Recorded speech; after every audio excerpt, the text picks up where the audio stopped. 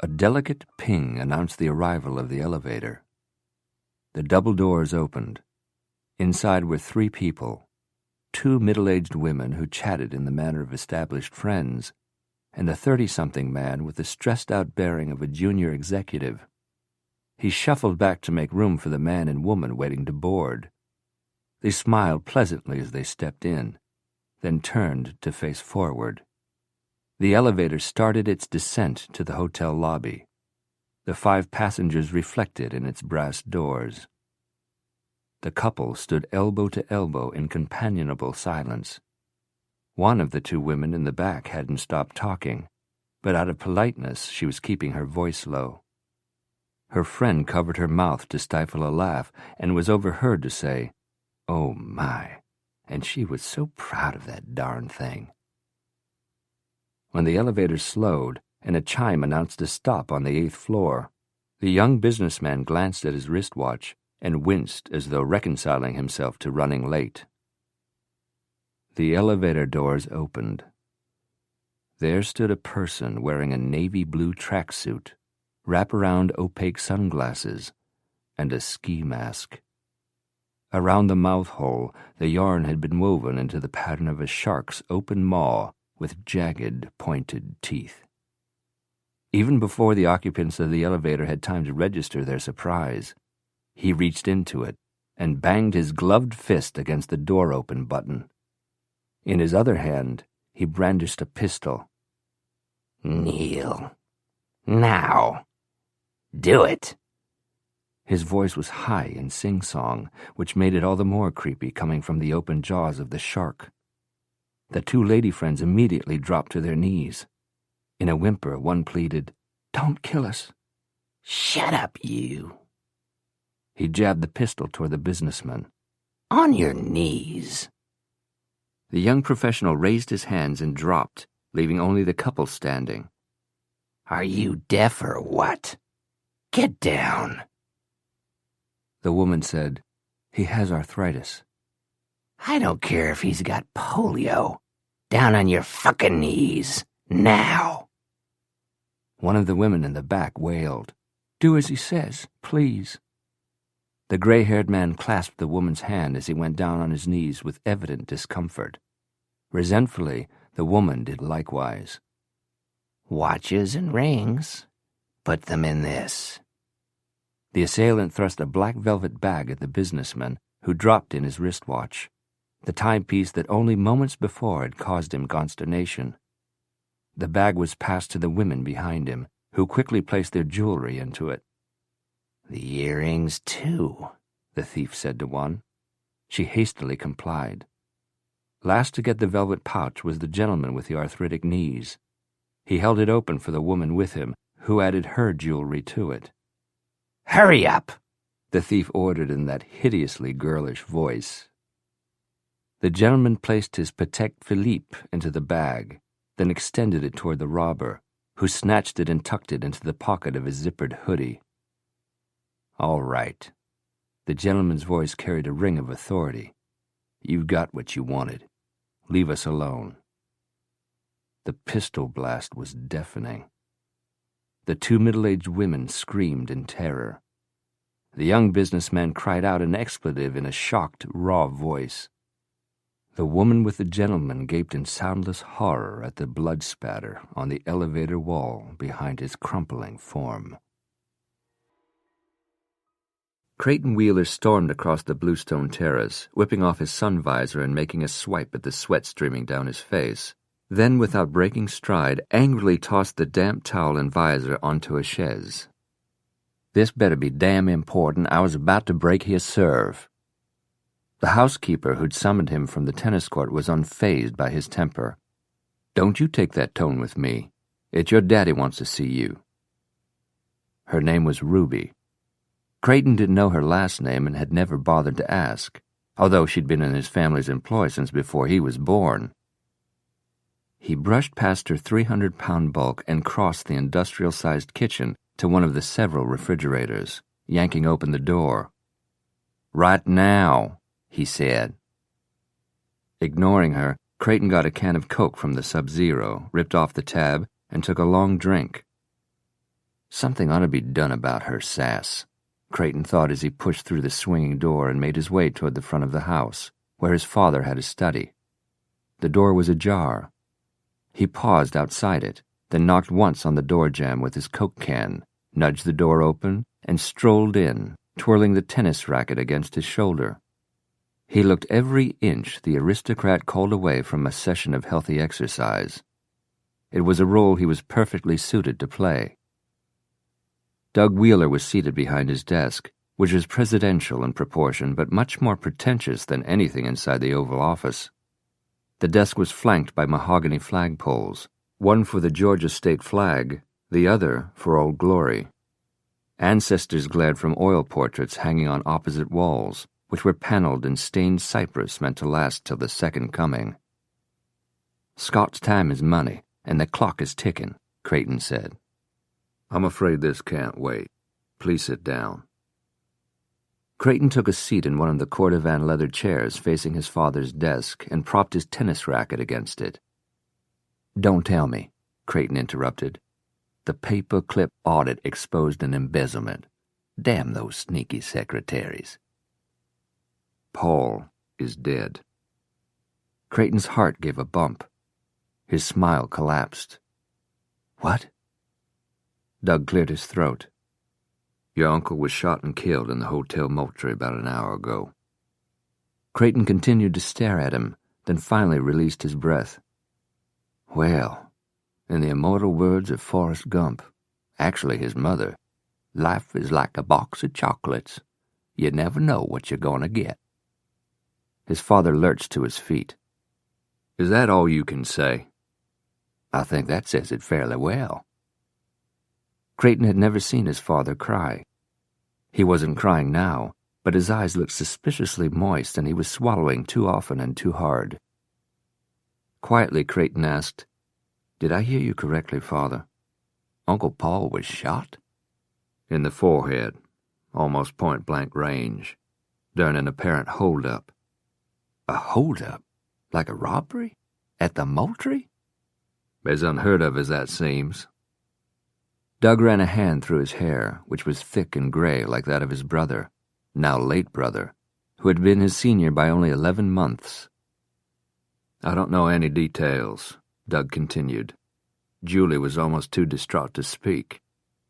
"She was notified first?" "Actually, she was with him when it happened." "At the Hotel Moultrie? During the middle of a weekday?" Doug came around and gave his son a hard look. "She was almost hysterical. According to the policeman, detective actually.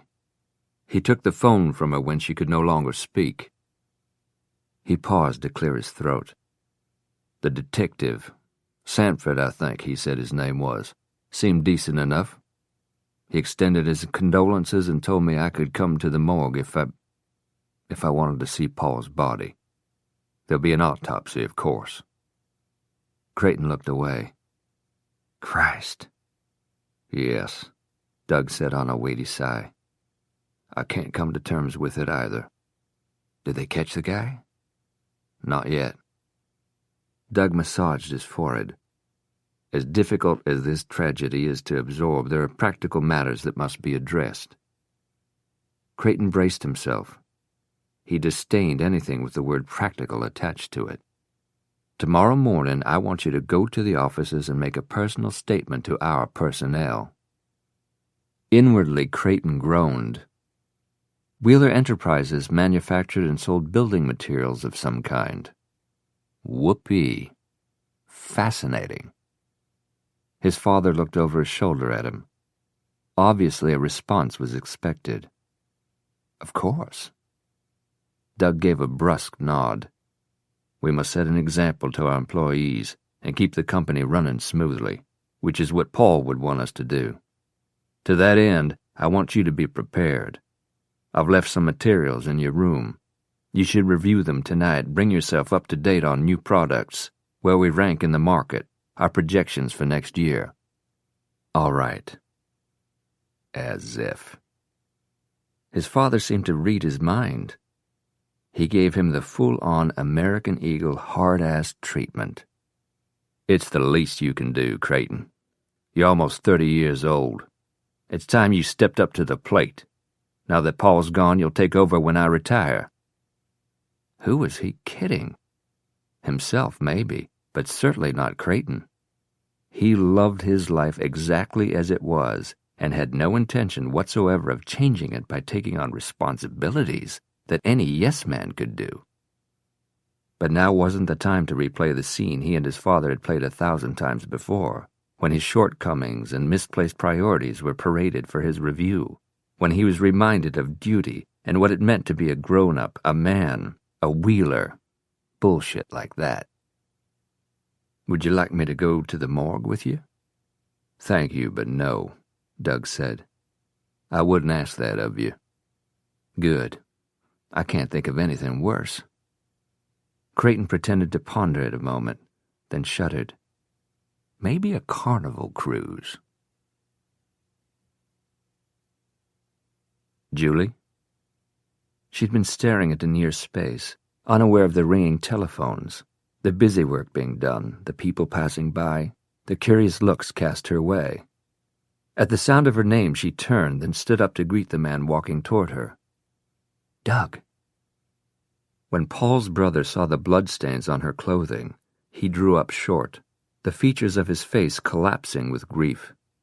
Using the strong-smelling disinfectant soap in the police station ladies' room, she'd washed her face and neck, her arms and hands, but she hadn't yet had an opportunity to go home and change clothes. She closed the distance between them, but it was he who reached out and hugged her. Awkwardly, leaving a wide gap between them, the way a man would hug his brother's girlfriend. "I'm sorry, Doug," she whispered. "You loved him. He loved you. This has to be horrible for you." Standing deferentially apart from her and Doug, allowing them this private moment, were the two detectives who'd introduced themselves to Julie when they arrived at the hotel to investigate the crime scene. Detective Homer Sanford was a tall black man, wide in the shoulders, having only a slight paunch to give away his age, which Julie guessed was just past 40. He looked like a former football player. Physically, his partner was his polar opposite. Detective Roberta Kimball stood barely over 5 feet and tried in vain to camouflage the extra 20 pounds around her middle with a black blazer worn over gray slacks that were stretched tight across her thighs. Sanford and Kimball had impressed Julie as being wholly professional but human. Now Kimball addressed Doug gently. "Do you need a few extra minutes before we begin, Mr. Wheeler?" "No, I'm all right." He said it briskly, as though trying to convince himself. The detectives had escorted him here straight from the morgue. A distinctive odor clung to the three of them. Julie was still chilled, body and soul, from her visit to that grim domain. "I hope you don't mind if Mr. Wheeler listens in while we go over your statement," Sanford said to her. "Not at all." Doug would want to hear her account of the shooting at some point. It might just as well be now. They entered the violent crimes unit, and Sanford herded them toward a cubicle, apparently his. Sanford held a chair for Julie. "Miss Rutledge?" She sat. He brought in an extra chair for Doug. Kimball said she preferred to stand. Sanford sat down at his desk and reached for a ring-bindered notebook labeled with the date, Paul's name, and a case number. He had died barely 5 hours ago, but already he was a statistic. Sanford turned to Julie. "The other witnesses have given their statements. The one you recorded earlier has been transcribed. Before you sign the transcription, I'd like to talk you through it, see if you've remembered something else, see if you want to add or change anything." Julie nodded. Sanford picked up a ballpoint pen and clicked it several times while he scanned one of the typed sheets in the binder. "Prior to the incident, you and Mr. Wheeler were occupying room 901? That's a corner suite, correct?" "That's right." By now he would know that she and Paul had a confirmed reservation for that suite each Tuesday, rain or shine, 52 weeks out of the year. She wasn't going to elaborate on their arrangement. It wasn't relevant. "You ordered lunch from room service," Sanford said, followed by Kimball, who added, "We have that from the hotel staff." No doubt they also knew what she and Paul had eaten. They would know that Paul had ordered champagne today. What, if anything, would they make of that? Since they didn't address it, she wasn't going to make anything of it either. The 911 call came in at 3:16, Sanford said. As though completing his sentence, Kimball said, "So the robbery would have occurred a few minutes before that." "Then I guess it was several minutes after 3 when we left the suite," Julie said. "Because we walked straight from the suite to the elevator, and we didn't have to wait long for it." Doug, seemingly impatient with the timing details, spoke for the first time. "The killer got away." "That's what we're trying to determine, Mr. Wheeler," Sanford said. "Every guest of the hotel is being questioned, every employee." "He couldn't have walked around the hotel wearing that ghastly mask," Julie said. "We figure he got rid of it immediately," Kimball said. "But a thorough search of the hotel hasn't turned up anything, not the tracksuit, the mask." "Nothing," Sanford said, finishing for her.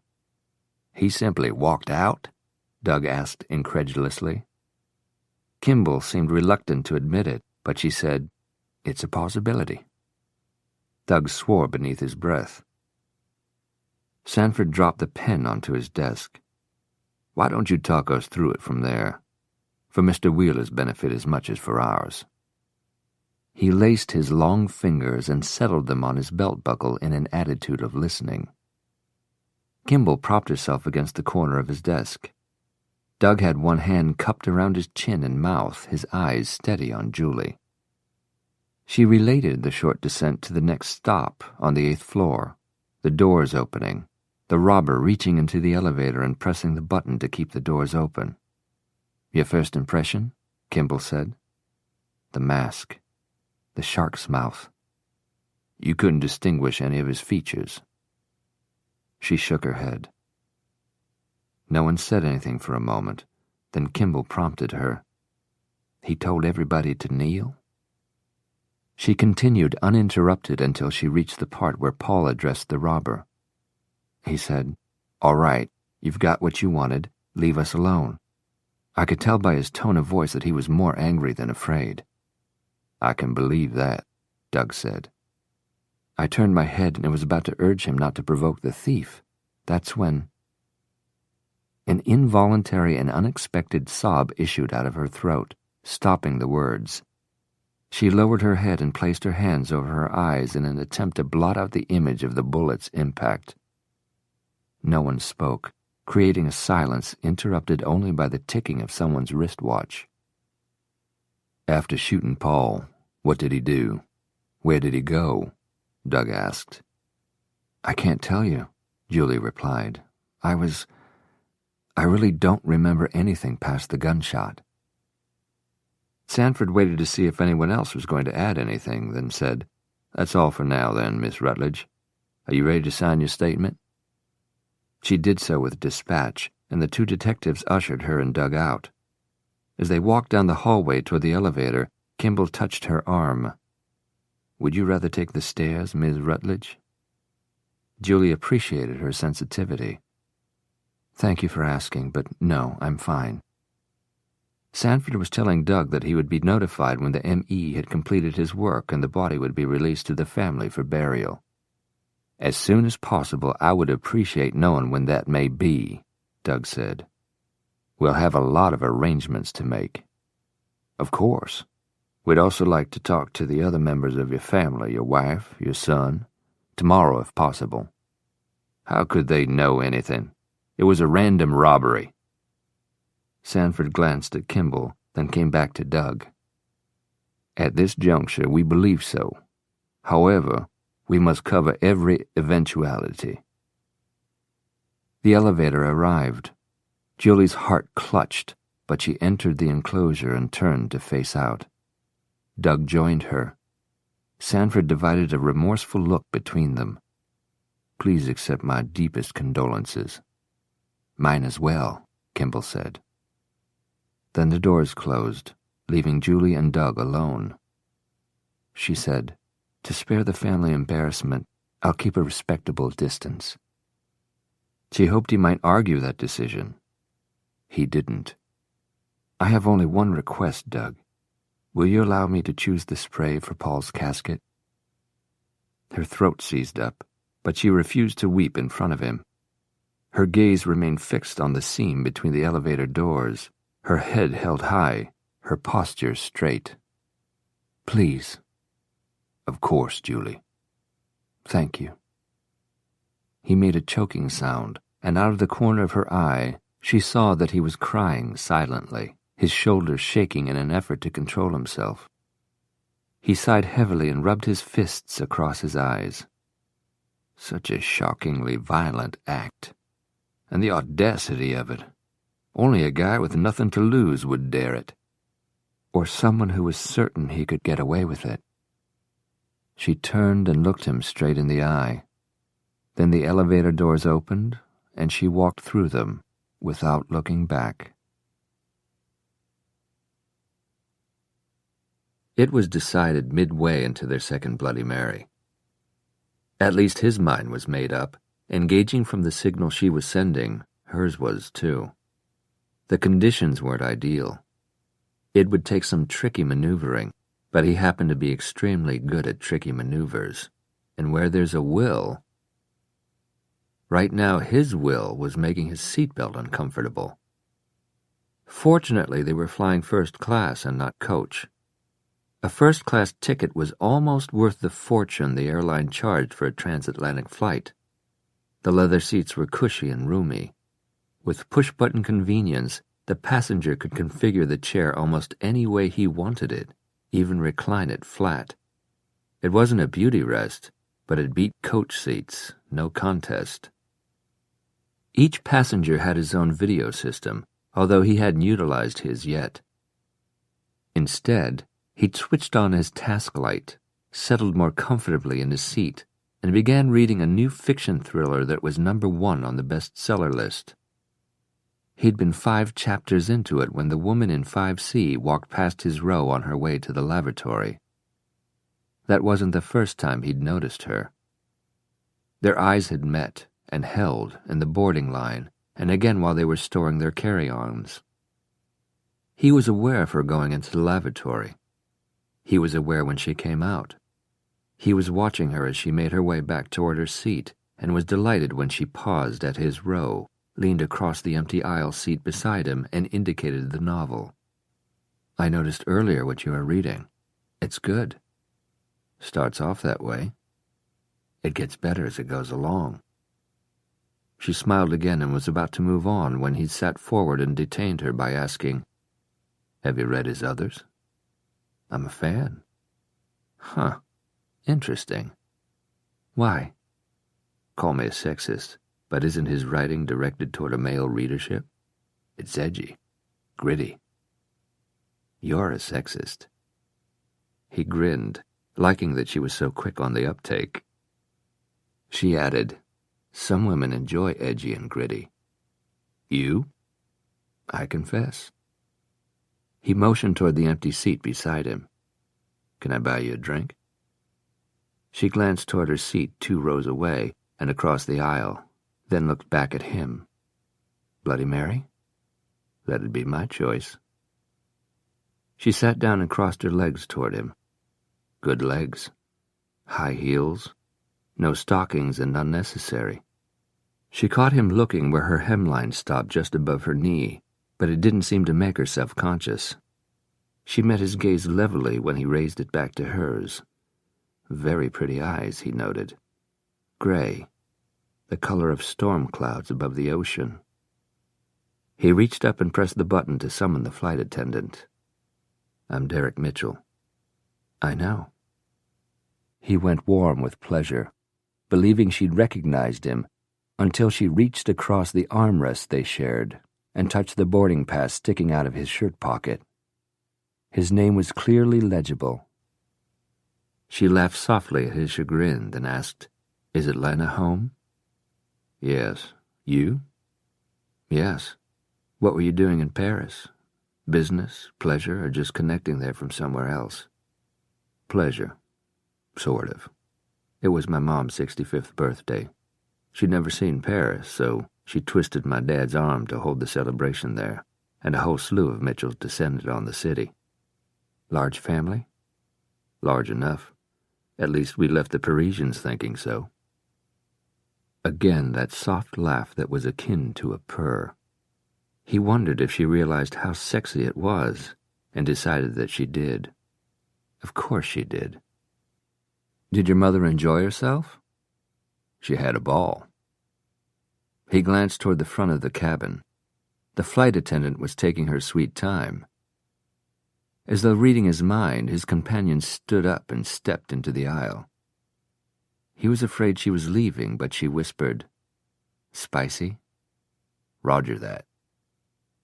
As she walked up the aisle, he had an excellent rear view. Not just good, but pretty damn great. Her black three-piece suit was tailored but feminine. The body-conscious fit bespoke a designer cut. Her dark hair was pulled into a ponytail, which ordinarily wouldn't have attracted him. But somehow, on her, that classic look worked.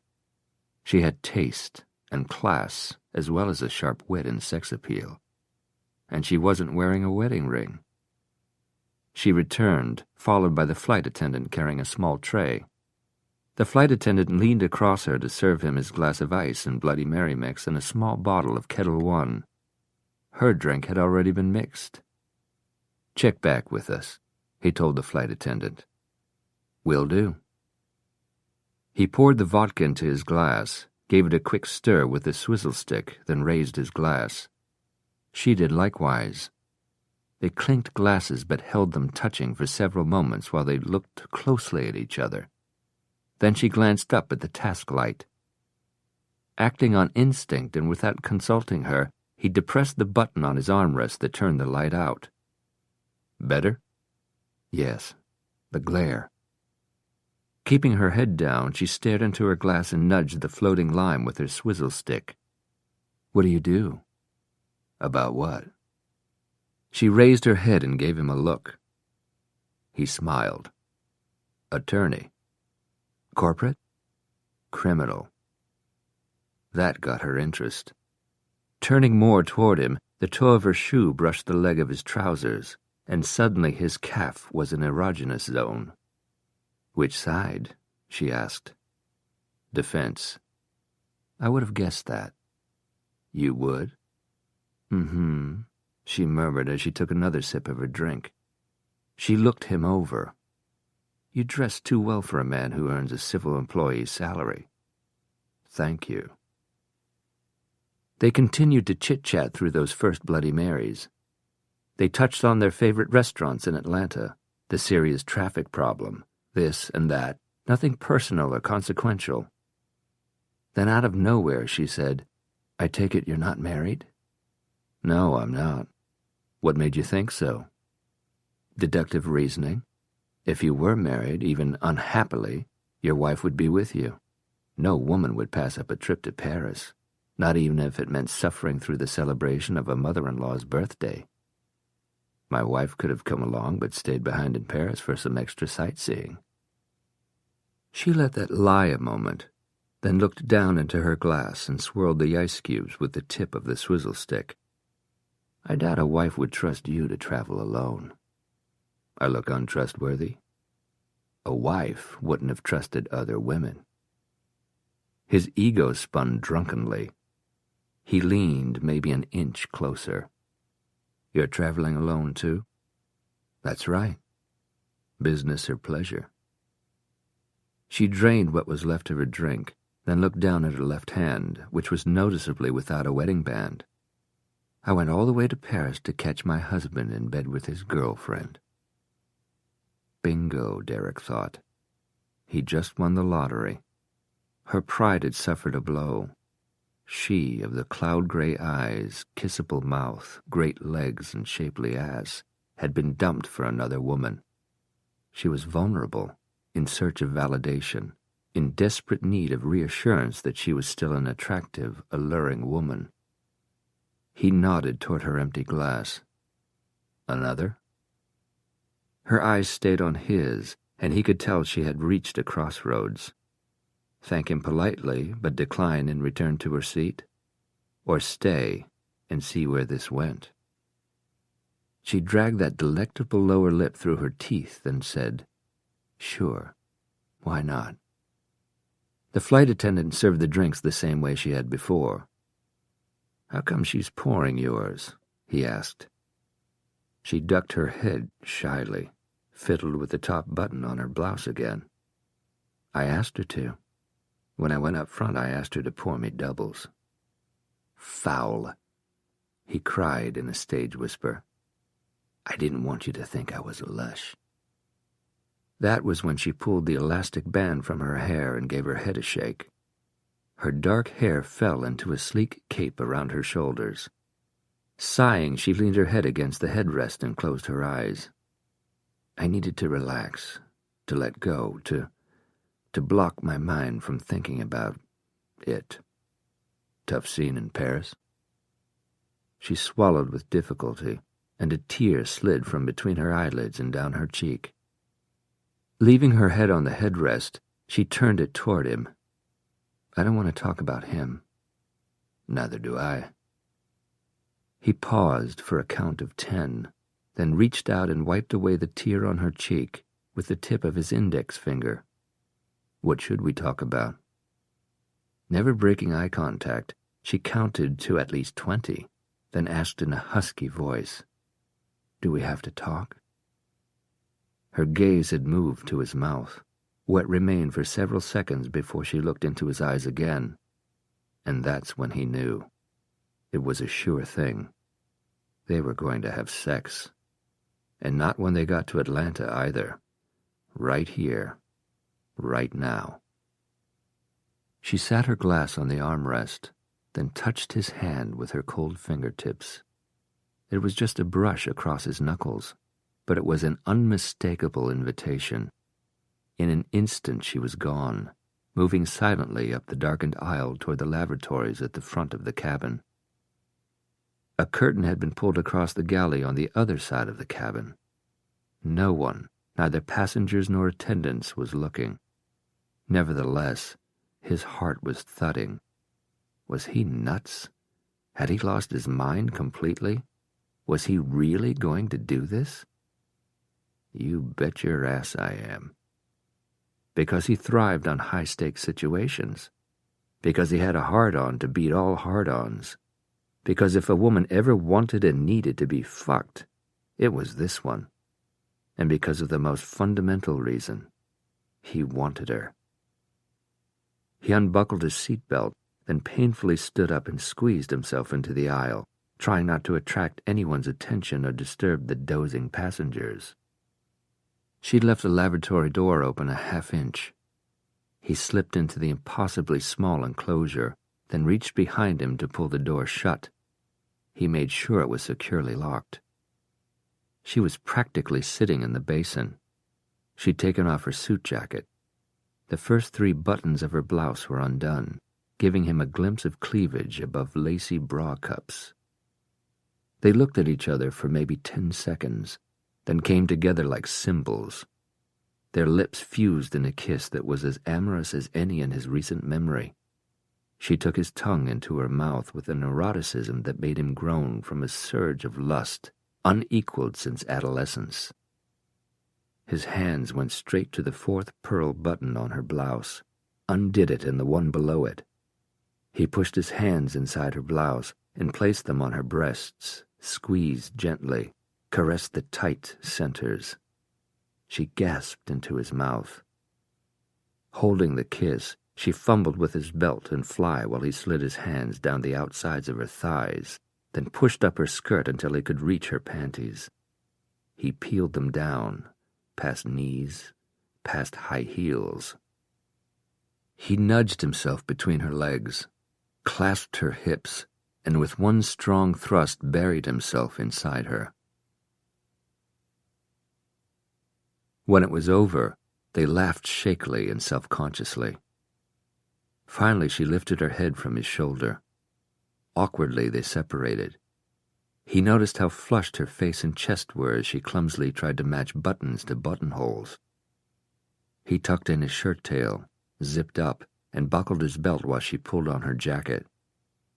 He stroked her cheek. It felt feverish. Her lips looked swollen. He thought about kissing her again. He wanted to. But before he could, she said, "You go first. I need to tidy up." "Okay. For propriety's sake, I should return to my assigned seat." That was disappointing. He'd hoped they would finish the flight sitting together, holding hands while they made small talk, savoring this delicious, guilty secret, looking at each other and shaking their heads and laughing over the absurdity of it. He opened the door a crack, and when he saw that the coast was clear, he slipped out. He heard her lock the door behind him. None of the other passengers seemed to have stirred.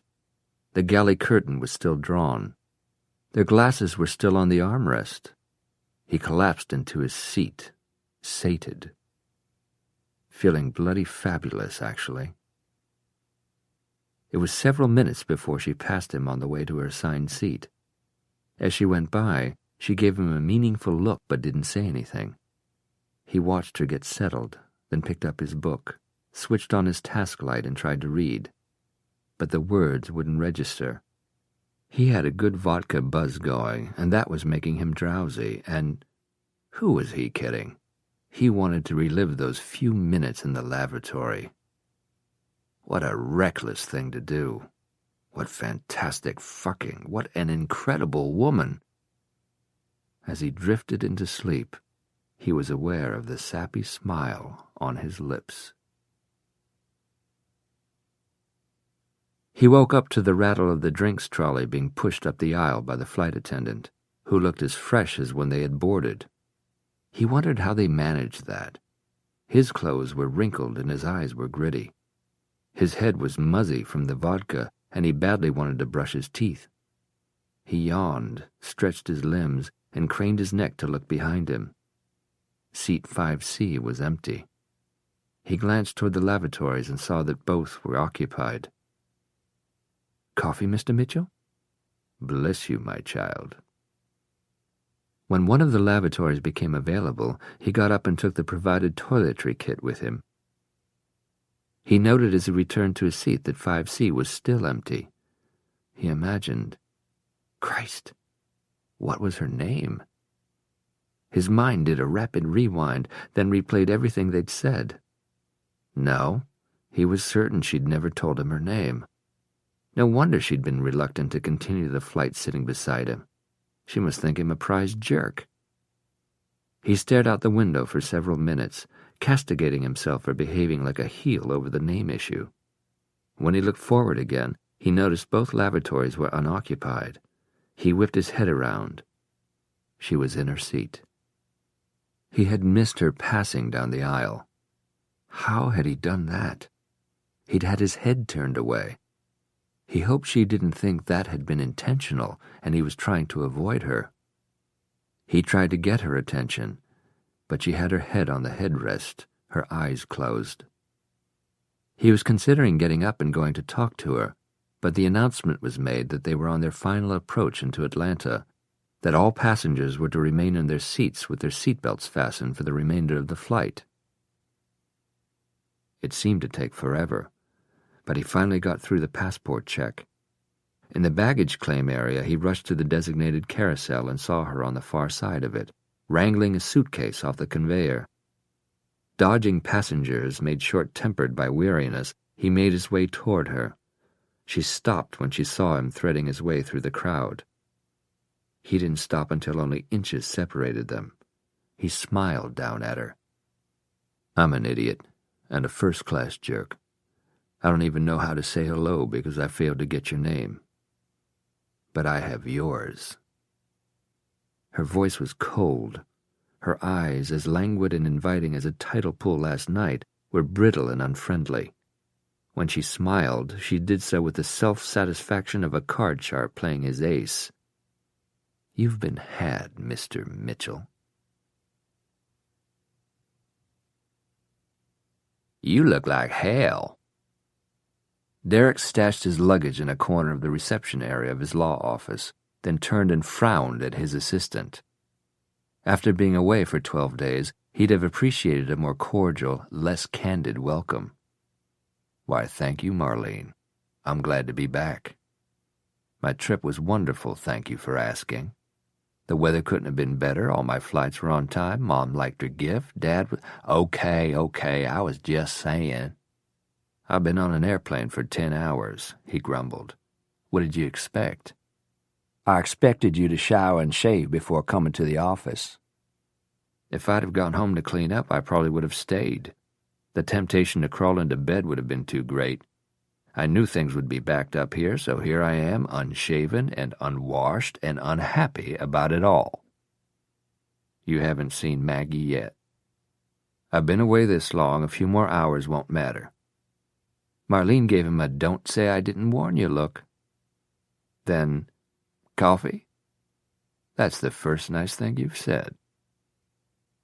Subordinates called out greetings as he walked past their open office doors, but he acknowledged them with waves and kept going, not stopping for small talk. Making it to his own office without being waylaid, he closed the door behind him to discourage anyone hoping to butter up the boss by welcoming him back. The roomy corner office was on the 20th floor of one of Atlanta's modern glass skyscrapers, so he had an unrestricted view through the walls. Today the sunlight was a little too cheery and bright to suit his mood, so he used the remote control to partially close the blinds sandwiched between the panes of glass. He shrugged off his wrinkled jacket and hung it in the concealed closet, sat down in his desk chair and dug into his burning eye sockets with his fingertips, saying under his breath, "You've been had, Mr. Mitchell." What did that mean? Hell if he knew.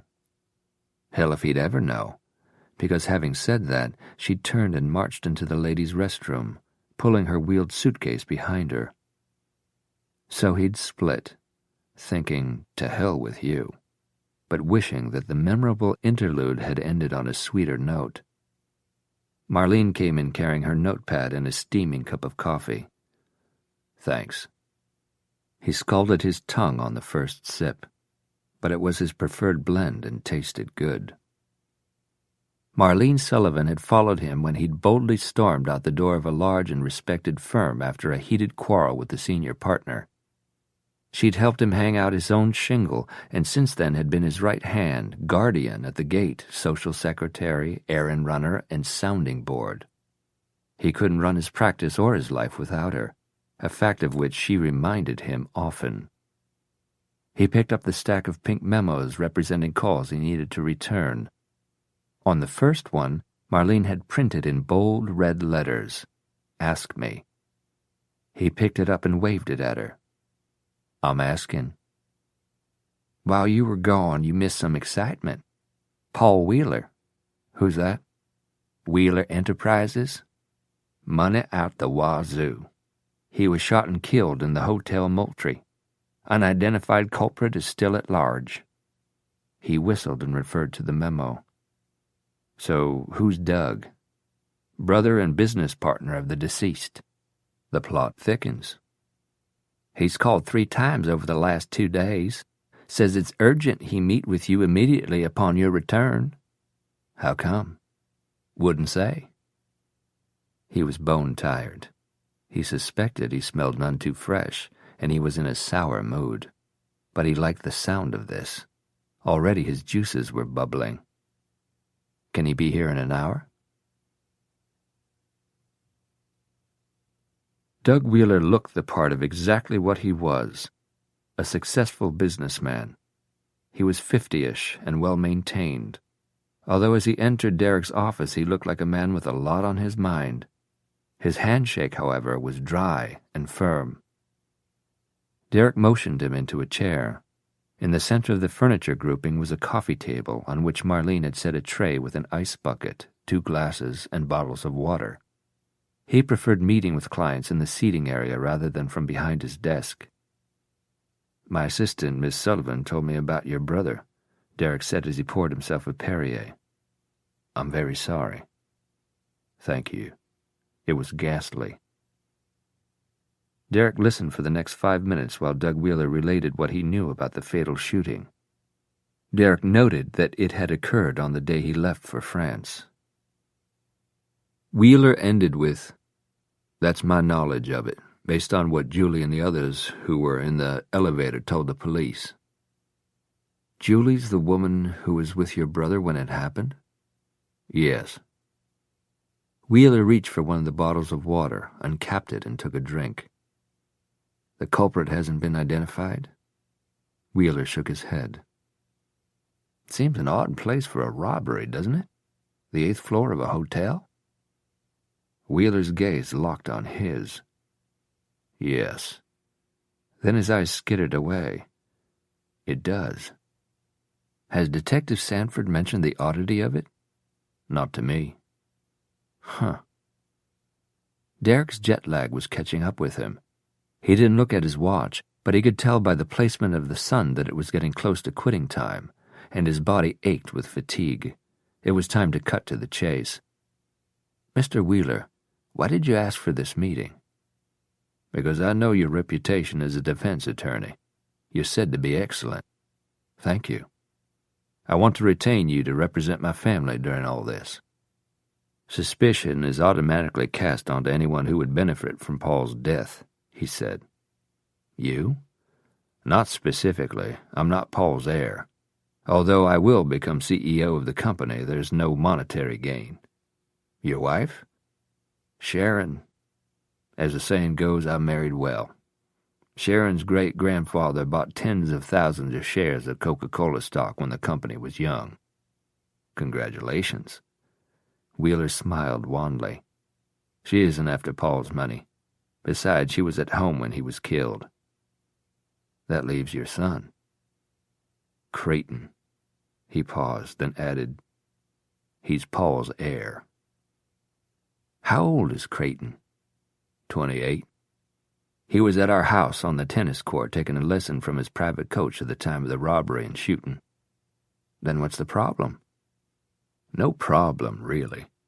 Retaining you is a precautionary measure. I don't want my son browbeaten because the detectives have nowhere else to look and nothing else to do." "Why would they do that?" Wheeler hesitated, then said, "Paul and Creighton had their differences." "Over?" "Just about everything," Wheeler replied with a snuffled laugh. "Basically, Creighton doesn't apply himself to the business as Paul thought he should. Paul was a workaholic. So am I, for that matter, but not to the extent my brother was. He didn't understand people who don't thrive on work. Creighton has other interests."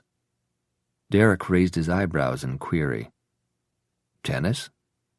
"He plays nearly every day. He likes cars, clothes, but his real passion is film." "You mean movies?" "I think he's seen every movie ever made. They're more than entertainment to him. They're an avocation, one that consumes much more of his time than Wheeler Enterprises. He thinks artistically." Wheeler sighed. "Paul couldn't understand or accept Creighton's disinterest in commerce and pressured him about it even more than I did. It was a real bone of contention between them." "Was this antagonism between them well known?" "To those well acquainted with the family, yes." He frowned. "Julie's mentioned it to the detectives." The family discord was exposed to the police by the woman who was with your brother when he died, in a hotel, in the middle of the day." Taking the hint, Doug said, "My brother and Julie." Paul never referred to her as his girlfriend, per se, but everyone who knew him knew about their affair, even though they kept it under the radar. "Why was that?" "I suppose out of respect for Mary, Paul's late wife, whom he had loved body and soul. They were a prominent society couple, inseparable, totally devoted to each other." "Children?" "No. When Mary died, he was devastated. I didn't think he would ever look at another woman. But then Julie came along, and he fell head over heels." He set his empty water bottle on the table between them. "Can I count on you for legal counsel, Mr. Mitchell?" Will you be our official spokesperson to the media? I hope we won't need your services at all, but if we do, I'd feel better knowing you're on standby. I'll have to do some homework, catch up on the case and the ongoing investigation. I also want to meet your family, especially Creighton. Of course. He welcomes the idea of having you in our corner should the need arise. Naturally, we'll provide you a healthy retainer. Smiling, Derek stood up and extended his hand. You certainly will. There was a post-it note stuck to Derek's back door. Warning, she's in a sulk. Good luck, buddy. It was signed by Derek's next-door neighbor who looked after his house while he was away. In addition to collecting the mail, gathering newspapers, and watering the plants, he had to deal with Maggie and her shifting moods. After 12 days of it, Derek would be lucky if the guy ever spoke to him again. He let himself in with his key. Mags!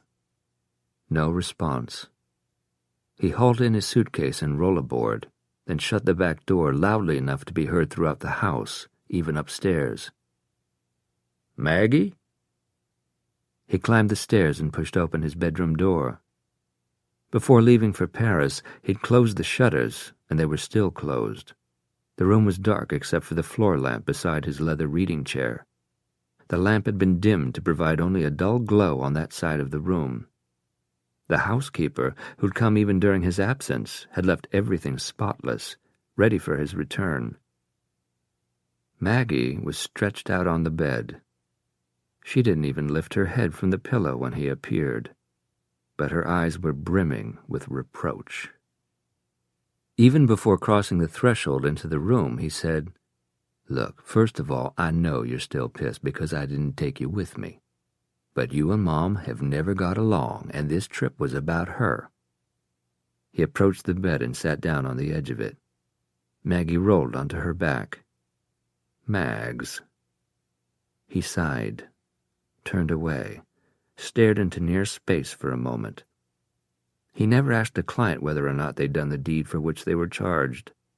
He didn't need to know because it wasn't his job to pass judgment. His job was to see that the accused received the best possible defense. But experience had taught him that most people who were guilty of a malfeasance were just itching to confess it, like he was now. Mags, something happened on the return flight that you should know.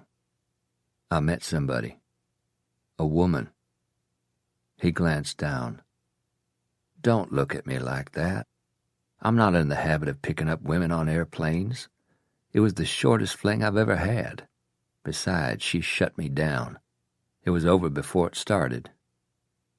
He turned to her, scratched her tummy. So, I'm still all yours. The chocolate lab whined, then sat up and enthusiastically licked the side of his face. Thanks for understanding. While Maggie dozed on the bathroom rug, he took a long hot shower, toweled off, returned to his bedroom and peeled back the covers of his bed. Sighing gratefully, he slid between the cool sheets and picked up the TV remote. He scrolled through his TiVo list and highlighted the local evening news. The lead story was a major wreck involving a school bus, bleeding kids, distraught parents, 2 small yellow body bags on the ground. He fast-forwarded through that story and the one that followed, about patient mistreatment in a nursing home. He stopped when a picture of a Doug Wheeler look-alike flashed onto his screen. The name superimposed beneath it was Paul Wheeler. Then the camera cut to the anchorwoman giving a recap of the crime. Julie Rutledge, a close personal friend of Mr. Wheeler who was with him when he was fatally shot, met with investigators again this afternoon. Following that meeting, she had this to say. Cut to the exterior of the police department, where a woman exiting the building was swarmed by reporters, all poking microphones and hurling questions as the camera zoomed in for a close-up. Derek came off the bed so suddenly that Maggie leaped to her feet and gave 2 sharp barks. He paused the picture, then dropped the remote. It landed hard and painfully on his big toe. Naked, hands on hips, he gaped at the frozen image on his TV screen. Then he ran his fingers through his hair, made 3 tight circles in the center of his bedroom floor, and slammed his fist into his opposite palm. Son of a bitch! Julie turned off the faucets and squeezed the water from her hair, then stepped from the shower and reached for a towel. The mirror above the sink was foggy, but she could still see a ghostly reflection of herself. Her eyes, however, seemed sharp-focused with reproach. To escape that self-incrimination, she buried her face in the towel. But the attempt to hide her shame, even from herself, was futile. Would she ever be able to look at herself in the mirror again? Yes, she would. She must. It was too late for second-guessing. She dried quickly and put on a pair of pajamas. In the kitchen, she poured herself a glass of orange juice and carried it into her bedroom. Settling onto her bed, she picked up the phone and called the gallery. "Chez Jean, how can I help you? Are you trying to impress me by working late?" "Hey, you're back! How was your trip? Was Paris fabulous?" To their clients, she was Catherine Fields. To Julie, she was Kate. She had a natural exuberance that bubbled out of her lanky frame like foam from a bottle of champagne. "Yes, I'm back," Julie said. "Why are you open late?" "I'm not. The door's locked. I was straightening up the back room about to leave, but tell me about your trip. How was Paris?" "Lovely as always, although I didn't see much of it." "I told you weren't staying long enough." "I accomplished what I went for." "You bought the painting?" That had been the pretext of her sudden trip. "I did, and 2 others by the same artist. We should receive them next week. I'll get on the phone tomorrow and put out the word." "Good idea. I'll be there in the morning." Julie set her cell phone on the bedside table and picked up the TV remote. She was just in time to catch herself on the news, being ambushed by reporters as she left an unproductive meeting with Detectives Sanford and Kimball. She'd had plenty of questions for them, but they all boiled down to one. Has there been a breakthrough?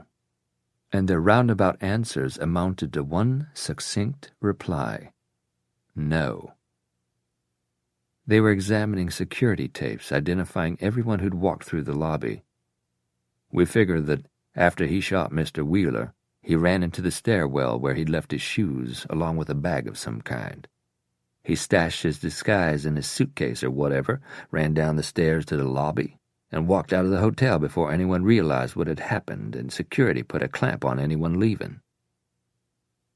"We're looking specifically at the time frame just before and just after your elevator reached the lobby and all hell broke loose, to see if the camera got someone leaving the hotel who can't be identified as an employee, guest, friend of a guest, someone attending a meeting or conference, someone who didn't retrieve a car from the valet or request a taxi."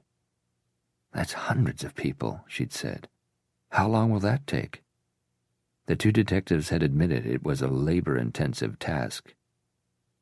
Julie's jet lag had compounded her pessimism and despondency. She decided on the spot to throw caution to the wind. "You have the lobby video for that day?" "We've already viewed it several times," Sanford had replied. "Did Creighton Wheeler appear on it?" "No." Kimball's reply had come so quickly, Julie knew with certainty that they'd specifically looked for him. Following that, she had thanked them for their diligence and left. She hadn't expected to be pounced upon by reporters outside the building. "I don't have anything to tell you," she'd said as she tried to push her way through them. "Do they have any leads, Miss Rutledge?" "You'll have to ask them." "Are they any closer to finding the man who shot Mr. Wheeler?" "Not to my knowledge." "Do you think the robber acted alone?" That question had halted her because it was the first time anyone had asked it of her. Now, as she watched the replay of that scene on her TV screen, she saw the conviction in her own face when she leaned into the microphone and said, "No." And I don't think it was a robbery either. The video ended there, and the anchorwoman reappeared. Julie clicked off the TV and turned out her lamp. She probably would catch hell from the detectives for making that statement, but she didn't care. The crime was almost 2 weeks old. By now they were probably working on a dozen other homicides in addition to Paul's. Maybe her statement to the reporters would keep things stirred up for another day or two at least. Anything was possible. A lot could happen within a day or two. Within a day or two, you could do something at 37,000 feet that you would never have believed yourself capable of doing. Creighton touched an icon on the video monitor that served as his remote, increasing the volume on the giant TV in his home theater. The woman raised her head from his lap and with some pique asked, "Am I boring you?" "If you were, you'd know." He planted his hand on the back of her head and pushed it down. She returned to what she'd been doing. Actually, she was very good at it. Since he was a regular client, the agency knew what he liked and sent over only the best girls. As soon as she'd arrived, he'd said, "In the theater." Once he was settled in his chair, she went to work. Her blonde hair was straight and fine. Idly, he sifted his fingers through it as he watched the beginning of the newscast. His elaborate theater system made even the mundane look good. The resolution of the picture on his screen was so high that he could see the pores on the news anchorwoman's nose when they came out of a depressing story about drooling, shitting old people in a nursing home. Jesus, why didn't their complaining relatives just let them die? He wouldn't waste time watching the news except that he was interested to learn if there was anything to report on his Uncle Paul's fatal shooting. The girl tongued a sensitive spot, and his penis responded. He was close. In anticipation, he leaned his head back and shut his eyes. But they came open almost instantly when a familiar voice reached him from each surround sound speaker. "I don't have anything to tell you." There was Julia Rutledge, filling his screen. How cool was this? Getting a damn good blowjob while watching his late uncle's lady love on TV. Straight into the camera, she said, and I don't think it was a robbery either. Creighton climaxed. Julie loved the look of her gallery. It had a discreet and classy curb appeal that fit this stretch of Peachtree Street, where all the boutiques, antique shops, clothiers, and eateries were as upmarket as their Buckhead clientele. The potted orange trees on either side of the glossy black door and the fringed canopy extending across the sidewalk were touches that made the gallery inviting to novice art aficionados, who might be intimidated by austerity while maintaining the high-toned ambiance that serious buyers expected. She turned into the alley and followed it around to the rear of the building, where she parked and entered through the back door. She dumped her handbag and an armload of catalogs she brought from France on her desk. It remained cluttered no matter how hard she tried to keep up with paperwork. Separating the office and storeroom and back from the main room of the gallery in front was a wide hallway 30 feet in length. It was here that she exhibited paintings of lesser quality and smaller price tags. The thick carpet and the Beethoven being piped through the invisible speakers muffled her footsteps, so Kate didn't know she had arrived until she entered the main room. Brightly, her assistant said, "Oh, here she is now." The man with whom Kate had been speaking turned around. Julie drew up short, and for a moment her breath stopped. Derek Mitchell, wearing a self-congratulatory smile for having jerked the rug out from under her, said pleasantly, "Good morning." She found enough voice to return the greeting. "Mr. Mitchell was already here when I arrived to open," Kate said. "I told him you probably wouldn't be in until 10:30 or so, but he was happy to wait until you got here. We had an espresso." Behind his back, Kate was grinning and bobbing her eyebrows. Julie could practically hear her saying, "What a hottie." He was wearing a 3-piece summer weight suit, monochromatic shirt and tie, understated cufflinks. Dressier than his traveling clothes had been, excellent quality and fit. He oozed confidence and a rugged maleness that was vaguely out of keeping with the man-about-town clothing, as though the wardrobe had been carefully chosen for its deceptiveness. Julie dragged her eyes off him and looked down at the dog lying at his feet. "That's Maggie," he said. As though realizing that she'd been introduced, the dog raised her head and looked at Julie, yawned hugely, then plopped her head back down beside her master's Italian shoes. Julie watched the shoes moving toward her. When they reached her, she raised her head and looked into Derek Mitchell's face. "Miss Rutledge?" He extended his right hand. Knowing she had to play out this charade for Kate's sake, she shook hands with him. "Mr. Mitchell, welcome to Chez Jean. How did you know about us?" "I did my homework." He held her hand a second too long before releasing it. He said, "From what I know of you already, you have quite a reputation for providing customer satisfaction." Julie's cheeks burned. For Kate's benefit, she said, "I try." "Oh, I'm certain you do more than try. You go all out." A kaleidoscope of remembered sensations flashed through her mind. Her throat seized up with embarrassment, and it took every ounce of willpower not to show it. To make it worse, he knew exactly what she was remembering.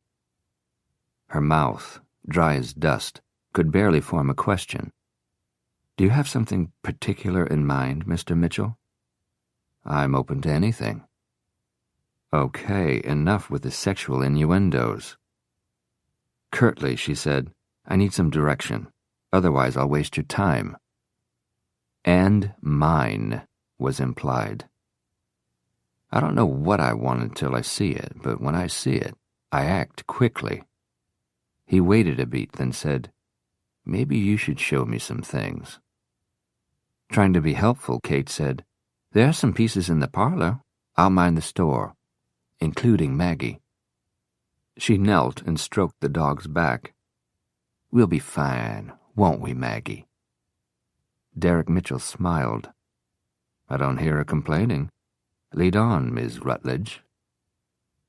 It having been decided for her, Julie turned and led him down the hallway to the small room off the left side of it, which she called the parlor. It was a room where discriminating collectors could study sculptures or paintings in the best light.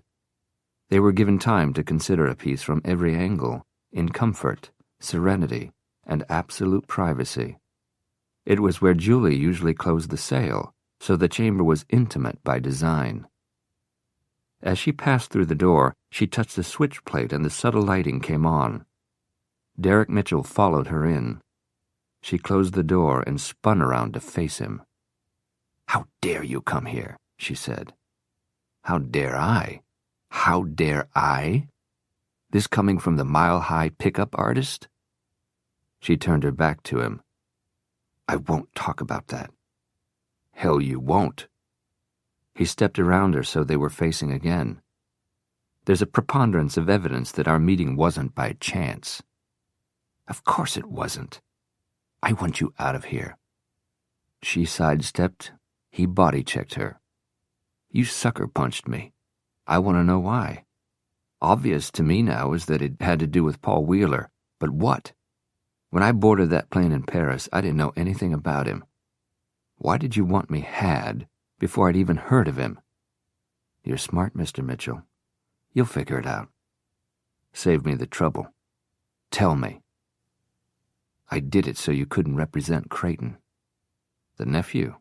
What's he got to do with it?" "Everything." "His uncle's death?" She nodded. "He has an alibi." "Nevertheless, I know he was responsible, Mr. Mitchell. Sooner or later the police will know it too. He'll be charged and tried, but you won't be there to see it. You can't defend him, not after... Oh, you can do it, but you can't say the word." He was the first to back down from the long, antagonistic stare they exchanged.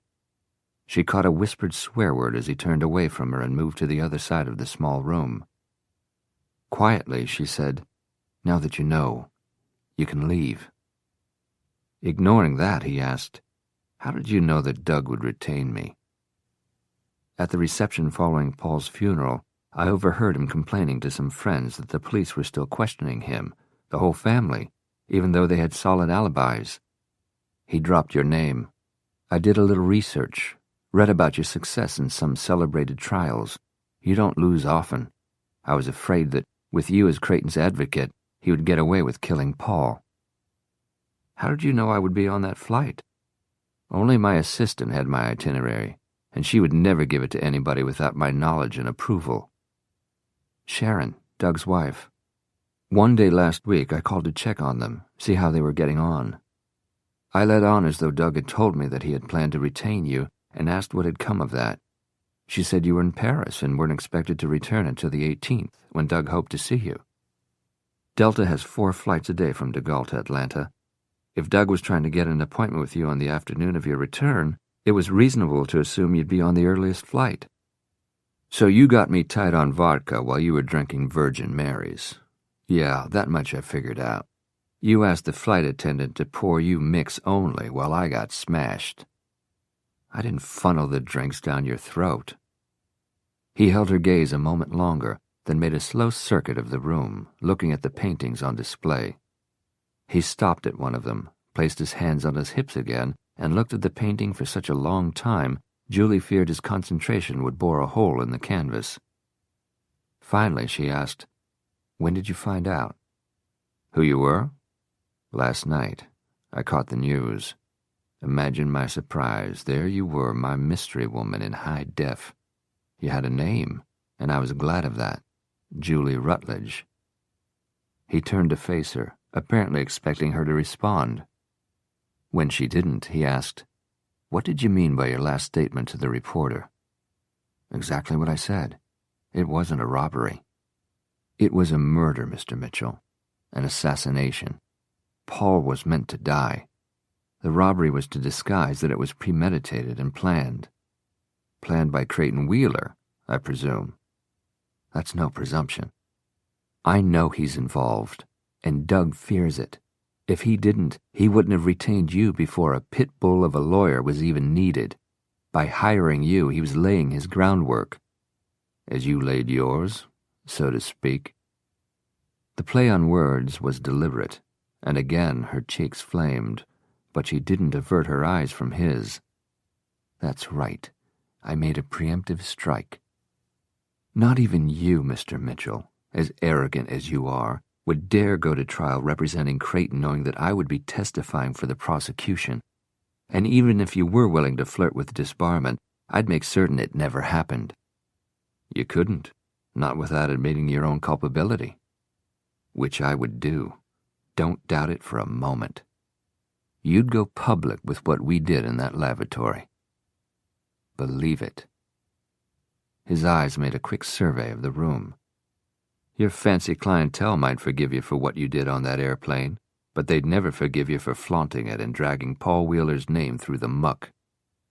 You trash your reputation, you trash his. It's for him I did it. You did it for Paul Wheeler." She drew herself up to her full height and bobbed her head. "That's the only reason?" "Yes." "For him?" "Yes." He looked her over, his eyes lighting on spots he knew by touch. He smiled as he would when he knew he'd riddled an eyewitness's account. "Fool yourself, Julie, or try, but you don't fool me."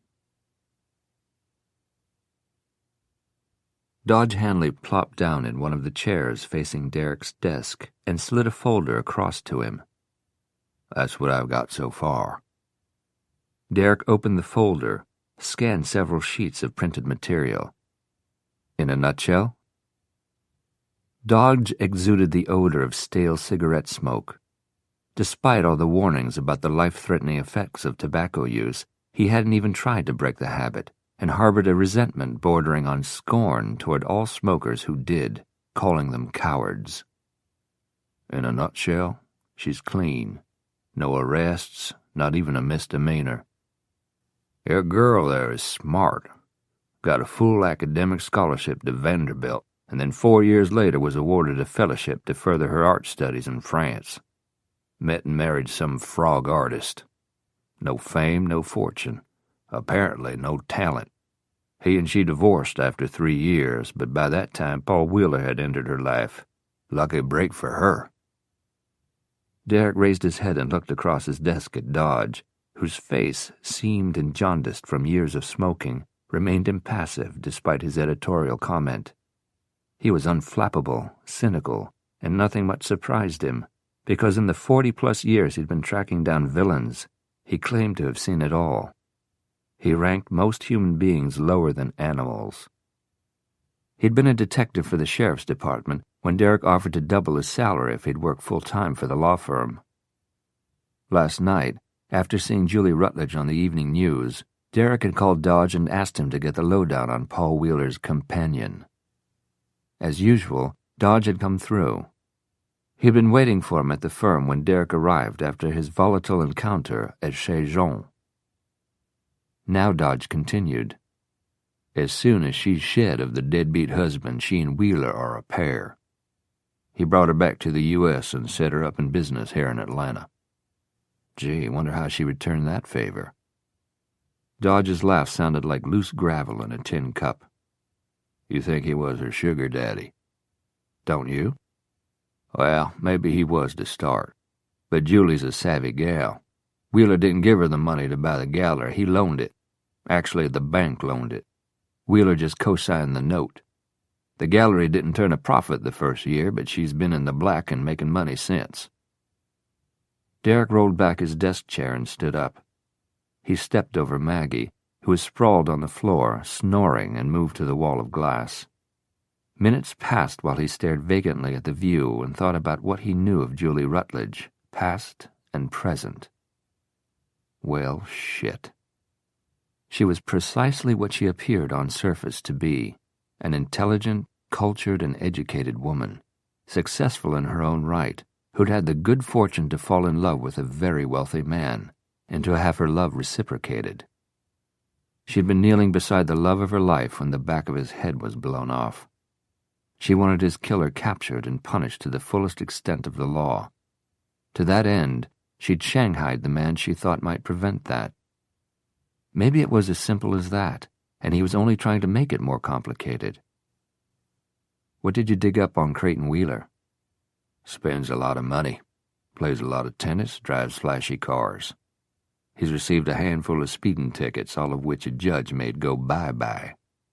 Didn't find anything that relates to his late Uncle Paul. Could he have done it?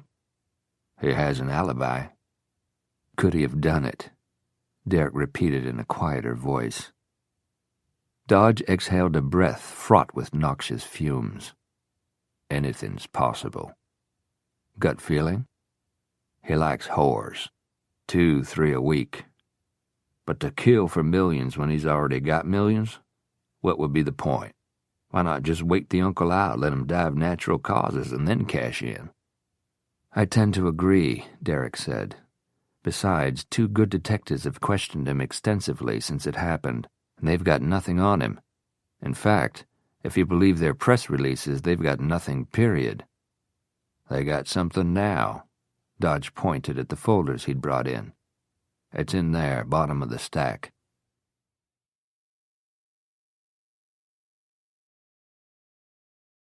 Mr. Mitchell, Mr. Wheeler is here. Marlene stood aside, and Creighton Wheeler strolled into Derek's office. Derek stood up and met the young man halfway. Derek Mitchell. Creighton Wheeler. Derek extended his hand, but Creighton was taking in the view beyond the wall of windows and didn't notice. Marlene said to buzzer if they needed anything and slipped out. Derek motioned Creighton toward the same grouping of chairs where he'd met with his father the day before. Make yourself comfortable. I always do, Creighton said as he lowered himself into one of the chairs. Maggie whined and ambled over to sniff him. That's Maggie, Derek said. Unlike most visitors, Creighton showed a marked lack of interest in her. Derek sat down across from him. He was more handsome than most movie stars of his age, of any age. He gave off an air of boredom, condescension, and private amusement. Derek decided instantly that he didn't like him. "You're half an hour late." "Am I? Sorry.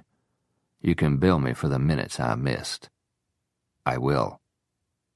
Derek's smile was no more sincere than Creighton's apology. "My condolences over the loss of your uncle."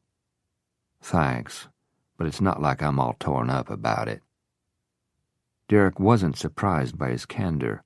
A person with Creighton's arrogance usually didn't mince words. "Your father mentioned to me that the two of you had differences.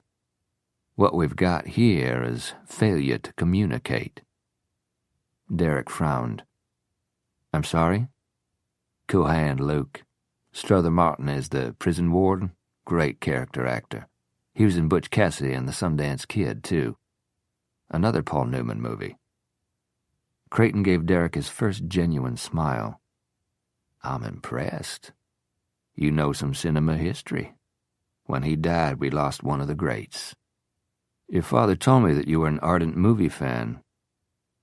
Creighton seemed to take exception to the term. "More than that. I studied film at UCLA. "You wanted to be a movie maker?" He winced. "God, no. Too much hard work. Lousy hours.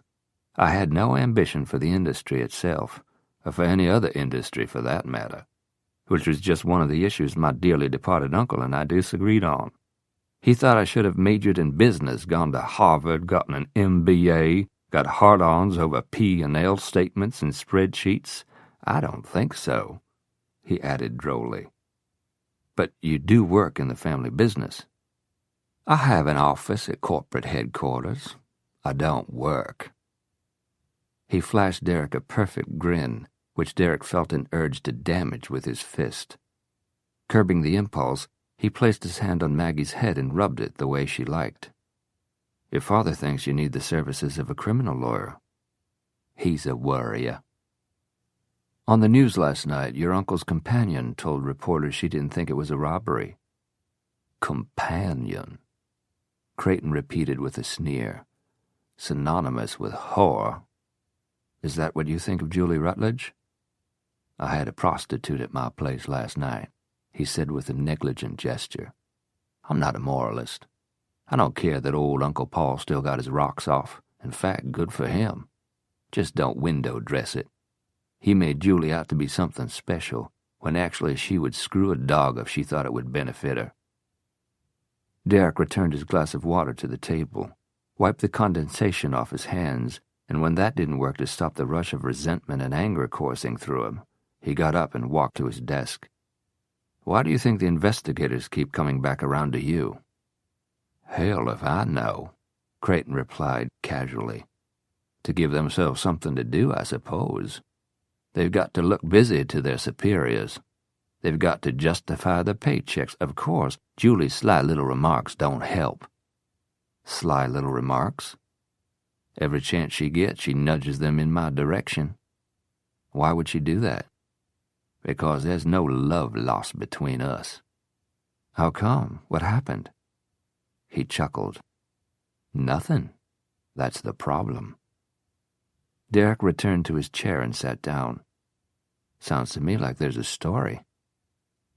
Creighton smiled, seemed to consider whether or not to tell the story, then said, "Out of the blue, my uncle brought her back with him from Paris and made no secret of being besotted, which surprised everyone because he thought my Aunt Mary hung the moon. But my father said Uncle Paul was lonely, and wasn't it great that he'd met this woman he could care for.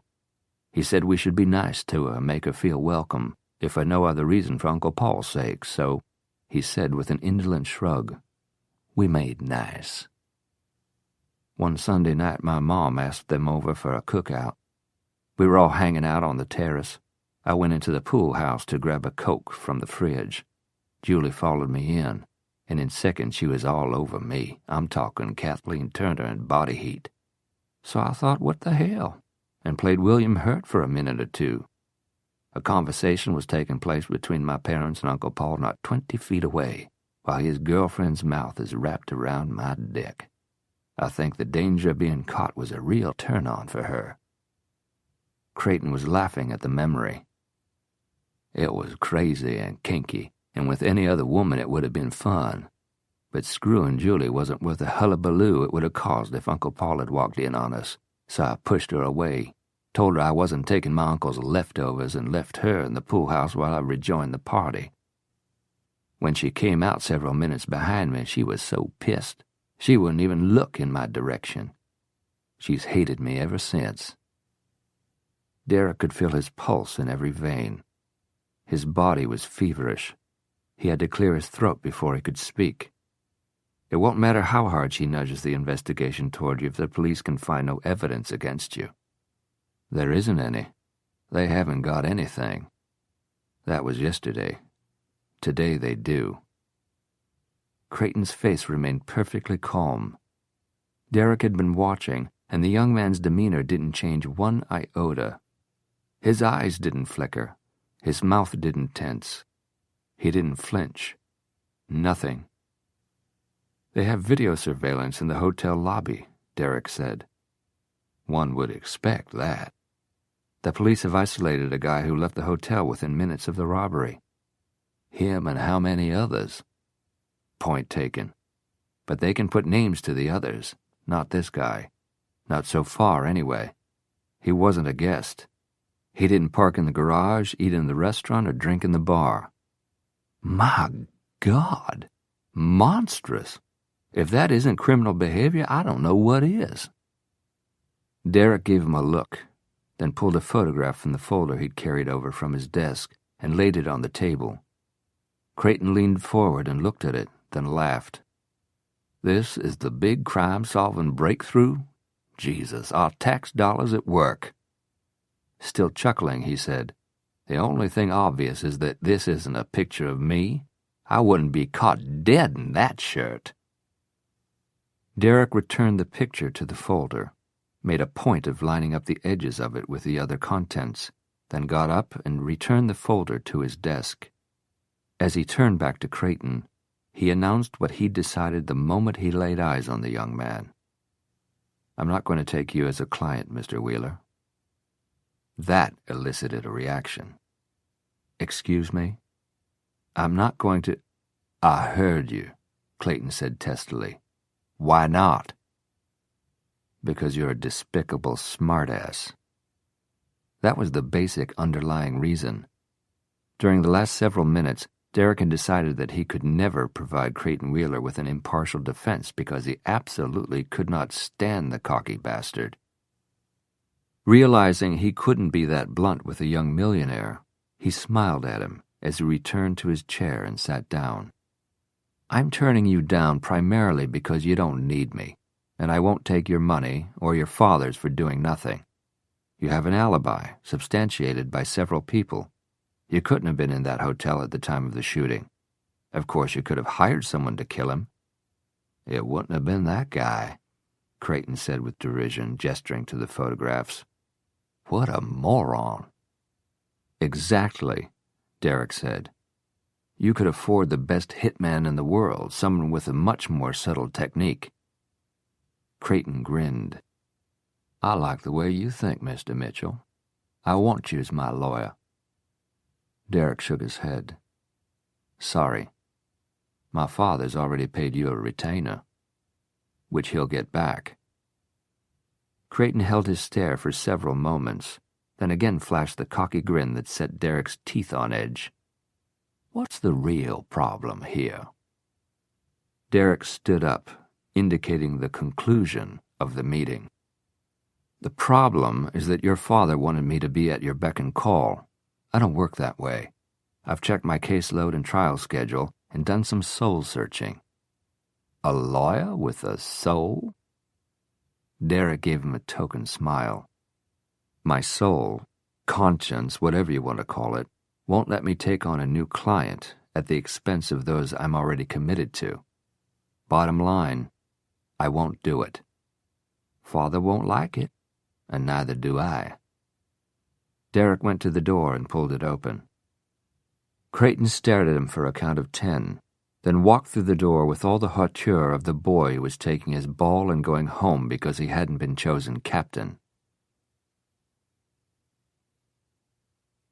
Creighton was good and pissed at Derek Mitchell, which was all the more reason not to let the F. Lee Bailey wannabe spoil his plans for the evening. He had talked himself into a buoyant mood by the time he entered the trendy club that evening. Christie's was a noisy, happening place, thronged with the after-dinner crowd not quite ready to call it a night.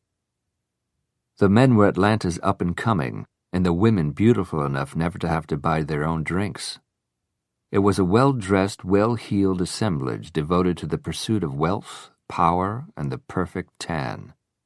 As Creighton walked in, he did so knowing that he possessed what they all strove for. Standing at the bar, he ordered a club soda and lime. The music pulsed. Conversation was frequently punctuated by shrieks of laughter. On any other night, the Carnival Midway atmosphere would have annoyed him, but tonight he could tolerate it, perhaps even enjoy it. So here he was, wearing his new Brioni suit, looking good, and with studied nonchalance waiting for his leading lady of the evening to make her appearance. It didn't take long. He was only halfway through his club soda when he noticed her at the far end of the bar, where she was trying to snag the attention of one of the busy bartenders. She was slight in build and had straight blonde hair, not unlike the whore who had gone down on him last night. Her hair shimmered in the subdued lighting as she shook her head in exasperation when a bartender failed to notice her and took someone else's order instead. Creighton willed her to look in his direction. He liked the idea of her seeking him out before he approached her. As though she was responding to a summons, her gaze trailed down until she spied Creighton, leaning negligently and elegantly against the bar, staring at her as though he was captivated by a vision. Little did she know that it was the other way around. He raised his glass and arched one eyebrow in silent query. She hesitated, then nodded. Deliberately, slowly, never breaking eye contact, he made his way toward her. When he reached her, he said nothing at first, letting his eyes do the talking for him. He looked into her face as though visually eating it up. Women love that. Then he leaned toward her to make himself heard. Of all the gin joints in all the towns and all the world, she walks into mine. She blinked several times, looking apprehensive and confused. Excuse me? Not a bogey fan. Too bad. What would you like? Apple martini? She put a question mark at the end of it, as though fearful that he might have wanted her to order something else. From this, he instantly drew two conclusions. One, she was playing out of her league, and two, she knew it. Excellent. As the bartender whizzed past, Creighton loudly snapped his fingers. Apple martini for the lady. Got it, the bartender shouted over his shoulder as he hustled off. Creighton then turned his full attention back to her. She was wearing a slim black skirt, the kind of basic article that would come with a business suit from a moderately priced store where young professional women on a budget would shop. She probably had removed the matching jacket when she got off work. The red satin tank top underneath had been discreet enough for the office, but looked foxier now worn sans jacket and bra, no doubt taken off in the ladies' room and stuffed into her knockoff designer bag. Office worker by day, by night she morphed into a hunter on the prowl for Prince Charming. What's your name? He asked. Ariel. Ariel. Beautiful. Thank you. Leaning closer, he whispered, the name, too. She blushed. What's your name? He told her, and she laughed. I'd never heard that name before. Family name. You can cut it short and call me Tony. Hello, Tony, she said cheekily. Her drink was delivered. He passed it to her, and she took a sip. Is it all right? He asked. Delicious, thanks. You're welcome. Nervously, she chattered away about her job. Even after 5 minutes, he still didn't know precisely what she did, only that it sounded positively depressing. She drained her glass and he signaled for another. She asked, "What about you, Tony? Where do you work?" He laughed softly and leaned into her, letting his thigh brush against hers. "Nowhere. In truth, I'm filthy rich." She giggled. But when he didn't join her laughter, and she realized that he was stating a fact, her jaw dropped. "Seriously?" The second martini arrived. She appraised him over the rim of the glass as she sipped from it.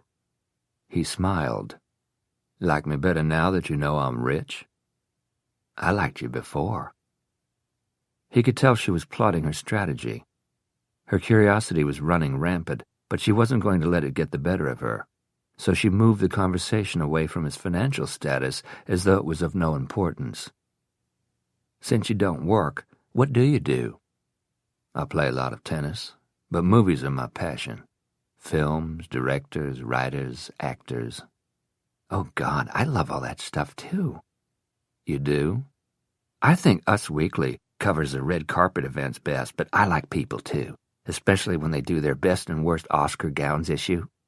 What's your favorite movie? Mine's Sex and the City, or maybe Bride Wars." Good God. It was time to move events along. "Another?" She shook back her hair, exposing her neck and chest. "Better not. Tomorrow's a work day." Playfully, she nudged his leg with her knee. "For most of us." "That's too bad. I was about to ask if you'd like to go somewhere else. Someplace where we don't have to shout to be heard." Her eyes flickered with uncertainty. "Where? Where would you want to go?" "You say. I don't care. I just want to prolong the evening." He clasped her hand. Locking gazes, he said, "I don't want you to be afraid, although I completely understand why you would be. You hear things on the news." "It's not that so much. I'm a little jumpy because there's this guy. He calls my house a lot, sort of creeps me out. It's a guy I used to know. He caused some trouble." She made a motion with her hand, trying to belittle the importance of the trouble. "He's history." "Well, you're right to be cautious." He dropped her hand. "Don't worry about it. We'll do it another time. If you come here often, we're sure to bump into one another again." He turned to signal the waiter for his tab. She took the bait as he'd known she would. Quickly, she laid her hand on his arm as though afraid he would vanish and her chance would be lost forever. "There's a cafe near my house. It's a greasy spoon, but it's open late. We could meet there for 1 cup of coffee." He graced her with his best smile. "Sounds perfect. I need to go to the ladies' room first. I'll be right here." To help pass the time, he faced the bar so he could gaze at his reflection in the tinted mirror behind it. He gave himself a complacent smile, which collapsed the instant he spotted Julie Rutledge. There were several yards of bar between them, and numerous people, but her eyes were fixed on his in the mirror.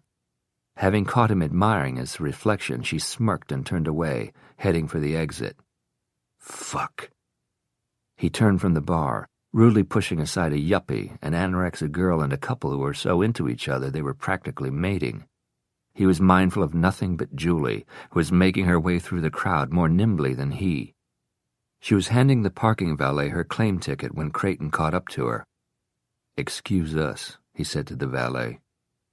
Wrapping his hand around her arm, he pulled her aside and backed her into the ivy-covered exterior wall. His manhandling made her spitting mad.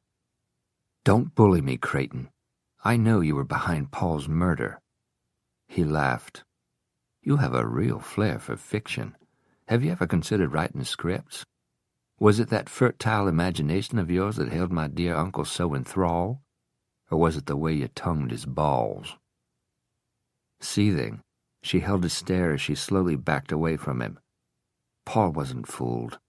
Fooled? He knew your true character. "Is that right? And so do I." "I hate to dispute you, Julie, when you're showing such admirable spunk, but in the words of Jeremy Irons' Klaus von Bülow in Reversal of Fortune, You have no idea." Maggie stood up and growled. Seconds later, Derek's doorbell rang. He looked at the clock on his desk. Who the hell? He'd come home, bringing a carry-out dinner with him. He wasn't expecting company, and he certainly wasn't expecting the person he saw through the peephole of his front door. He undid the lock and opened the door. "What the hell are you doing here?" Creighton Wheeler brushed past him and strode in. "I want you to get her off my back. I don't care how much it costs or what strings you have to pull or what hoops you have to jump through. Do whatever you have to. Just get her to leave me the fuck alone." "Who is she? Roberta Kimball?" "Julie Rutledge. She's stalking me and I want her stopped." A doyen of Atlanta society passed Julie an envelope. "Here's your tax receipt. You can fill in the amount of the market value of the painting. What should be the floor of the bidding?"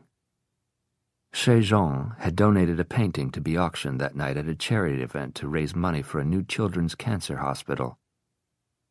One of her earlier works sold last week in Sausalito for $7,200. "Let's make the floor $5,000. I hope it'll bring a lot more." "I'm sure it will." The older woman assessed the painting with a discerning eye. "I intend to bid on it myself."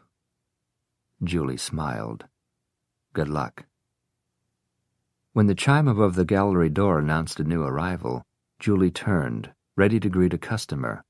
Instead, Detectives Kimball and Sanford came in, and if they'd been outfitted in riot gear, they couldn't have looked more like police officers. Their bearing was official. Everyone fell silent and stared. "Good morning," Julie said pleasantly. The two responded appropriately. "I'll be right with you." Julie turned back to the society matron. "I'll stay after the event and crate the painting for the new buyer to ensure it won't be damaged in transit." "That would be lovely." Her wrinkled face took on a sad aspect as she patted Julie's hand. "I know this is a terrible time for you, dear." With that, the woman left. The two detectives looked toward Kate, who was standing nearby, seeming uncertain of what she should do. Julie made introductions, which were followed by an awkward silence. Kate said, "Would anyone like an espresso?" "I would, thanks," Kimball said. Sanford declined. "We'll be in the parlor," Julie told Kate, who excused herself to get the refreshment. Julie showed them the way. The detective sat down on the short sofa. Julie took a chair facing them. Sanford began by holding up a manila envelope. "We have pictures of a suspect passing through the lobby." "May I see?" Sanford opened the envelope, withdrew several 8x10 glossies, and passed them to Julie. "The top one is the best." Kate came in bearing a small tray with a demi-tasse cup of espresso for Kimball. She served it while Julie studied the photograph. It was grainy and out of focus. She flipped through the others, but as Sanford had said, the top one was the best of the lot. "It's definitely the same man in all of them," she said, "but I've never seen him before." Sanford's disappointment showed. "You're certain?" "Positive. I don't know him." Sanford sat back, stretched his arms out along the back of the sofa. He looked at Kate. "I'll take a glass of water if you've got it." Kate, who was looking over at Julie's shoulder at the photograph, jumped to obey. "Certainly. Julie?"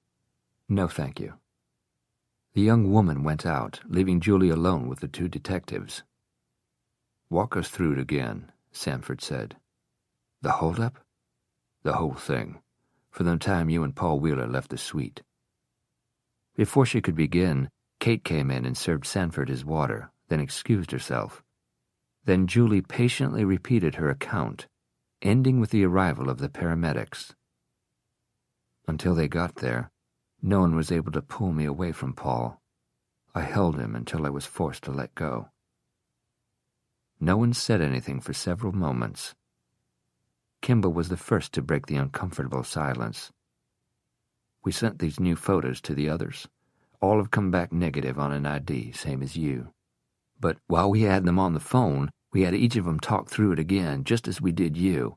And something the ladies said, both of them independently, struck us. Something we either hadn't caught before or hadn't paid attention to. Julie shifted her gaze to Sanford, but his liquid eyes gave nothing away. In the true spirit of their partnership, she suspected they had decided earlier that Kimball should take the lead this time round. Looking back at her, Julie asked, "Well, what was it?" "You didn't kneel. When the robber demanded that everybody drop to their knees, you remained standing. You argued with him, told him that Wheeler had arthritic knees. It was ultimately he, Wheeler, who pulled you down beside him." Sanford, finally becoming engaged, lowered his arms and sat forward, matching the posture of his partner. "Are you extraordinarily brave, Miss Rutledge?" "I don't remember feeling particularly brave."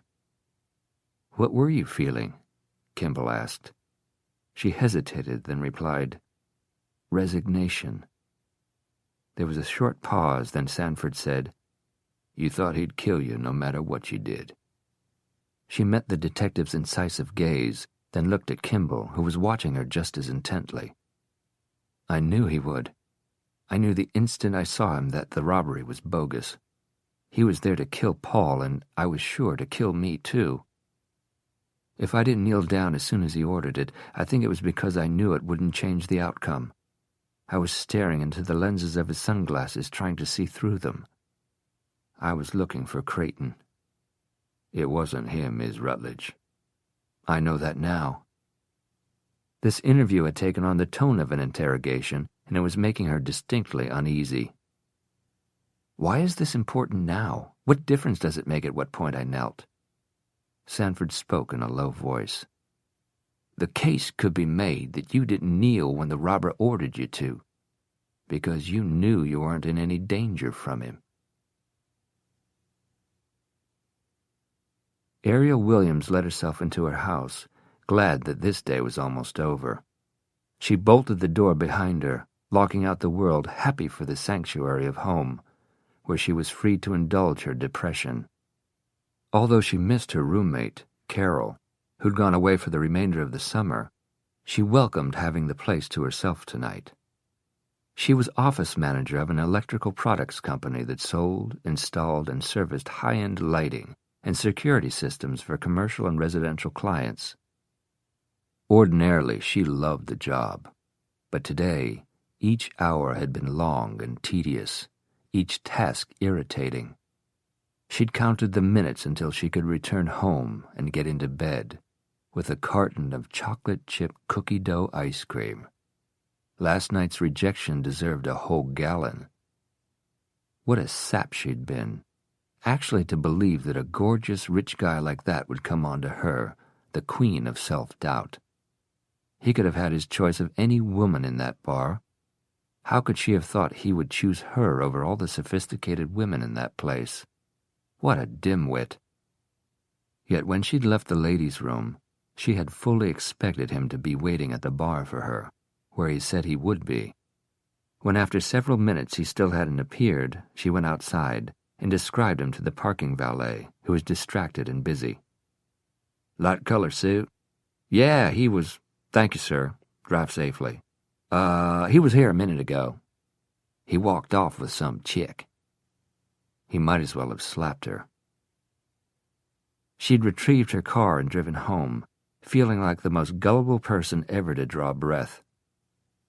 Now she dropped her handbag onto the floor and stepped over it as she headed for her bedroom, where she exchanged her work suit for her oldest, most comfortable PJs and swapped her high-heeled pumps for terry-cloth scruffs. In the kitchen, she removed a carton of ice cream from the freezer, a spoon from the drawer, and carried them with her into her living room, where she curled up in the corner of the sofa and used the remote to turn on the TV. She was so ashamed of her gullibility that she hadn't even shared last night's mishap with Carol, and they shared everything. She contemplated calling her now. A long talk with a best girlfriend over a half-gallon of ice cream was the first step toward curing the blues. But even as she reached for the telephone, it rang. She checked the caller ID. Although it said restricted, where the number should be, she knew who was calling. Asshole. Rather than answering the phone, she scooped up a big bite of ice cream and shoved it into her mouth. She thought he was gone for good, a bad memory best blocked. He was a liar, a cheat, a criminal, and no woman in her right mind would let him near her. Ariel's nerves were already shot because of being dumped by the blonde charmer. She didn't need this crap to upset her further. Digging into the ice cream again, she reached a conclusion she thought was profound. Universally, whether a lowlife with a phone fetish or a smooth-talking rich guy, men were shits. Just when Julie thought this day couldn't get any worse, it did. The main room of the community center where the charity function was being held had been decorated to resemble a sultan's tent. Bolts of brightly colored silk had been draped beneath the ceiling and gathered into the center, where a mirrored ball shone like a jewel. Waiters were dressed like Aladdin, their female counterparts like veiled belly dancers. Instead of flowers, centerpieces for the cocktail tables scattered about the room were made of peacock feathers. Julie barely had time to appreciate the effect because, as she entered, the first person she recognized among the crowd was Derek Mitchell. On his arm was a beautiful redhead in an emerald-beaded gown. They made a striking pair. They were standing in a group of people sipping from champagne flutes and chatting when Derek caught Julie looking at them. His smile settled. For several seconds they looked at each other. The redhead said something to him, and he returned his attention to her. Knowing that he was in the room was going to make what promised to be a long evening seem even longer. Unfortunately, Julie had committed herself to staying through to the bitter end and beyond. "Hello, Julie." Addressed from behind, she turned to see Doug and Sharon Wheeler. Doug gave her a quick hug. She and Sharon exchanged air kisses aimed at their cheeks. Sharon was in red chiffon, with canary diamonds at her throat and ears. "You look beautiful tonight," Julie said truthfully. "Thank you. My feet already hurt." Sharon stuck her foot out from beneath her floor-length gown to show Julie her jeweled shoes. "The shoes are worth the pain." Sharon smiled, pleased. "I thought so, but ask me again after I've been standing in them for hours." "I didn't expect to see you tonight," Doug said. Paul had accepted the invitation for both of them just days before he died, but Julie refrained from telling them that. "I donated a painting to the auction." "I hope you're not upset," Sharon said. "About what?" "The funeral." Her pretty face wrinkled with distress. "I hope you didn't take it as a snub. It just wasn't appropriate for you to sit with the family, Julie. Please say you understand." "I understand you perfectly, Sharon." The vacuous Sharon grinned with relief, but Doug had caught the meaning underlying Julie's words. He stared at the patterned carpet between his patent shoes, looking embarrassed by both the snub at the funeral and his wife's inability to recognize what an affront it had been. "Is Creighton with you?" She posed the question casually, even though it nearly choked her to speak his name. "He begged off," Sharon said. "He'd made plans with friends." To Julie's knowledge, Creighton didn't have any friends. "His movie characters count for friends, I suppose," Paul had said with annoyance during one of their conversations about Creighton. "They're always with him. They live inside his head. I think he carries on conversations with them." Creighton had people who were hired to keep him amused. He had his fantasy world, but he couldn't boast of having friends. "Have you talked to Sanford and Kimball recently?" Doug asked. "Doug, this is a social occasion," Sharon complained in a whining voice. "Our first since, you know. Can't we go one night without talking about it?" "Forgive me, Sharon," Julie said. Then to Doug, "I spoke with him as recently as this morning. They came to the gallery with the latest set of photographs of this man they're calling a person of interest. Ever seen him before? No. Same here. They asked me to take the pictures home and show them to Sharon. He was a stranger to me, she said. Creighton? Julie asked. He hasn't seen him yet, not to my knowledge. Doug sipped his highball, a bit nervously, Julie thought. She said, They're going on TV with the clearest of the photos. The police hope someone will recognize the man and come forward with a name. Doug took another swallow of his drink. Beyond that fuzzy photograph, they've got no leads. Sharon, who'd been busily scanning the crowd and only half following their conversation, threaded her arm through Doug's. I think that diamond pendant has my name on it. Uh-oh. Don't you want to help kids with cancer? They left Julie standing alone, but she wasn't without company for long. Over the next hour, friends and acquaintances approached her, some seemingly determined not to mention Paul's name, others talking of nothing else. With some, she had a brief exchange before they politely excused themselves, looking relieved that an unpleasant duty had been accomplished. If she hadn't promised to oversee the sale of the painting, Julie would have left. She hated being an object of curiosity or pity. But as she moved through the crowd toward the area where the painting was displayed, she knew her decision to come had been the right one. Following her meeting with the detectives this morning, she mustn't alter her routine, curb her activities, or do anything that would make it appear she had something to hide. How could they even consider that she would want Paul dead? It was a preposterous notion, also a frustrating one, because each minute they spent exploring this false theory was one not spent on pursuing the culprit. While they had a magnifying glass on her, Creighton was living his life with impunity, getting away with murder. What's the current bid? The familiar voice yanked her away from her dark thoughts, and she turned quickly. Derek Mitchell was standing directly in front of her, ostensibly looking at the painting, when actually his eyes were on her. He was alone. 8,000? He whistled softly. Getting up there. Are you interested? I have a bare spot in my bedroom. There were a dozen implications in that statement, and none of them escaped Julie. May I? He placed his hand on her waist and gently moved her aside so he could get to the table in order to write down his bid. Even after he'd removed his hand, she felt the heat of his touch. She picked up a pen and handed it to him. He bent over the table to write down his bid. Derek passed the pen back to Julie. She clutched it. It was warm from his grasp. Don't give the pen to anybody else, he said, smiling down at her. I'd really like to have that painting. No one topped Derek Mitchell's bid for the painting. When the winning bidders for all the items were announced at the end of the evening, the crowd applauded him, which he acknowledged with a modest wave. The redhead went up on tiptoe and kissed his cheek. Soon after those announcements were made, there was a stampede for the doors. Julie moved in the opposite direction. An employee of the facility helped her carry the painting to a utility room, where she replaced it in the crate designed for transporting it safely. By the time she passed through the main room, the only people left were the cleanup crew, who were busily disassembling the make-believe setting.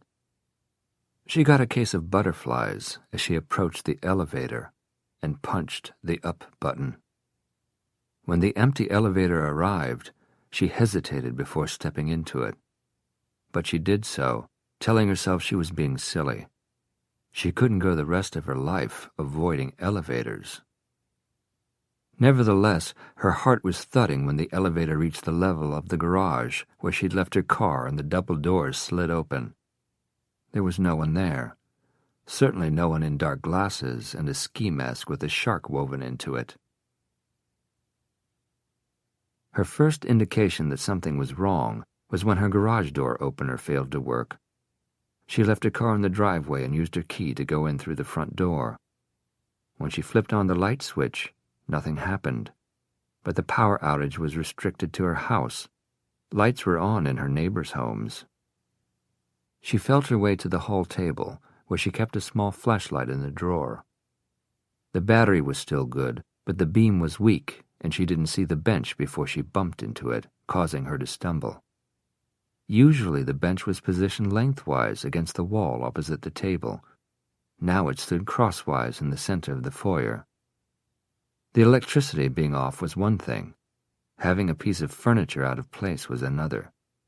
She was absolutely certain she hadn't moved it there. Had the house been burglarized? Worse, was the thief still inside? Before jumping to conclusions or giving way to hysterics, she stood stock still and listened for any sound. She heard nothing other than the cottony thud of her pulse against her eardrums.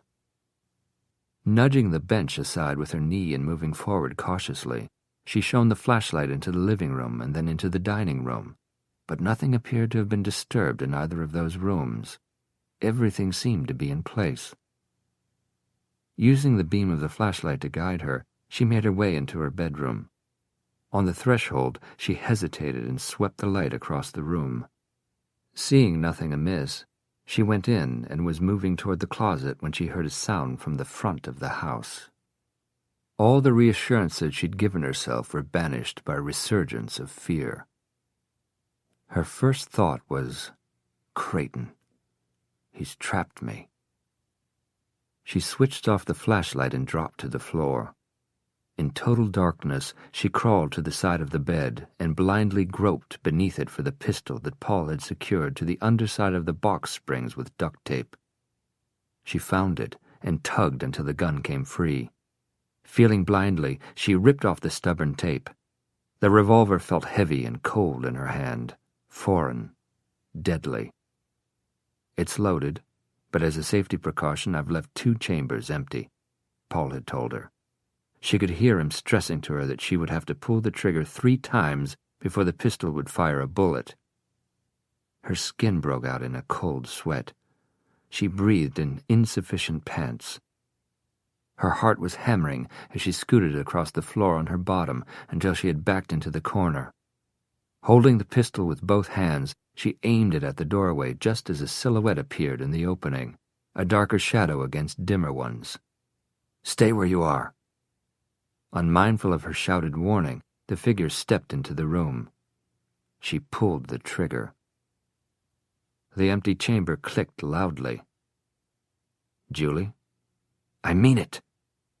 He took a step forward. She pulled the trigger again. Another portentous click. "The next time, you'll die." "Julie, it's me." She gulped a sob of relief. Shakily, she lowered the pistol to the floor and released her grip on it, then drew her knees to her chest and lay her head on them. "Are you all right?" Derek followed the sound of her gasping breaths to the corner and hunkered down beside her. "Your front door was standing open. Why are all the lights out? What happened?" She burbled a near hysterical laugh. "I nearly shot you." "Why are you in the dark?" "No electricity." "Where's the fuse box?" "In the closet, behind you on the right. I dropped a flashlight on the floor somewhere near the door." Unfamiliar with the room, he bumped his way across it. He found the flashlight. Its beam danced crazily around the room as he moved toward the closet. She heard the rattle of clothes hangers, the creak of the metal door on the fuse box. Moments later, the lights came on. The sudden brightness stabbed her eyes, and it took a moment for them to adjust. By the time they had, Derek was kneeling beside her again. The breaker switch had flipped, probably a power surge. "Want to tell me what's going on?" "I came home. The lights were out. I freaked out." She told him about the bench in the foyer. "I thought I might have walked in on a burglar and he was still here." She tried to stand, but her knees were still too weak. He cupped her elbows and helped her to her feet. "Thank you." Feeling ridiculous, she brushed past him. "Excuse me, I need some water." In the bathroom, she filled a glass with water from the tap. As she was drinking from it, something caught her eye in the mirror. Slowly, she lowered the glass, then turned and stared at the lacy teddy hanging on the hook on the back of the door. She didn't recall the last time she'd worn it, but it hadn't been recently. Certainly not so recently that it would be hanging on the bathroom door instead of lying folded in a bureau drawer. "Everything all right?" Derek stuck his head around the door. One look at her face and his expression changed. "What's the matter? That shouldn't be there." She motioned toward the teddy as she moved him aside so she could get through the door. "I don't remember the last time I had it on."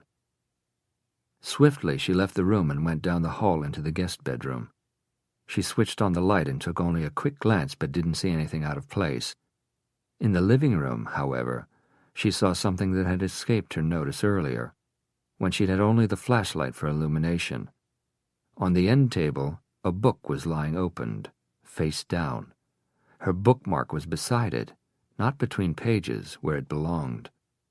Derek moved up behind her. "What?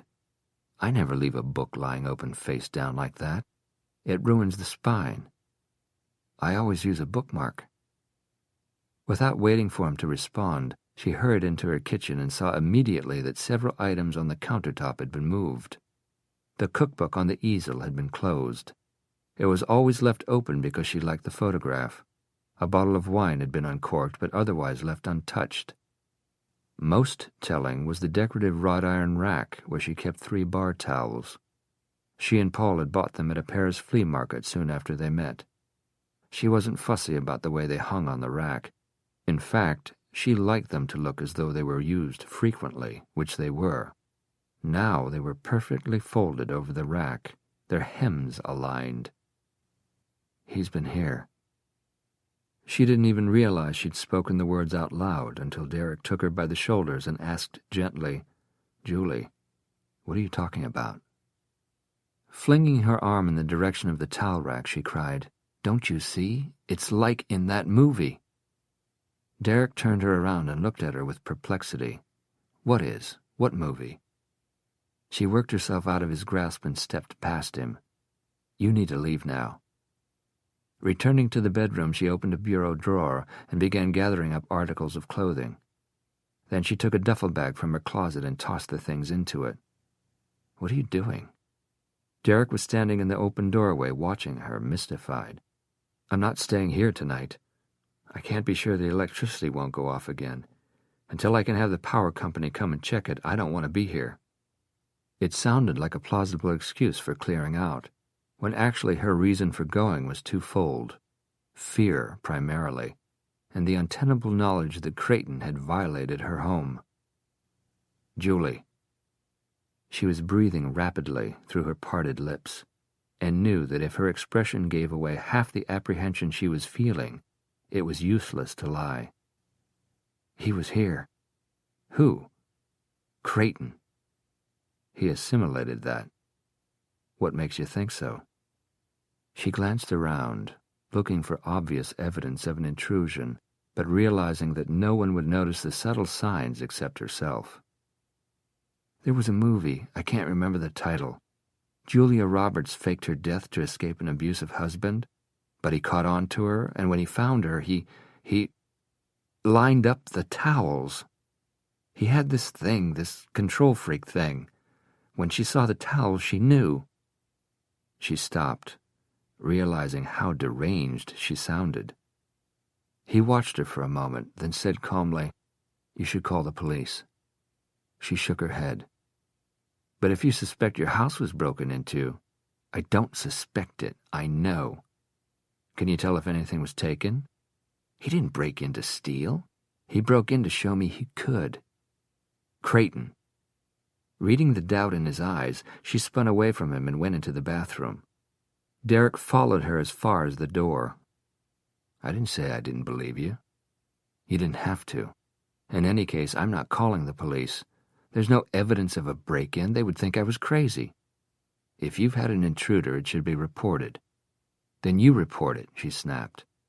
She began yanking the pins from her hair and dropping them onto her bathroom dressing table. "You spend the rest of the night at the police station answering questions, telling and retelling your story. I did all that the day Paul was shot. and almost every day since. It got me nowhere. I'm not doing it again." She shook loose the coil of her hair at the nape of her neck, and in an undertone added, "I won't give him the satisfaction." She collected some grooming necessities, then carried them into the bedroom and dumped them into the duffel. She zipped it, picked it up, and motioned Derek toward the door. "I'll see you out." "Where will you go?" "To a hotel." "I'll drive you."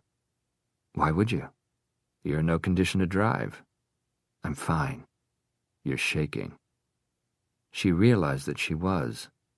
Her fear, now overlaid with anger, was causing her to tremble. It seemed ludicrous to lock her house, but she did so. Derek's car was parked at the curb. "I'll drive." To squelch further argument, he took her duffel from her. He put her in the passenger seat, tossed her duffel into the back seat, then went around the hood of his car and got in. They covered several blocks in silence. Then she repeated her earlier question. "What were you doing at my house?" "I needed to talk to you." "About what?" "Did you confront Creighton at a club last night?" "Oh." He looked across at her. "That's a yes?" "I'm admitting nothing." "Very judicious of you." She turned her head back to him. "A threat, you mean?" "No, a warning, Julie. This talk of a restraining order is lunacy, but there are other lawyers who would pursue it just to separate Creighton from some of his money." He brought the car to a stop across the street from a small boutique hotel 2 blocks off Peachtree, cut the motor, and turned to face her. "Did you dislike Creighton from the time you met him?" "Yes, but Paul had told me things about him, so I was prepared not to like him. He lived up to my low expectations." He waited a beat or two, then said, "Just one more question. Do you wear black because you're in mourning?" The sudden shift in subject took her aback, which he saw and took advantage of. "Every time I've seen you, you've been wearing black. Is that because of Wheeler?" "It's because I like wearing black." "You wear it well. You were a standout tonight amid so much color." "Like emerald green?" She hesitated, then said, "The lady is lovely, by the way." "Yes, she is." "Did she know that you were coming to my house after dropping her off?" "No." Moments ticked by, and the mood inside the car changed. There was a shift in the air, or rather, no shift at all. At once, it seemed stifling and still. "I should go in." But even though she reached for the door handle, she didn't open it. It was raining in earnest now. Across the street, the hotel doorman had stepped into the lobby for shelter. "I've heard of this place, but I've never been inside." The logo on the canopy was the letters CH, entwined and written in gold script. Coulter House had been the original name of the estate built in the last century. Several years ago, investors had converted it into an exclusive luxury hotel that catered to people with platinum cards. "It's nice," Derek said. "Small but elegant. Exceptional service." Catching her inquisitive look, he added, "I put out-of-town clients up here." Jagged forks of lightning were followed instantly by crashes of thunder. They watched the storm track across the sky and listened to the rain pelt the roof of the car, but neither moved or said anything for several minutes. The windows began to fog. She told him about defying the robber. Finally, he said, "When do I get my painting?" "It'll be delivered tomorrow. It's not worth anywhere near what you paid, you know. It's an investment. You may have to wait years for a return." He remained indifferent. "The money went to a good cause. Besides, I wanted the painting." "Whether your lady friend approved it or not." "She is my friend," he said quietly. "It's none of my business." "Then why do you keep bringing her up?" She had no response to that. "Lindsay and I met when she and my best buddy from law school got engaged," he said.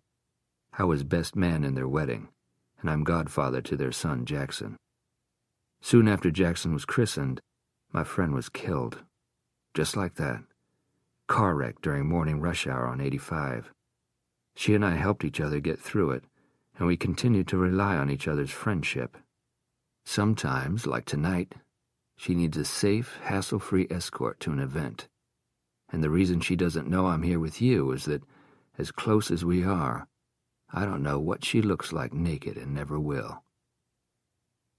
Julie took a deep breath and let it out slowly. "Well, you've certainly succeeded in making me feel rotten. That was what you were trying to do, right?" He closed his eyes and, frowning severely, pinched the bridge of his nose. "Yeah, that's what I was trying to do." "Why?" He dropped his hand and looked at her.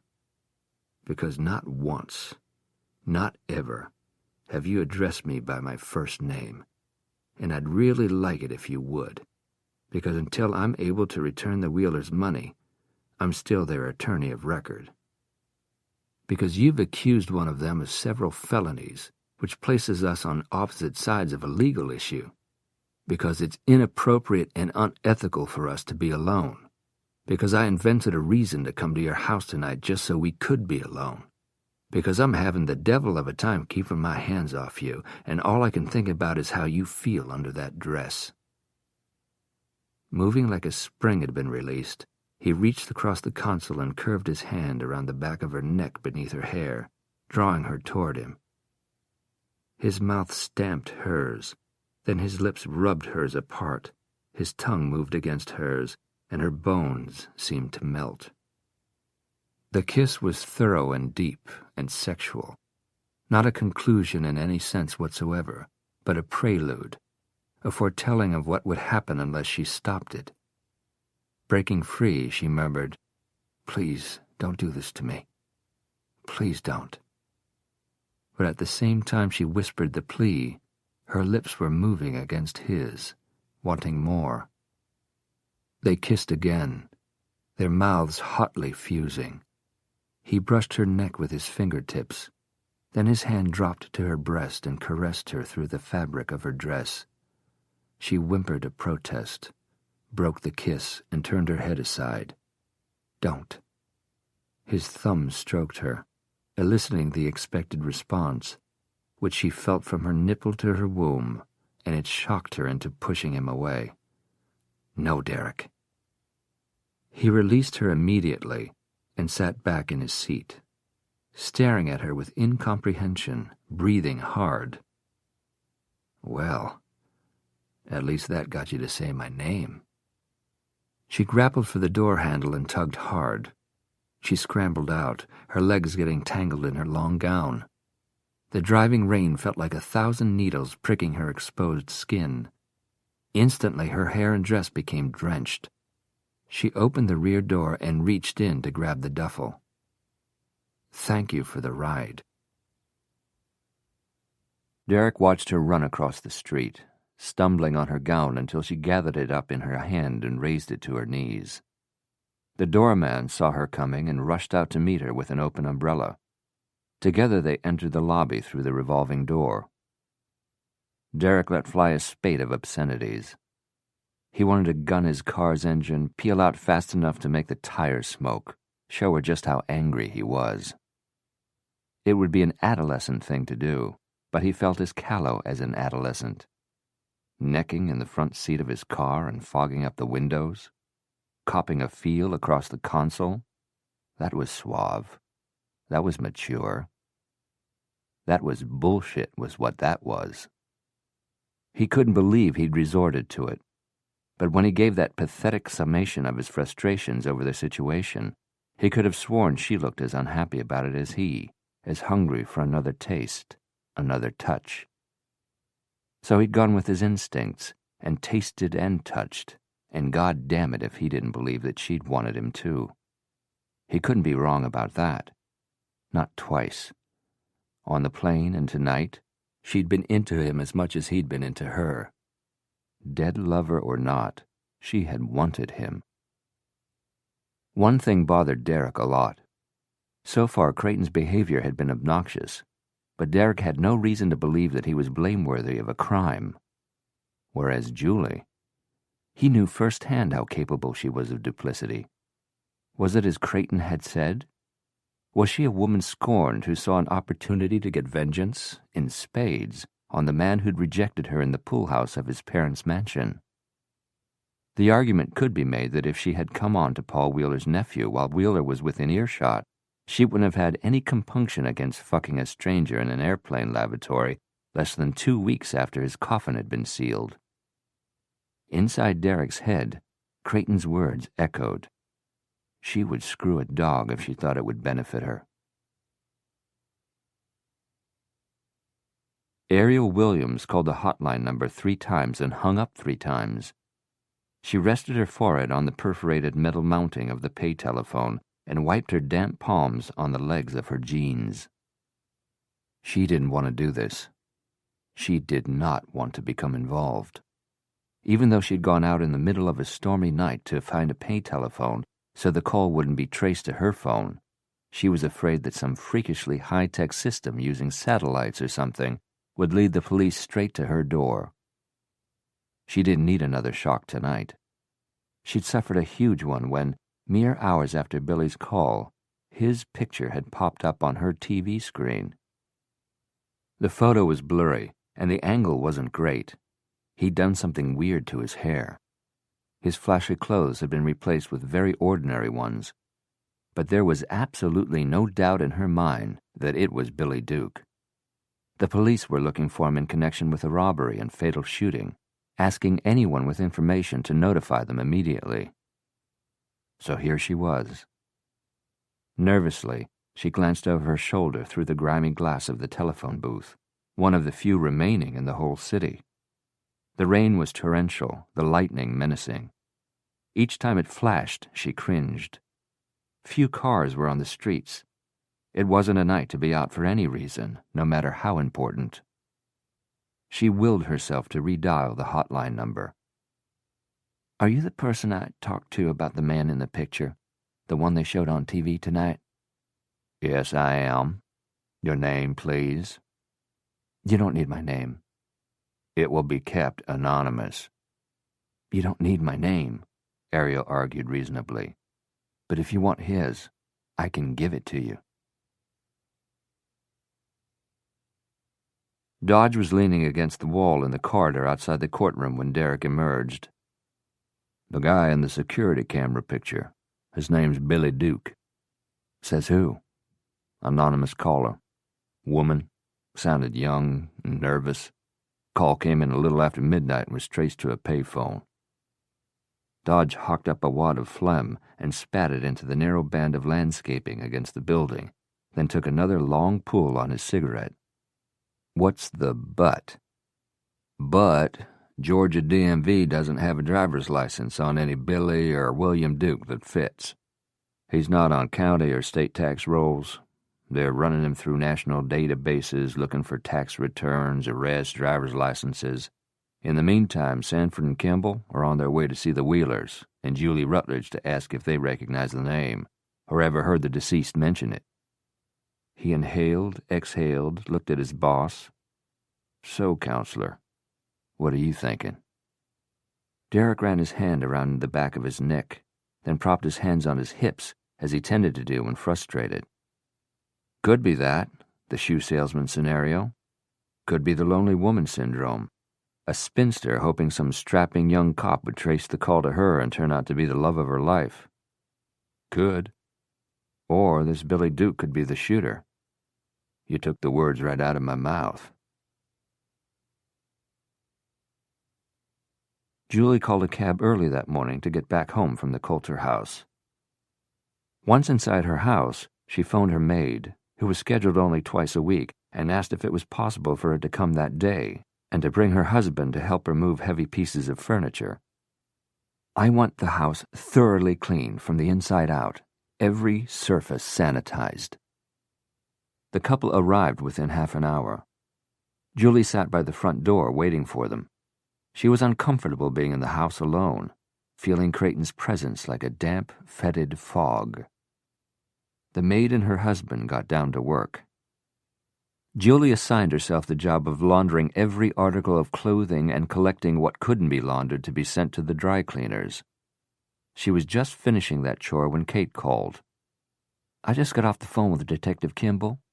She and Sanford need to see you. When? As soon as possible, she said. Ask them to give me an hour. The detectives were already at Chez Jean when Julie arrived, and so was her attorney, whom she'd called as soon as she hung up from Kate.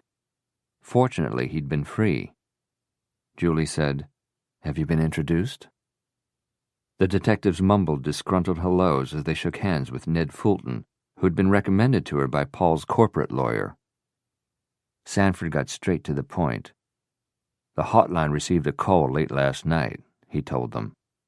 The man in the photo was identified as Billy Duke. Both detectives, Kate and Ned Fulton, turned to Julie. Her reaction was to raise her shoulders. That name means nothing to me. Kimball went on to give them a rundown of the efforts being made to find Billy Duke, none of which had been successful. We'll throw out a wider net, see what turns up. Even if we find him, doesn't mean he's our perp. Ned Fulton stepped forward. Miss Rutledge has said she doesn't recognize this man's name or face. Is there anything else? The detectives silently consulted each other. Sanford said, "I guess that's it for now." As they made to leave, Kimball, showing her more human side, asked about the outcome of the charity event. Was it successful? Did the rain keep people away? Luckily, it didn't start raining until it was over. Good turnout, then. Very good, yes. Did the painting bring as much as you'd hoped? Quietly, Julie said, "Much more, actually." Kimball got into the passenger seat of their unmarked car. Sanford drove. She asked, "Well, what do you think?" "I think this case is fucked up." "That's your professional assessment? That's what you're going to say to the chief when we're called on the carpet to give an update of our progress?" Sanford drove another block in thoughtful silence. Breaking at a traffic light, he asked, "Why'd she get all squirmy when you asked her about that shindig last night?" She laughed. "Squirmy? That's a new one." Her voice lowered, her eyes shifted. She acted squirmy. How come, I wonder? You think she's lying? Why would she lie about a charity auction, a painting? Not lying specifically, just... He was interrupted by Kimball's ringing cell phone. Hold that thought. She unhooked the phone from her belt and flipped it open. "Kimball." Her eyes cut immediately to Sanford. "Hello, Miss Fields. Kate." Sanford looked over at her so fast his neck popped. His eyebrows were raised in surprise and inquiry. Kimball listened, said, huh? Huh. Listened some more, then, "Sure. When would you like to come in?" "Okay, we'll be there." She snapped her phone closed. Well, well. Julie Rutledge's assistant? That Kate Fields? The very one. She needs to talk to us about something important. Did she say what? Yep, you were right. Her boss is squirmy. He's adorable. She, Derek corrected. Maggie. Hi, Maggie. Sharon Wheeler leaned down and scratched Maggie behind the ears. I've never had a dog, but they always seem to like me. She and Doug Wheeler had arrived at Derek's office minutes earlier, and she had taken an instant liking to Maggie. Doug had introduced Sharon and Derek at the charity event. She was beautiful, in a well-bred, well-packaged, Southern belle way, but there was no substance to support the pretty exterior. Derek also surmised that Doug was well aware of his wife's vacuousness, but loved her in spite of it. Smiling fondly, he watched her petting Maggie. Why don't we get a dog? She beamed at him. I'd love that. Oh, the gang's all here. Creighton breezed through the door Marlene held open for him. Hello, Mother, Father, Mr. Mitchell. He clicked his heels and saluted Derek crisply. "Reporting as ordered, sir." Derek wanted to slam dunk him straight through the floor and all the way to China. "I wanted to see you in person, so there could be no misunderstanding of my meaning. Despite the large sum of money you deposited in my account, I will not act as your attorney, collectively or individually." Sharon looked confused. Creighton remained passive. Doug looked at his watch. "I've got a meeting. Is that all, Mr. Mitchell?" Derek stepped forward and offered him his hand. "Again, I'm sorry about what happened to your brother. I hope they catch the culprit soon. Good luck to you." Doug shook his hand brusquely, then nudged Sharon toward the door. Creighton fell into step behind them. "I need a private word with you, Creighton." Turning back, the young Wheeler looked like he was going to tell Derek to drop dead. Then he smiled pleasantly. "All right." Doug couldn't conceal his worry. "Private word about what?" Creighton replied, "A small matter I mentioned to Mr. Mitchell a couple days ago." He kissed his mother on the cheek. "Are you going to be at home the rest of the afternoon? If so, I'll stop by." "Oh, good. See you soon, darling." They left. Creighton turned to Derek and fluttered his eyelashes. "I'm all yours." Derek advanced on him until they were standing close. "You're an asshole. You're a prick. Furthermore, you're a prick made stupid by his own arrogance. I would forget about that restraining order bullshit if I were you. It could backfire. Julie Rutledge has accused you of breaking into her house. When she got home from the benefit, she felt certain that someone had been there, shifting things around, playing a practical joke that isn't funny. And you would know this. How? I bought the painting she contributed to the auction. She called this morning to thank me." Derek prided himself on being able to lie with the best of them. "Let me ask you a question, Mr. Mitchell. Did she file a complaint with the police about the alleged break-in at her house?" Derek said nothing. Creighton smirked. 10-1 says she didn't. Why? Because no such break-in occurred. Don't you get it? She's telling wild stories, planting seeds of doubt about me in your mind, the same way she's done with that pair of detectives. She hates me. She has since the pool house episode. He laughed shortly. In hindsight, it would have been better if I just let her suck me off. The fury that surged through Derek was almost stronger than he could control. The more you say, the more I wonder if Miss Rutledge's stories about you are that wild. Creighton gave Derek the smug smile that he was beginning to find really irksome. Julie is lying. Now, since you've severed our professional relationship, I don't need your permission to leave, do I? Derek held his stare for several seconds, then raised his hands at his sides as though in surrender and took several steps back. Creighton shook his head and gave a short laugh, then left through the open door. First off, I want you to know that I feel just terrible about this. Kate Fields twisted the tissue in her damp hands. She looked at Roberta Kimball and Homer Sanford in turn, receiving from each a nod of sympathetic understanding. I love Julie, she said.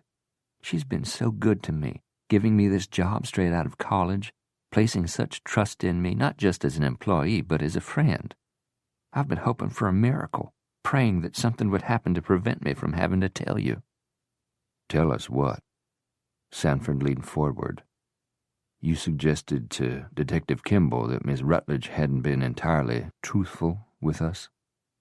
I don't know that for certain. She cut her eyes between them. But she may know more than she's telling you. About this man, Billy Duke.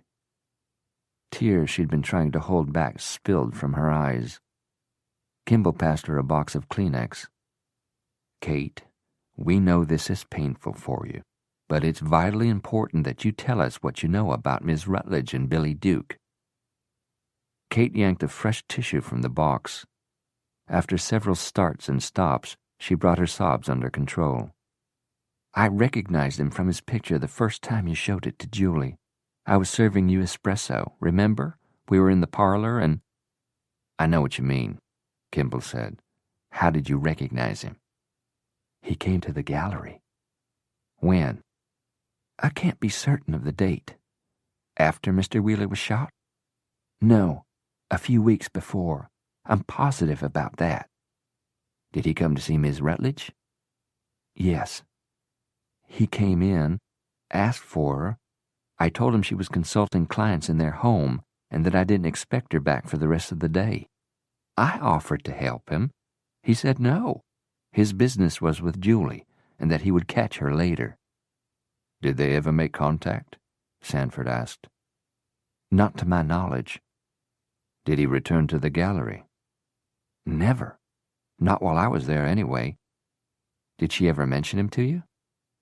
No, but I didn't know his name until this morning, when you told us. But he acted as though he knew her. Kate hesitated. This had been the question she most dreaded. Well, yes. He referred to her by her first name, giving me the impression that he was someone she'd met or had had some prior dealings with. He didn't leave his name or business card or a phone number, so all I could tell her was that a man had come in asking for her and had left saying he would get in touch. Since there was no point of reference, she dismissed it, and so did I. I didn't think any more about him until you showed the picture from the security camera. I recognized him instantly, but when Julie told you very matter-of-factly that she didn't recognize him, I... You kept quiet, Sanford said with a trace of chastisement. I didn't want to get her into trouble. Her lower lip began to tremble, and she felt the pressure of unshed tears. Julie has been through hell since the day Mr. Wheeler died.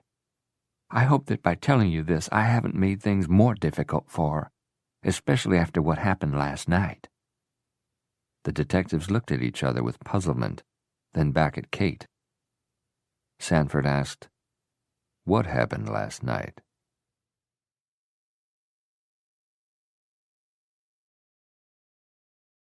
Here you go, Mags.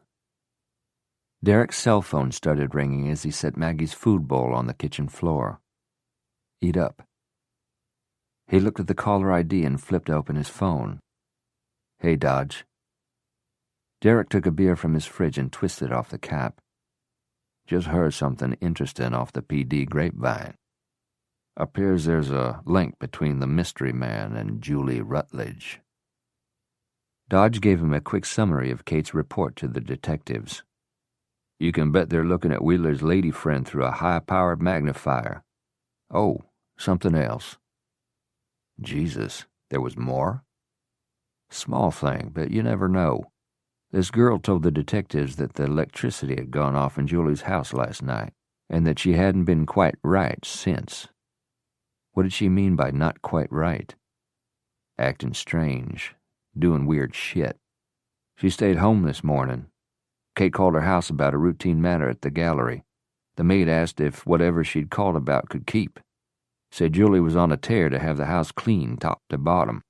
Told Kate she was discarding stuff right and left, even a set of bar towels. Antiques from France that she was partial to on account of Paul Wheeler had bought them for her. It was a long speech for Dodge. He paused to gasp a breath. What's your take, Counselor? Derek was blotting up streams of sweat with his shirt. My take doesn't matter. I'm no longer involved. I told the Wheelers today that they needed to obtain other counsel. But even though we're out of it, I'd like you to tell me any scuttlebutt you hear regarding Billy Duke and his relationship to Julie Rutledge. Keep me posted. I'm on it. Derek reached for his beer, but discovered he no longer had a taste for it, and poured it down the sink. He retrieved his cell phone from the countertop and punched in a number he'd looked up earlier and committed to memory. Hello? It's me. Julie didn't say anything for several beats, then dubiously, Okay. Can you meet me? Now? In Athens. There's an Italian restaurant on Clayton, just off the corner with Jackson. Where? Near campus. You'll find it. Athens is an hour drive. At this time of day, an hour and a half. He hung up before she could refuse.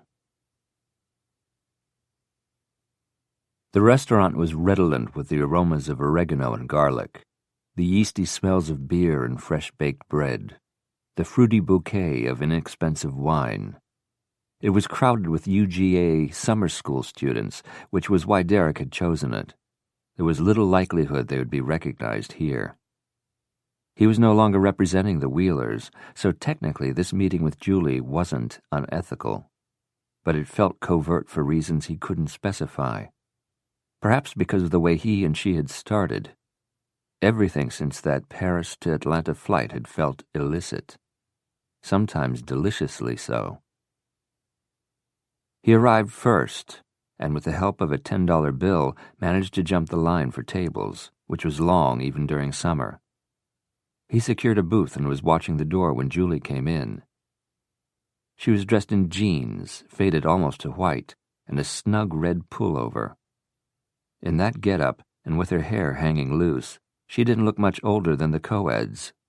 A group of frat boys, conditioning themselves for upcoming rush week with pitchers of beer, vocally appreciated her ass as she walked along the bar on her way to the booth. Ignoring their remarks, she slid in across from him, her eyes inquiring. He said, "I ordered red. Is that okay?" "Red's fine." A waiter brought a carafe of red wine and 2 glasses. After the waiter left them, Derek filled both their glasses and raised his. "In vino veritas." Julie clinked her glass against his, then took a sip. "Do you mean it?" he asked. "What?" "That in the wine there will be truth." "You sound doubtful." "Because you and bald honesty rarely go hand in hand." Her eyes flashed with annoyance. "That's why you had me come all this way, so you could tell me that you doubt my veracity?" He sipped his wine, set down his glass, then let her have it. Kate Fields went to see Kimball and Sanford this afternoon, and told them that she recognized Billy Duke from his picture because he had come to the gallery asking for you a few weeks before Paul Wheeler was killed. She pressed herself back against the seat as though she'd just learned that he had a highly contagious disease. "That's impossible." "Which aspect of it is impossible, Julie?" "All aspects of it. I have an unimpeachable authority." She seemed about to argue, then her gaze dropped to the checked tablecloth. "Kate said her stomach was upset and asked to leave early." "Her stomach may very well have been upset. I was told she cried a lot, that the detectives had to wring the information out of her because she didn't want to betray you." Meeting his gaze head-on, she said, "I swear to you, I don't know that man." "Why would Kate lie to the police?" "She wouldn't, but she must have thought I had, and that would have created a terrible conflict for her." Derek settled back, and for a time they simply stared at each other with hostility and mistrust. Finally, she said, "Why are you alerting me to this?" "Hell if I know," he grumbled, reaching for the carafe. Julie waited until he'd topped off their glasses. "Thank you for telling me." "You would have found out anyway." "But you blunted the shock. Kimball and Sanford are probably at my house now, waiting to spring this on me." "Maybe. Or maybe they're digging to find the connection, stockpiling ammunition before they confront you with it." "There isn't a connection. I'm telling you the truth." He told her about the meeting he'd called with the Wheelers. "I made the severance official." "How did Doug take it?" "He wasn't happy, but he didn't try to change my mind. He left in somewhat of a huff and took Sharon with him." Carefully gauging her reaction, he continued, "I had FaceTime with Creighton, just the 2 of us. He said you were making up wild stories to support your allegation that he had Paul killed." "Is that what you think?" "There were no visible signs of a break-in, Julie. I saw nothing to cause a panic." "Think, Derek. I didn't know you were coming to my house. I wasn't huddled there in the dark on the outside chance that you would walk in so I could stage an emotional meltdown. He leaned forward and thumped the table with his fist. If you were so certain you'd had an intruder, why didn't you let me call the police? Why didn't you? She stared at him for a moment, then whispered, You think I'm lying. About it all. About everything, don't you? His suspicion seemed to have wounded her, diminished her. She looked very small against the tufted back of the booth. His chest and lower grew tight with the desire to reach across the table and touch her, to tell her he was sorry, to ask her to disregard his nasty suspicions and what he'd said. Instead, he steeled himself to be ruthless. Did you come on to him? She processed that, then laughed dryly. Creighton, are you insane? In the pool house at his parents' home, you tried to give him a blowjob while Paul was less than 20 feet away. He said that the risk of getting caught was a turn-on for you. She was utterly still and silent for a count of 10. Then she flew into action. Grabbing her handbag off the seat and slinging the strap of it onto her shoulder, she clambered out of the booth. She bumped into a waiter holding a tray of food and drink high above his head, nearly sending several orders of pasta and 2 carafes of wine to the floor, but she didn't stop to apologize or even slow down.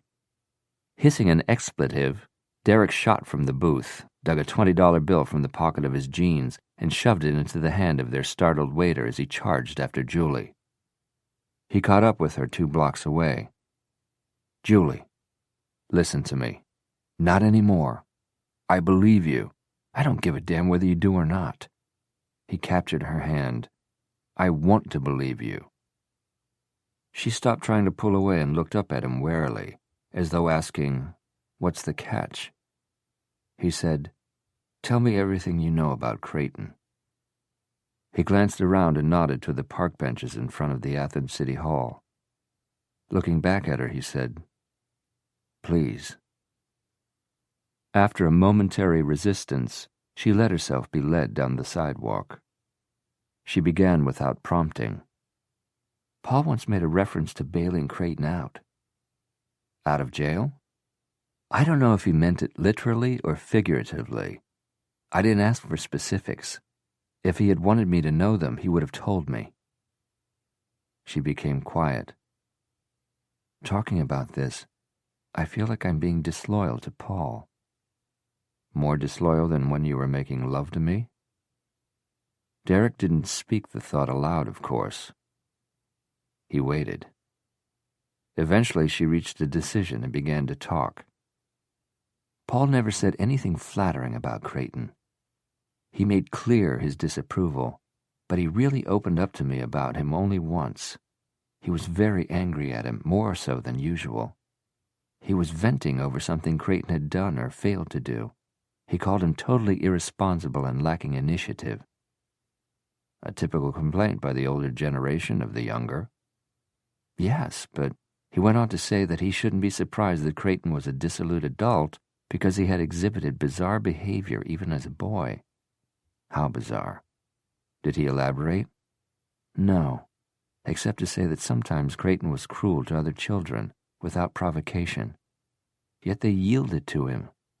He was a masterful manipulator and could get others to bend to his will. He was a leader, but not necessarily in a good way. Paul also said that one of Creighton's school teachers had resigned at mid-term, naming him as the cause for her abrupt departure. Derek digested all that. Did Creighton ever undergo counseling, psychiatric treatment? Creighton knew what to say, knew how to manipulate the analysts. He's very skillful at role-playing. Turning toward him so that their knees touched, she said, He operates in a fantasy world, Derek. She hesitated, realizing she'd used his given name again, but went on before he could comment on it. Creighton's life is a movie script, and it's a work in progress. He's rewriting it constantly. You're in his script whether you want to be or not. Me? You, me, everyone. He casts us in roles. I think Paul knew he was dangerous or strongly suspected that he was, but he was reluctant to accuse his own nephew of being a psychopath. However, he did tell me to stay away from Creighton. He warned you against him. Not in so many words. He said the less I had to do with him, the better. While Derek was pondering that, he noticed her brushing a mosquito off her arm. You're getting eaten alive. Together they stood and started walking back toward her car. While they'd been talking, night had fallen. When they reached Julie's car, she unlocked it, opened the door, and tossed her handbag inside, then turned to face him. You listened well, but I sense that you still don't believe me wholeheartedly. When he was about to speak, she said, I know I'm right. Don't bother answering. So he didn't.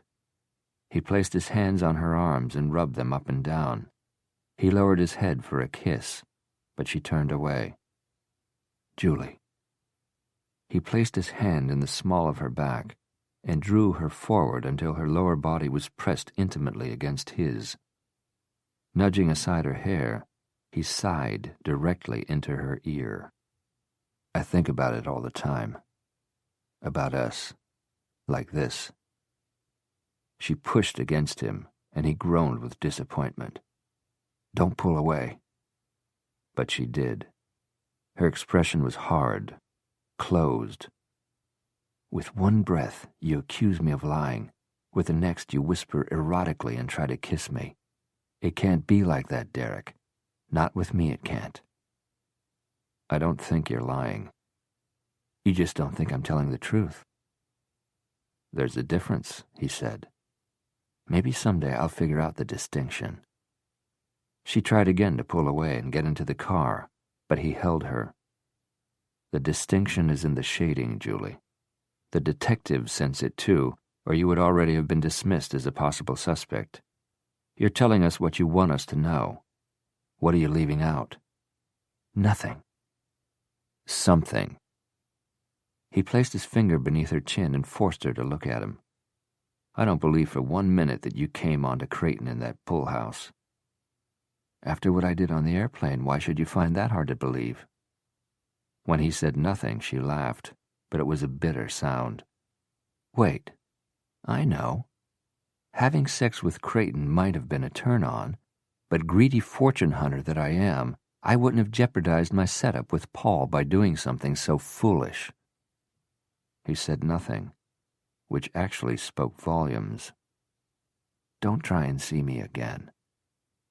She pushed herself away from him and quickly got into the car. Julie, I mean it. After a brief tug of war, she managed to loosen his hold on the car door and slam it closed. As soon as she got the car started, she drove away. He stood looking after her taillights until they disappeared around the nearest corner. Cursing beneath his breath, he turned just as a form peeled away from the dark trunk of a nearby tree and took the shape of a man. Next time, when you're having a tiff, I recommend you use the club and cave method. It worked well with the lady Neanderthals, or the species wouldn't have propagated and none of us would be here. Creighton Wheeler, hands in his pants pockets, stepped out of the deep shadows beneath the tree and walked toward him with an ambling gait, as though out for a Sunday stroll. Tuneless whistling was all that was lacking. Derek tried to cover his dismay and to sound as nonchalant as possible. Somehow I don't think the caveman tactic would woo a woman like Julie. Creighton broke a smile, his teeth looking brilliantly white even in the darkness. You're probably right. Too bad you can't consult my late uncle on what woos her best. He should know. They were a couple for 2 years, so he must have been doing something right. Of course, there was the... Leaning in, he whispered, M-O-N-E-Y.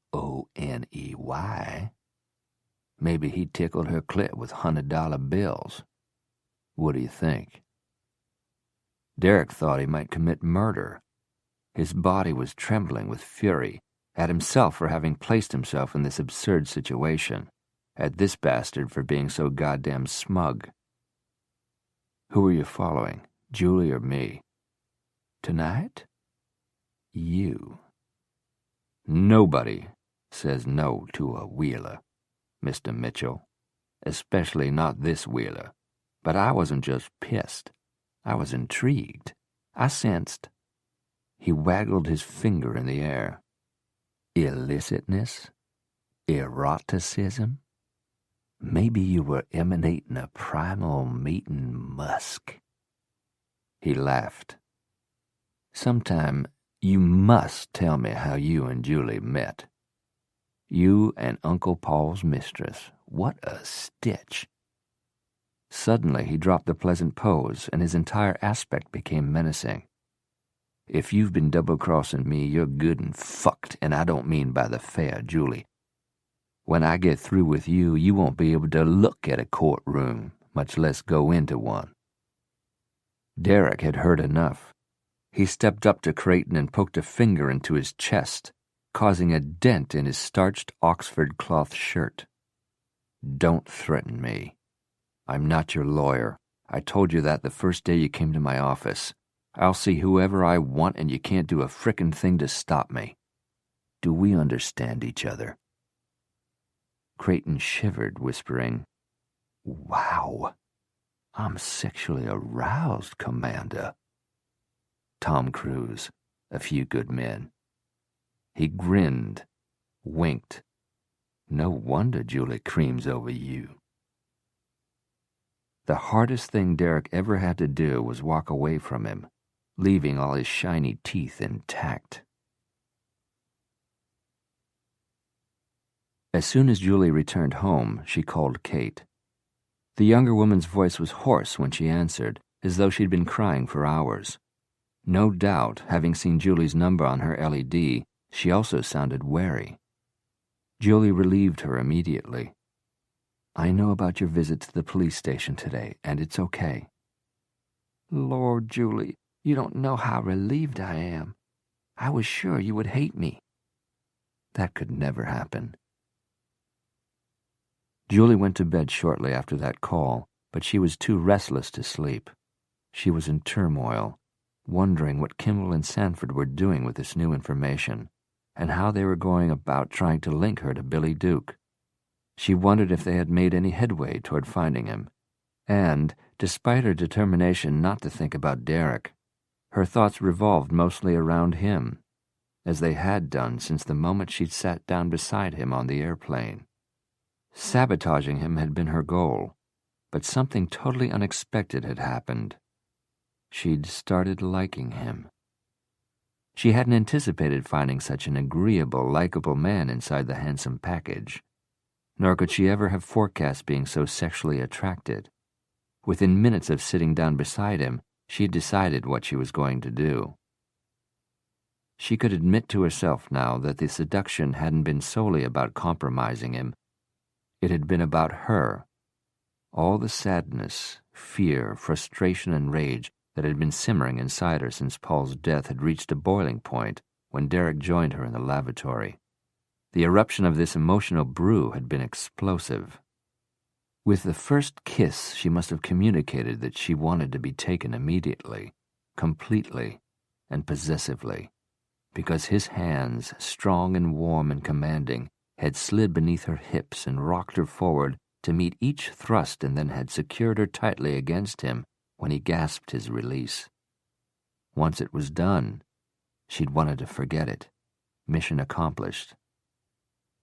But she'd been a fool to think that she could be that objective, or that she could convince herself, even for one instant, that it wasn't about the sex.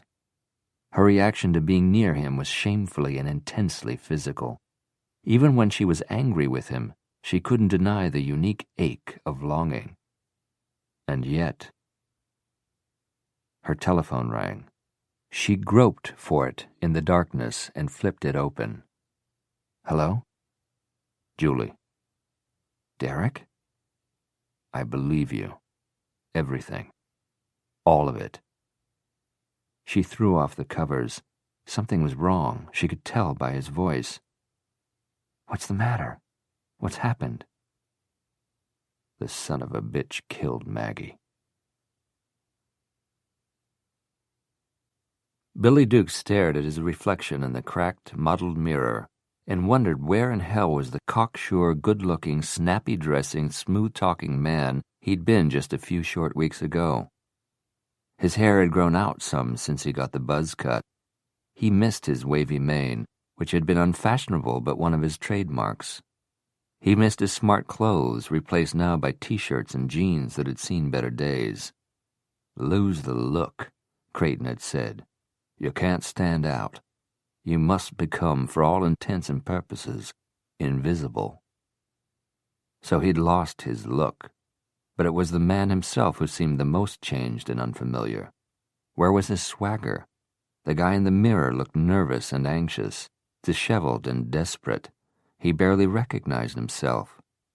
Billy Duke wondered what had happened to him. Creighton Wheeler, that's what. Creighton had paid an unexpected visit to the motel this morning. Billy had spent each of the hours since then reviewing everything that had been said, everything that had passed between them. The first thing he remembered was waking up with a powerful thirst. To delay having to get up, he remembered trying to work up enough spit to swallow, but his mouth had been arid. Reluctantly, he'd pried his eyes open. His heart had nearly burst with fright. Fuck! A hand had clamped down on his windpipe, trapping the screamed expletive. How bad do you want to survive? Billy couldn't have told him. He couldn't have uttered anything except inarticulate choking sounds. You want to survive bad enough to stop me, pussy? Or are you relying on my generosity, my love of humanity to stop me from killing you? Billy's eyeballs had begun to bulge. His face had become distorted and congested with blood. Inside his head, yellow skyrockets had begun to explode against an expanding field of inky black. His extremities had started to tingle. His brain had begun shutting down. Synapses had ceased to connect. But just as suddenly as he had attacked, Creighton had released him. He'd removed his hand from around Billy's throat as though throwing him off. Billy, on his back, had clutched his neck, gasping and coughing. Unruffled, Creighton had sat down in a chair and calmly wiped his hand with a pocket handkerchief, as though touching Billy had left it dirty. Replacing the handkerchief in the breast pocket of his linen sports coat, he'd said, "Louis Gossett, Jr. won an Oscar for those lines in An Officer and a Gentleman. He was choking David Caruso. Fuck you and Louis whoever." Billy liked movies okay, but this guy's obsession with them had begun to get on his nerves. "I've got to pee." In the bathroom, he'd done his business, drunk a glass of water, and inspected his neck for bruises.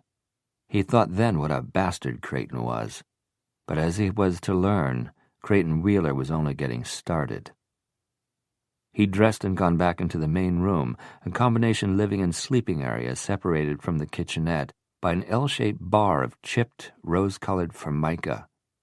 In the center of the ugly room, looking like a magnolia blossom atop a heap of dung, had sat the golden boy, who looked so fucking perfect it had made Billy resent even more the motel room in which he'd been sequestered. "They have your picture." Billy's heart had given a little bump at the tone in Creighton's voice. "It was on TV last night. I came here this morning to assure myself that you had left. But here you are, 2 weeks after the event. You should have left Atlanta that afternoon, Billy. That was the plan." "I would have been long gone except for the matter of the money, which was also part of the plan. Every day I use my laptop to check the balance of that Cayman bank account. So far, zilch. Has it slipped your mind to make the deposit? Have you conveniently forgotten that part of the plan?" "No," Creighton had replied calmly. "But your memory of the terms is fuzzy. The terms were that when you had left Atlanta, without anyone hot on your trail, the money would be deposited." Billy had snorted. "I wasn't born yesterday." "You don't trust me to keep my word once you're gone?" Creighton had tipped his head down coyly. "That's not cool. Not after what I did for you." The reminder had been subtle but effective. Billy hadn't taken it further. "Coffee?" No. Billy had set about brewing a pot for himself. That photo they got of me is a joke. Useless. It was clear enough for me to recognize you, because you're the only person in Atlanta who knows me. Your former girlfriend knows you. The reference to her came like a bolt from the blue. Billy had hoped Creighton had forgotten she lived in Atlanta. Emphasis on former, he'd said, making a dismissive gesture. Besides, she has no idea I'm here. I've completely changed my appearance, hair, clothes. She wouldn't recognize me from that blurry picture as the Billy Duke she knew. And even if she did, the last thing she'd do is get involved in another police matter. Not after what happened the last time she did. You could be wrong about her. I'm not. I know her. She wouldn't. You can relax. Creighton had looked relaxed, sitting there idly tapping the air with his tasseled loafer, relaxed in the way of a reptile just before it struck. Billy, not to be outdone, had stared back through a cloud of steam as he blew on his coffee to cool it. He decided it was time he went on the offensive. I'm surprised you came here, Creighton, even if you didn't expect to see me. You agreed that we absolutely, positively could never have contact. After weeks of being alone, I'm grateful for the company, but frankly, I'm pissed that you broke the agreement. Your TV debut last night changed that. I had to take the risk. I had to know that you'd gone. But since that's not the case, it gives me an opportunity to tell you that you've overstayed your welcome, and to ask you what the fuck you were thinking. Billy had noted then that even though Creighton hadn't moved, he seemed to be vibrating inside, as though his temper was being held in check only by his skin. I told you can relax.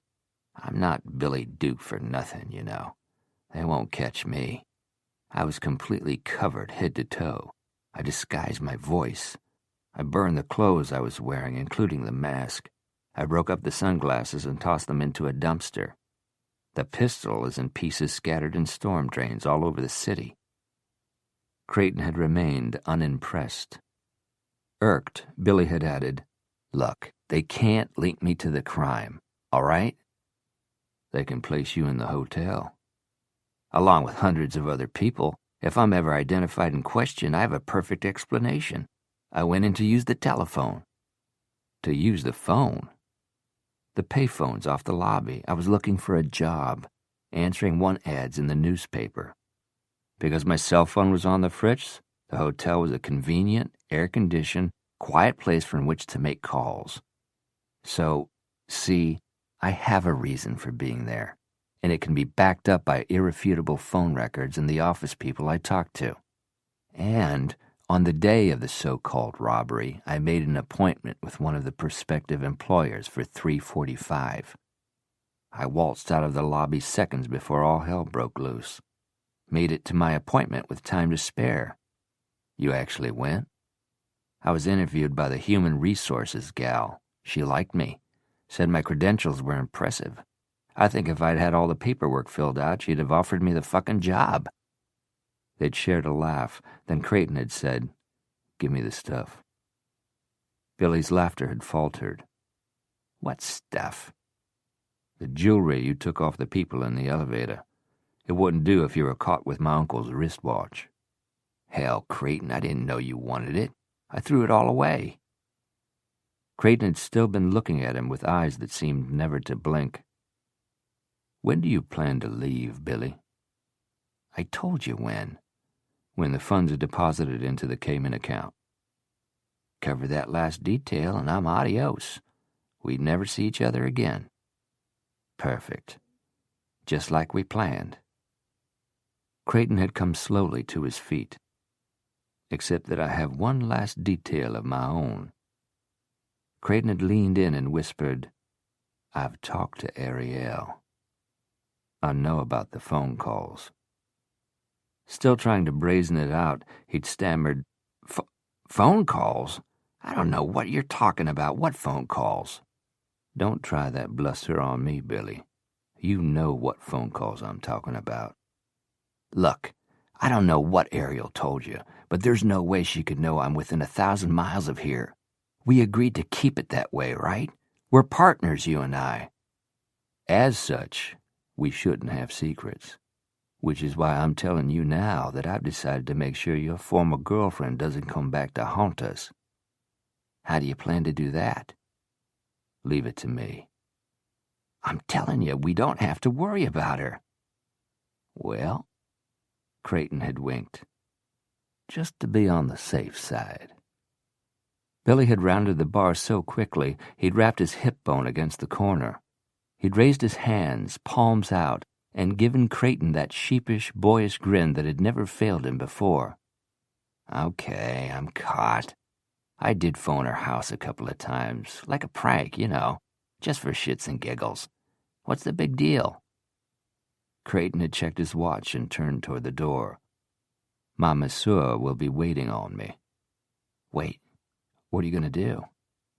Get a massage, he replied with the innocence of an altar boy. Oh, you mean about your former sweetheart? He'd pursed his lips as though thinking about it, and Billy had wanted to hit him. Well, after what she did to you, after the level of her betrayal, I believe her punishment should be severe, don't you? She showed you no mercy, right? She's just a kid, Billy had said, trying to keep his inflection indifferent. And I wasn't exactly fair to her either. Trust me, Billy.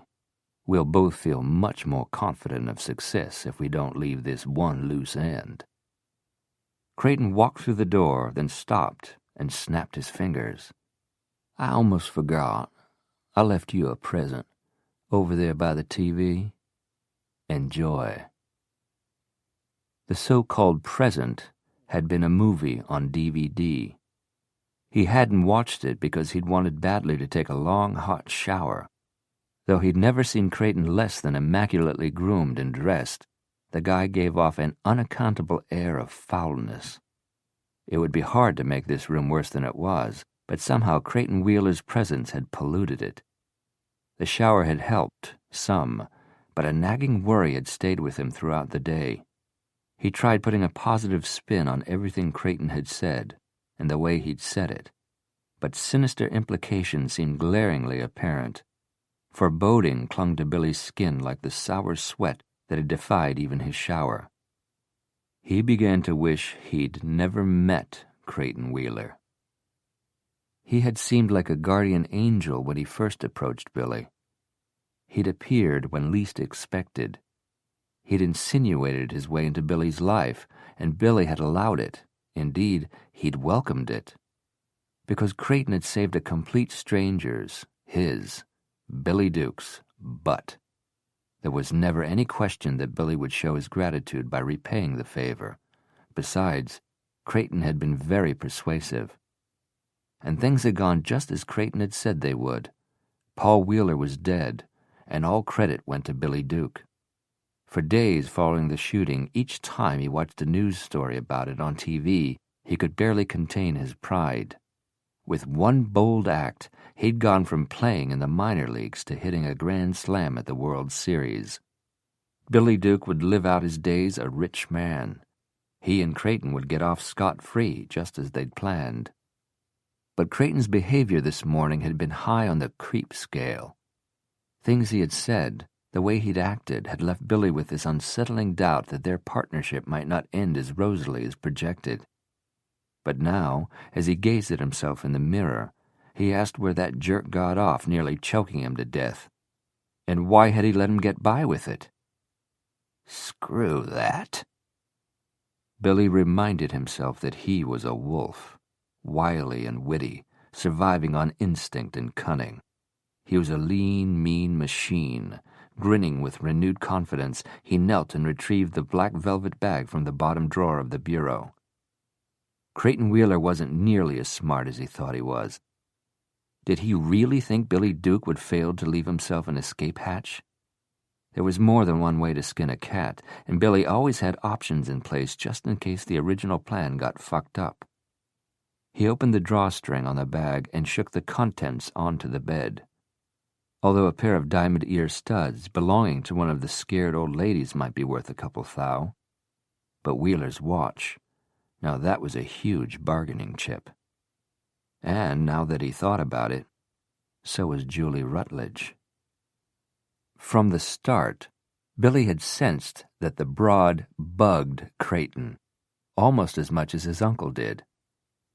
As soon as he'd arrived in Atlanta, Billy had started checking out every aspect of Julie Rutledge's life. He'd done this covert surveillance thinking that she might make a better partner for him than Creighton. He thought he might pull the old switcheroo, the double cross. In the long run, he decided his best bet was not to approach Julie Rutledge, but to stick with Creighton and his plan.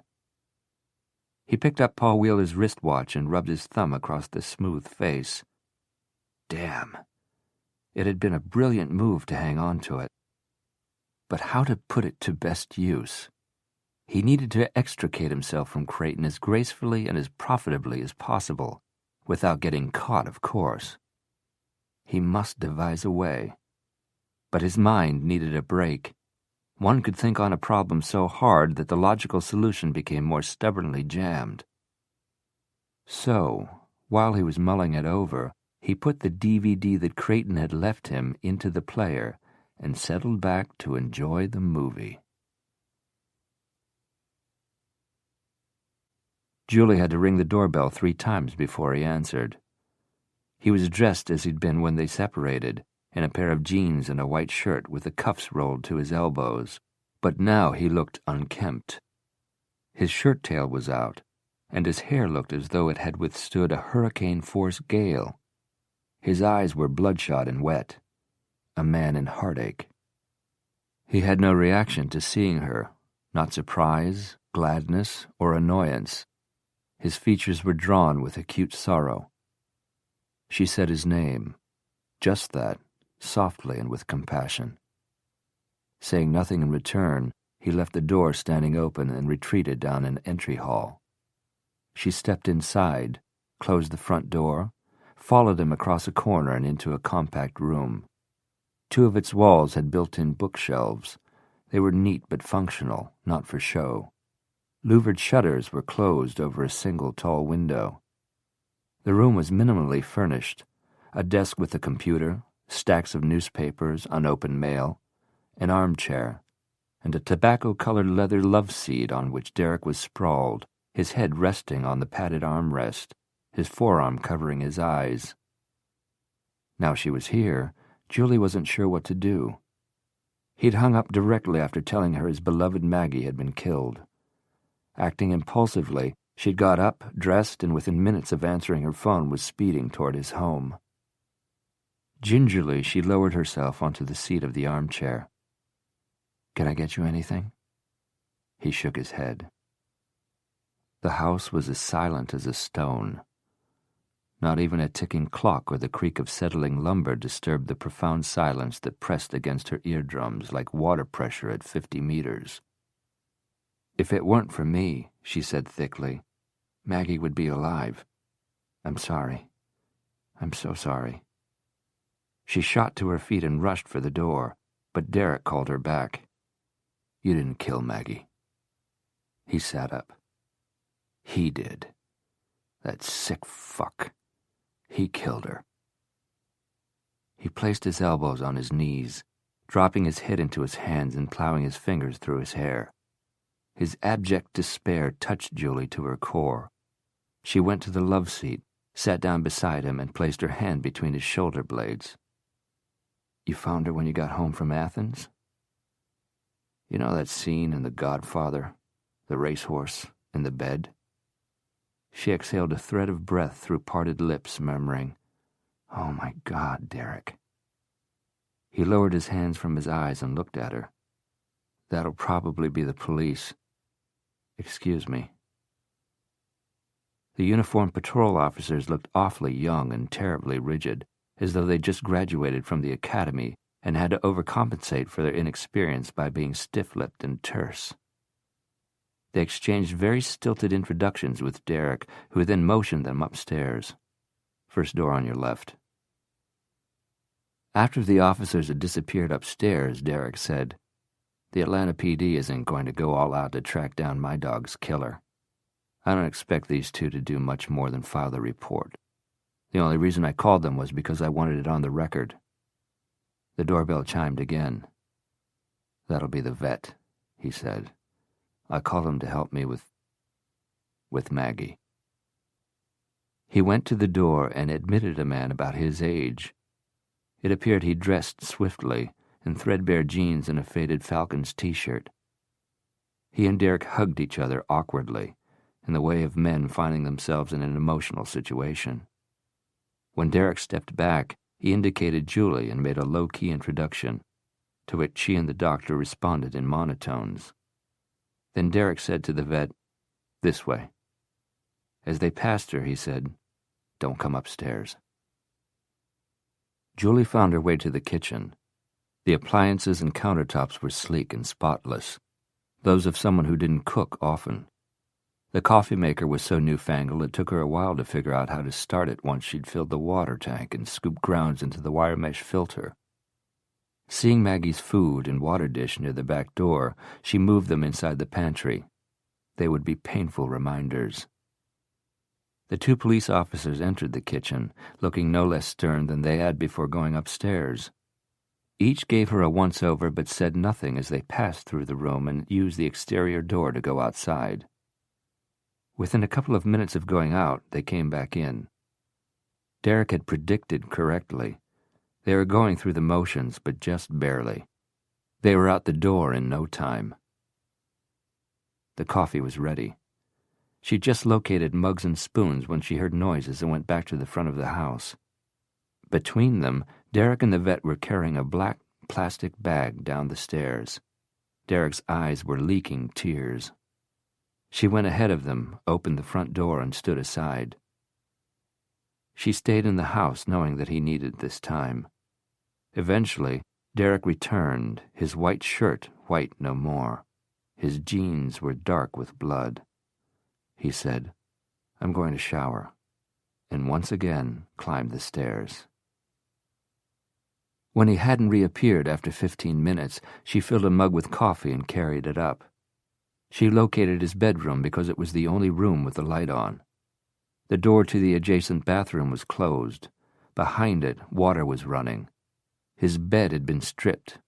In the center of the mattress was a dark, wet stain, larger than a man, as repugnant as anything Julie had ever seen. The water shut off, and a couple minutes later he stepped from the bathroom with a towel wrapped around his waist. She extended the mug toward him. "I'm afraid it's gone cold." "Thanks anyway." He took the mug from her, but he stared into the coffee without tasting it. "I'd rather have a drink." "My house." She spoke decisively, even though the idea only just then had occurred to her. "Get dressed." Creighton entered his condo building through the lobby and stopped to pick up his mail. Wedged into the narrow slot on the front of his brass mailbox was a folded sheet of paper. He spread it open, read the message quickly, then cursed as he headed for the elevator. Billy wanted to see him. Immediately. Underlined and printed in capital letters. He formed a fist, crumpling the note. The idiot had actually come into his building, stuck a note in his mailbox, when how many times had Creighton told him not to contact him under any circumstances? Of course, Creighton had broken that covenant this morning when he'd gone to the motel, but Billy wasn't allowed the same privileges. He took the elevator up to his condo and went straight to his bathroom, where all the walls were mirrored. He stripped and turned on the shower. That fucking mutt of Mitchell's had made a mess. Killing it had been in the back of his mind for a couple of days. An Ace hardware store had equipped him, complete with painter's overalls, just in case he decided to reenact the scene from The Godfather. The rude manner in which Mitchell had treated him today in his office had doomed his dog. As he scrubbed himself now, he thought about Billy, who apparently couldn't take instruction. He sensed edginess in the note he'd left, a mounting desperation that could prove troublesome. Creighton could relate to having an urge so strong it made your skin itch from the inside. Of course, he knew how to govern his impulses, but he mistrusted Billy's ability to do so. He reasoned that, despite the risk involved, He must heed the man's frantic summons. By the time he'd lathered and rinsed twice, his plan was in place. He dried off and slicked his hair back with gel, which made it appear shades darker. He dressed in black jeans and a black t-shirt. Then he raided his kitchen, packing the items he took from the pantry and fridge in a foil-lined tote bag provided by the gourmet market where he shopped. A half hour after entering his building, he left through the same door. Tonight he was driving something less conspicuous than the Porsche. The SUV was navy blue with tan trim. He wasn't happy to be again climbing behind the wheel. He'd had a full day already. He would much rather have been settling in to enjoy the cool, dark serenity of his home theater with an unlimited selection of films to watch. But a man's got to do what a man's got to do. Colin Firth, Love Actually. Billy's room was the last on the ground floor of the wing that extended behind the building, away from the busy street. He tapped the door once. Billy opened it almost immediately and sagged with relief upon seeing him. "Thank Jesus. I was afraid you wouldn't come." Creighton nudged open the door with the toe of his shoe and stepped into the room. The air inside was warm and humid and reeked of Billy's anxiety, which validated Creighton's decision to act quickly before the man shattered completely and ruined everything. He took a bottle of beer from the tote bag. "I think you have a touch of cabin fever. How about a beer?" "Thanks." "Bottle opener?" "Behind you, top drawer."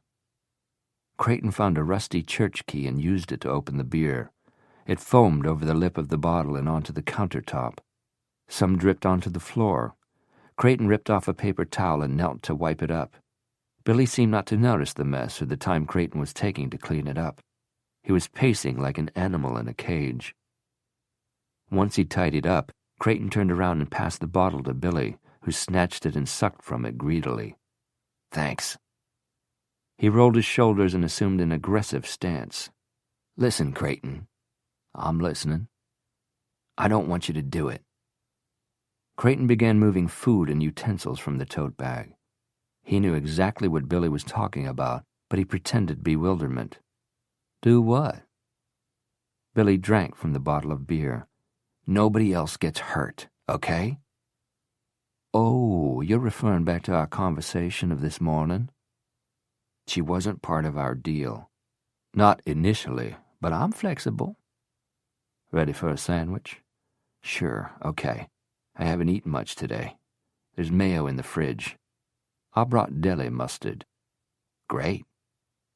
Creighton nodded toward one of the bar stools. "Sit down, Billy. You're making me nervous." Billy took a seat, but he was far from relaxed. He propped his foot on the lower rung of the stool and jiggled his knee.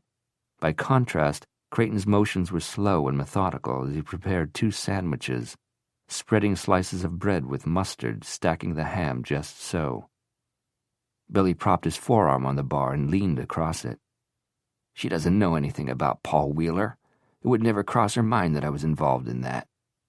"It might." "It won't. How could it?" "Things have a way, Billy.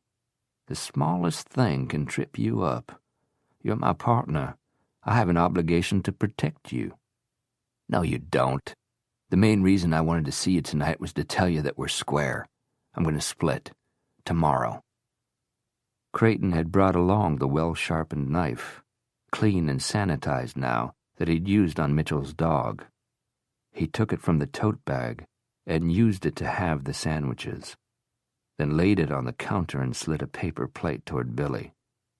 "Eat." "Thanks." "My pleasure." Creighton took a bite of his sandwich. Delicious if I do say so. I love that black pepper crust on ham, don't you?" Billy bit into his sandwich, chewed, washed the bite down with beer. "So you're good?" "Good?" "With leaving things alone. I skip town, we never see each other again. We don't have any further contact. Nobody else dies." Creighton held his gaze as he took another bite of sandwich and chewed it thoughtfully. "You surprise me, Billy. When we met, you couldn't say enough bad things about this girl. I know what I said. That's how I felt then. But now... He swallowed a gulp of beer, reached for his sandwich, but changed his mind, returned it to the plate and rubbed his forehead instead. What's on your mind, Billy? I'll tell you what's on my mind. That fucking movie. Which movie? The one you left this morning. Brilliant, isn't it? It's sick. That guy, the killer, he's sick. That scene where he... I can guess the one you mean. It's the signature scene. The brutality is so graphic, the effect is... Whatever, Billy said with agitation. I can't get it out of my mind. I don't want you to do anything to her. Creighton wanted to laugh. He was enjoying the hell out of this. It's only fair, Billy. Creighton calmly wrapped the leftover ham and cheese. He replaced the cap on the mustard. He picked up the knife and used the razor-sharp tip to point at Billy's plate. Calmly and methodically, Creighton began loading everything back into the tote. Are you finished? Yeah, thanks. What's only fair? She's a loose thread for me, too. By rights, you should be the one to eliminate her. She's your baggage, after all, but... He smiled. I can see how difficult that would be for you. I understand how you'd have conflicting emotions over it, so I'll relieve you of the distress it would cost you. Billy looked like he was having trouble keeping down the beer and sandwich. You can keep the $100,000. Just don't kill. Don't kill. Oh, just don't kill your former sweetheart. Creighton looked at him sadly and shook his head. But I want to, Billy. I want to do it for you. The cunt betrayed you. Billy wiped his sweating forehead. How are you? Creighton wagged his index finger. I didn't tell you how to kill Uncle Paul. It's only fair I get to decide my method. Let it be a surprise. When they find her, it's sure to be on the news. When are you going to do it? Do you know what a smash cut is? A smash? No, I don't know. What? It's an abrupt edit, a sudden shift of scene, used to shock the audience. Very effective. Lots of impact, packs a wallop. It'll be like that. No one will see it coming, especially her. He shook the beer bottle to make sure it was empty, then placed it in the tote bag. However, I do think it's a good idea for you to leave Atlanta. We shouldn't see each other again. You could definitely stand a change of scenery. Creighton gave the quarters a scornful glance. This place is a dump. No wonder you're not acting yourself tonight. He dampened a paper towel and used it to wash the church key before replacing it in the drawer. Then he wiped the bar with the towel and placed it in the tote. He checked to see that he hadn't forgotten anything, then picked up the bag, using both arms to hold it against his chest. Can you get the door for me, please? Billy had stopped whining and now seemed eager to get rid of him. He moved quickly to the door and opened it. So long, Creighton. Been nice knowing you. We won't see each other again. Right. Have a good life. When you vacate, just be sure not to leave anything behind that could lead them to you or to me, Billy. Especially to me. Like I said before, I don't want to be caught either. I'd rather be dead. Creighton waited a beat, then added, Wouldn't you? Julie had expected a token argument, or a question at the very least. But a few minutes after she'd announced to Derek that they were going to her house, he came downstairs dressed in a fresh pair of jeans, polo shirt, sneakers. Together they left his house, got into his car, and made the 10-minute drive in silence. He followed her inside, entering through the garage directly into the kitchen. She set her handbag on the table and moved to a cabinet. I haven't restocked since Paul died, but I have bourbon and vodka. There's a bottle of white wine in the fridge. Not the one she'd found opened last night. That had been thrown out. Bourbon. Water? Just ice. When the drink was ready, she carried it to him where he was standing in the center of the kitchen. "I want to show you something. It'll take a while, so if you're sleepy, you can wait till tomorrow." He looked down into his glass, swirling the liquor around the ice cubes. "I don't think I'll sleep tonight." She nodded sympathetically, then motioned for him to follow her. She led him into her living room. "Make yourself comfortable." He sat down on the sofa. She moved to the wall unit that served as a media center. While she was setting things up, Derek asked, "When do you think Creighton was here?" "My maid left at noon, so he had all afternoon. I'd taken my formal dress to the gallery yesterday morning so I could change there and go straight from work to the event." "How'd he get past your alarm?" "A faulty interior motion detector had caused several false alarms. I hadn't had time to replace it, and had stopped setting the alarm to avoid fines from the city." "How'd he get past yours?" "I rushed out to meet you in Athens. Didn't think to set it." While they were talking, she removed a DVD from its case and inserted it into the player. "We're going to watch a movie?" Using the remote, she went through the menu on the screen to play the movie, then joined him on the sofa, passing him the DVD case. Hitchcock. He read the title. "Strangers on a Train." "I've never seen it." "It's old. Some consider it a classic. Creighton does." Derek turned his attention to the screen, and within minutes he was engrossed, as audiences had been for decades, by Robert Walker's eerie portrayal of the millionaire murderer. An hour into the film, Derek took the remote from Julie's hand and hit pause. Creighton and Billy Duke swapped murders. Creighton and someone. Julie looked into the close-up of the actor's face, frozen on the screen. His benign manner and soft voice concealed the mind and soul of a ruthless killer. "I believe Creighton got the idea from this film." Derek leaned forward and set his glass on the coffee table. The ice cubes had melted, and the liquid inside had diluted to the color of herbal tea. He'd become so captivated by the film and what it pretended that he'd forgotten his bourbon. He got up, made a slow circuit of the room, pausing occasionally to look at something, a framed photograph of her and Paul, a trio of antique French books, a vase of dried green hydrangea.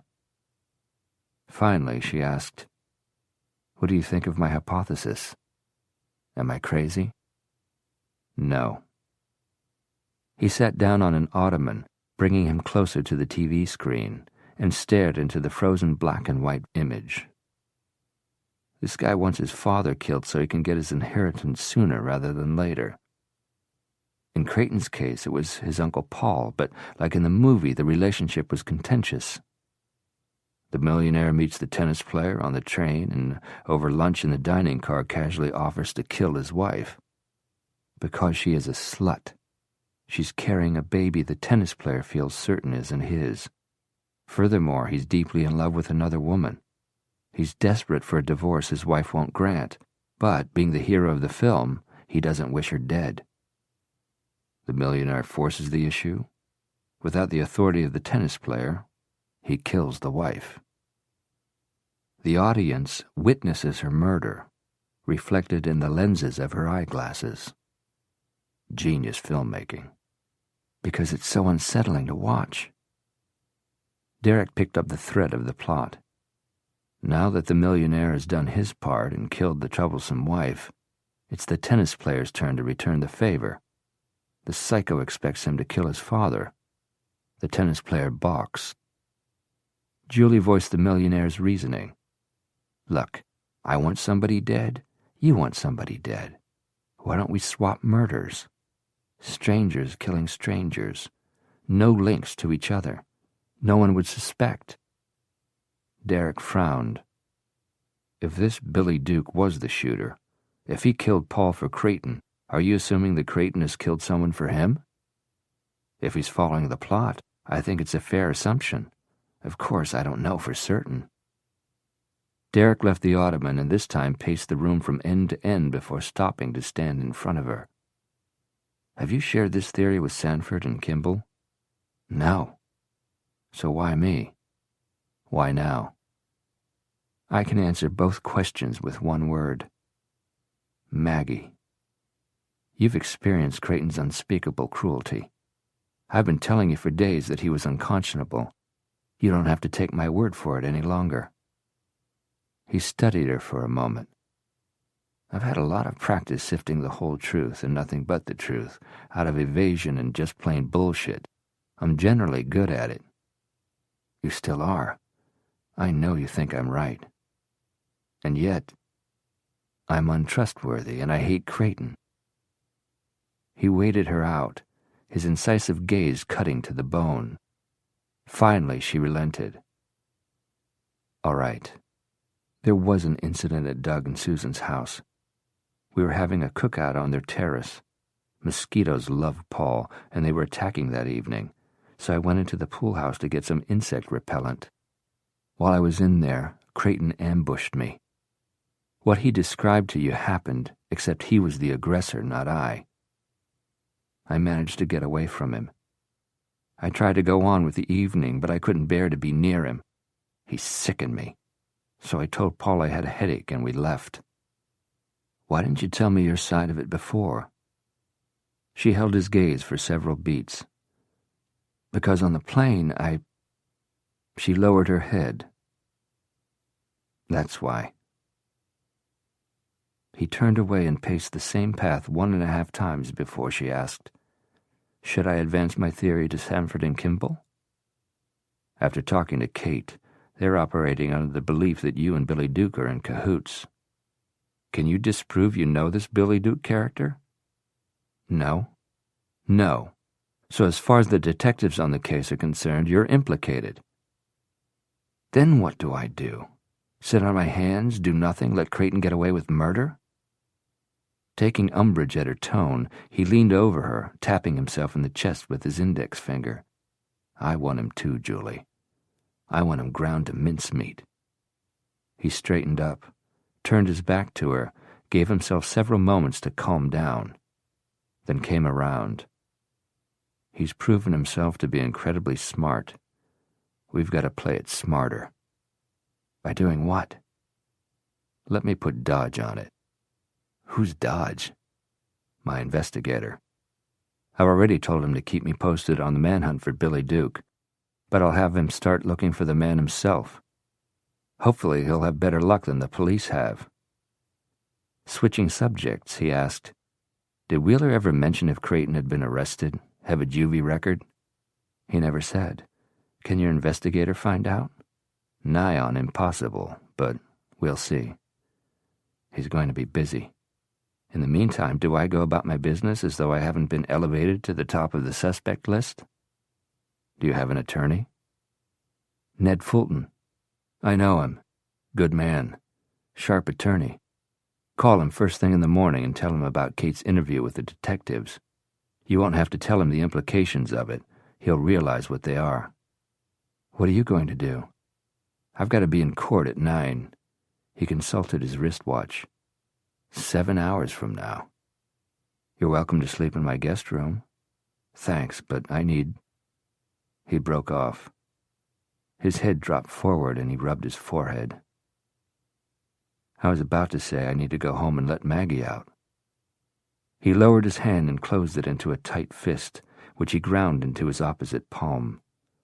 That son of a bitch. I almost regret calling the police. Now that the shock has worn off, at least a bit, anger has moved in. What I'd really like to do is hunt down Creighton Wheeler and, when I find him, kill him with my bare hands. He's made this a personal fight. I'd love to respond on a very elemental and primitive level. An eye for an eye. She gave him a soft smile. Tempting, I grant you. But I recommend that you finish watching the movie instead. He shook his head, weariness settling on him again. I've seen enough, but I'll crash here if you don't mind and call a taxi in the morning. Moving efficiently, she turned off the television and the lamp, then motioned for him to follow her to the guest bedroom. The bathroom is through there, she said, gesturing toward a closed door across the room. I think you'll find everything you need, but... Julie, He waited until she had turned to him, and even then she stared at the polo insignia on his shirt before reluctantly lifting her eyes to his. "I haven't thanked you for rushing over tonight." "Don't thank me, Derek." Remorsefully, she lowered her head, shaking it slowly. "Regardless of what you say, if it weren't for me, you'd still have Maggie. I dragged you into this mess." "Dragged? I don't remember you dragging me up the aisle of that airplane." His eyes grew dark and fierce, and he took a step closer. "I remember everything else." No doubt he would enjoy knowing how vividly she remembered, too. She'd been reliving the encounter earlier tonight in stunning detail. Standing this near to him, feeling his body heat, having his fingertips lightly caressing her face, she felt her memory being reawakened. Dangerously, especially when he leaned down and placed his lips against her neck. She angled her head back, breaking the contact. "I hope you can rest. Good night." He reached out and caught her hand. "Stay with me." "No, Derek. Just lie beside me. That's all." She gave him a knowing look, one he couldn't misinterpret, and pulled her hand free. Swearing under his breath, he pushed his fingers through his hair. "Why not? The cat is out of the bag. Creighton knows." He held her gaze, gnawing the inside of his cheek, his body taut with frustration. "You loved him?" "Yes." "Him or what he did for you?" She felt a flash of red-hot anger. "Is that what you think of me? If so, you're no better than Creighton. My relationship with Paul wasn't anything like you paint it to be." She stalked away from him and angrily slammed her bedroom door. Creighton Wheeler was a fucking lunatic. No sooner had Billy closed the door behind him than he bent at the waist and, with his hands planted on his knees, took several deep, cleansing breaths. There was something seriously wrong with the man, something missing in him. He was empty and cold, like one of those holes in space that swallows light. Creepy like nobody Billy had ever run across. He cursed the day Creighton had walked into his life. Damn him and his foolproof plan, which Billy should have recognized as too good to be true. He'd been seduced by Creighton's aristocratic charm, which came from having money. Creighton had been the embodiment of everything Billy Duke had always aspired to be. So Billy had latched on, hoping that some of the millionaire's polish would rub off on him. And stupidly, Billy had believed that Creighton had chosen him for his enormous potential, talent, and savvy. But that was history, and it was too late to call back decisions already made. Now he was in damage control mode. He had left himself extremely vulnerable. It occurred to him now that Creighton hadn't touched the thing in the room, not this morning, not tonight. Everything he'd touched, he'd taken away with him. You could be damn certain the DVD case had been wiped clean of his fingerprints. The only thing connecting them was Ariel. All day, in an attempt to warn her against Creighton, he'd been calling the number he knew, but apparently she was at work, and he had no idea what her job was now. If he got near her, she'd call the police, and they would arrest him on the spot for Wheeler's murder, and he couldn't protect anyone if he was in jail. The thought of Creighton reenacting the scene in that movie with his ex made his stomach heave. The affair had turned out badly, but while they were together, he had loved her. In his way, he truly had loved her. So if you don't want her to die, think. He had a good grasp on all the ways he was screwed. Now he must concentrate on what he had going for him. He went to the bureau drawer, took out the bag of jewelry and set it on the bed. He then took out another cell phone, one he'd bought as a backup, just in case Creighton somehow got wise to him. These were his resources. Limited, yeah, but he had to make them work for him. Starting with the day they'd met, Billy reviewed everything that had passed between him and Creighton, and the one thing that Creighton had been fanatical about was that his uncle's murder could not come back to him. An equal swap. It's only fair, he kept saying. The only way he could escape Creighton was to leave him free and clear of any suspicion. Thinking along that track, Billy stared at the velvet bag, at the phone, at the bag, and suddenly he had two simultaneous recollections. One was Creighton's frequent refrain. The other was something that had been said to him years ago, at a time when he'd been in a real jam. At least it had seemed like a real jam. Compared with the jam he was in now, that had been kid's play. But when it was happening, the situation had looked grim. He was guilty as charged, indefensible. But his lawyer wasn't that worried. He told Billy that when your defense didn't have legs to stand on, you left it alone and stacked a case against somebody else instead. Your defense boils down to one statement, Billy boy. Some other dude did it. Billy remembered with perfect clarity the sly lawyer's words, and they caused him to laugh out loud. Hot damn. He wasn't without ideas or advantages at all. Creighton Wheeler thought he was so fucking scary, but not even he could outfox Billy Duke. He arrived at court on time. As expected, Derek hadn't got a wink of sleep in Julie's guest room.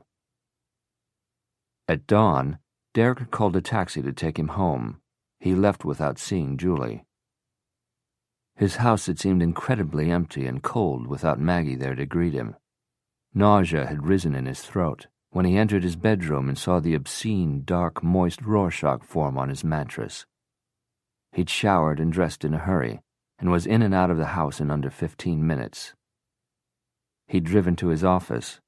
Marlene, bless her, had already been there and the coffee was brewed.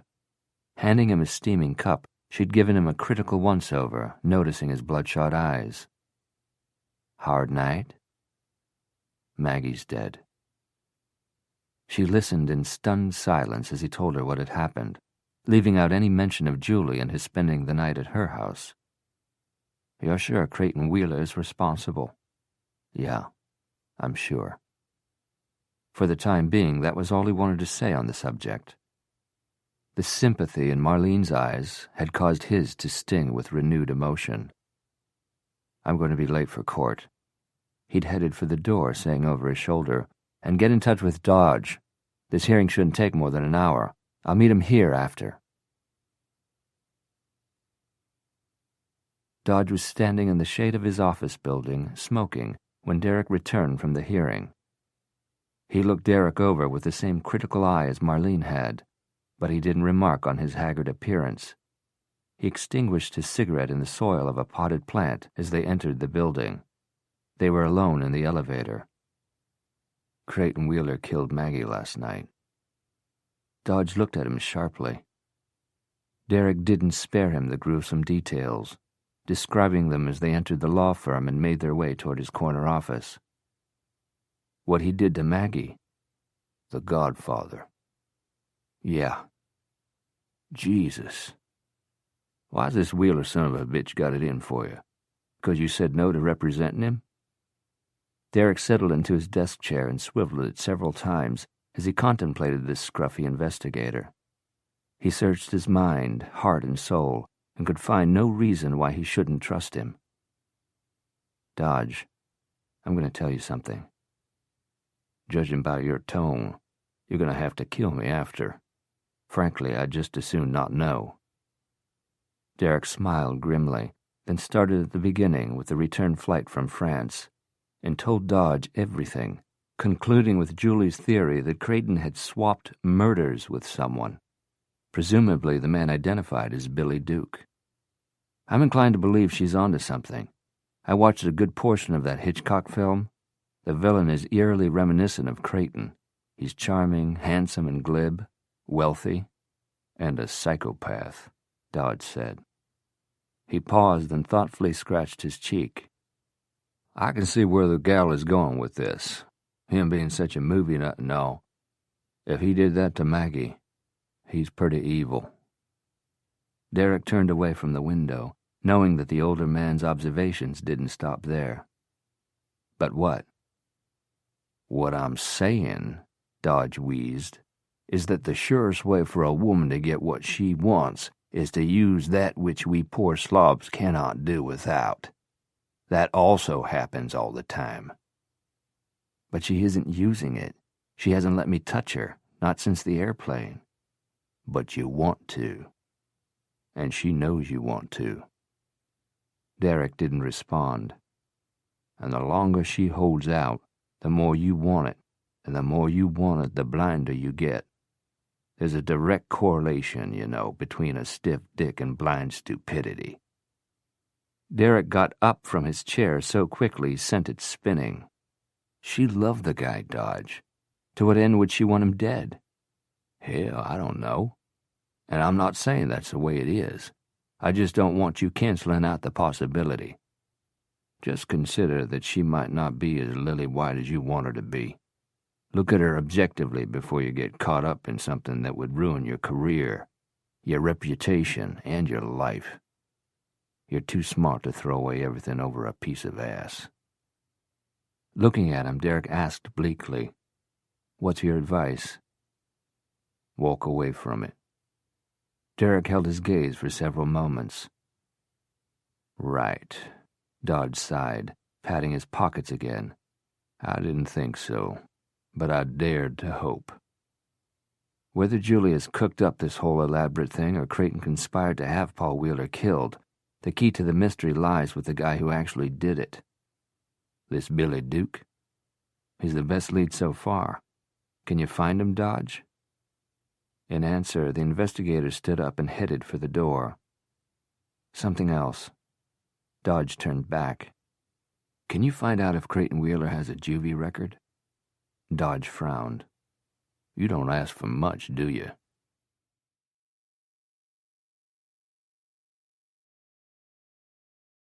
Julie and Kate had a brief reconciliation that morning in the back room of the gallery when Julie arrived. They hugged each other. Then Kate went into the main room to watch the store, while Julie attacked the paperwork she'd neglected for days. The first call came at 11:30. Because Kate was busy with customers, Julie picked up the phone on the second ring. "Chez Jean?" Nothing. She was almost certain the caller was still there, but when she got no response after saying hello twice, she hung up. It happened again 2 hours later. Julie said hello only once before hanging up. There were 3 more breather calls that day. The caller ID said private. Kate didn't attach any significance to the calls, other than that they were annoying. Julie wasn't so sure.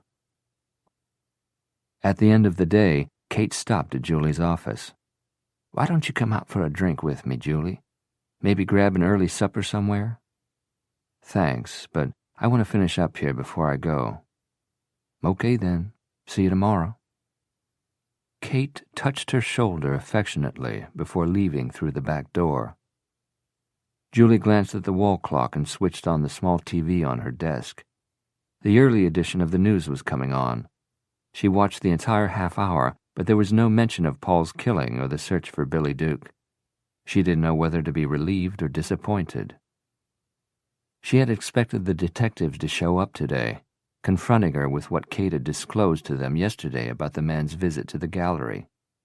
She'd notified Ned Fulton to be on standby should she need him, but there had been no word from the police.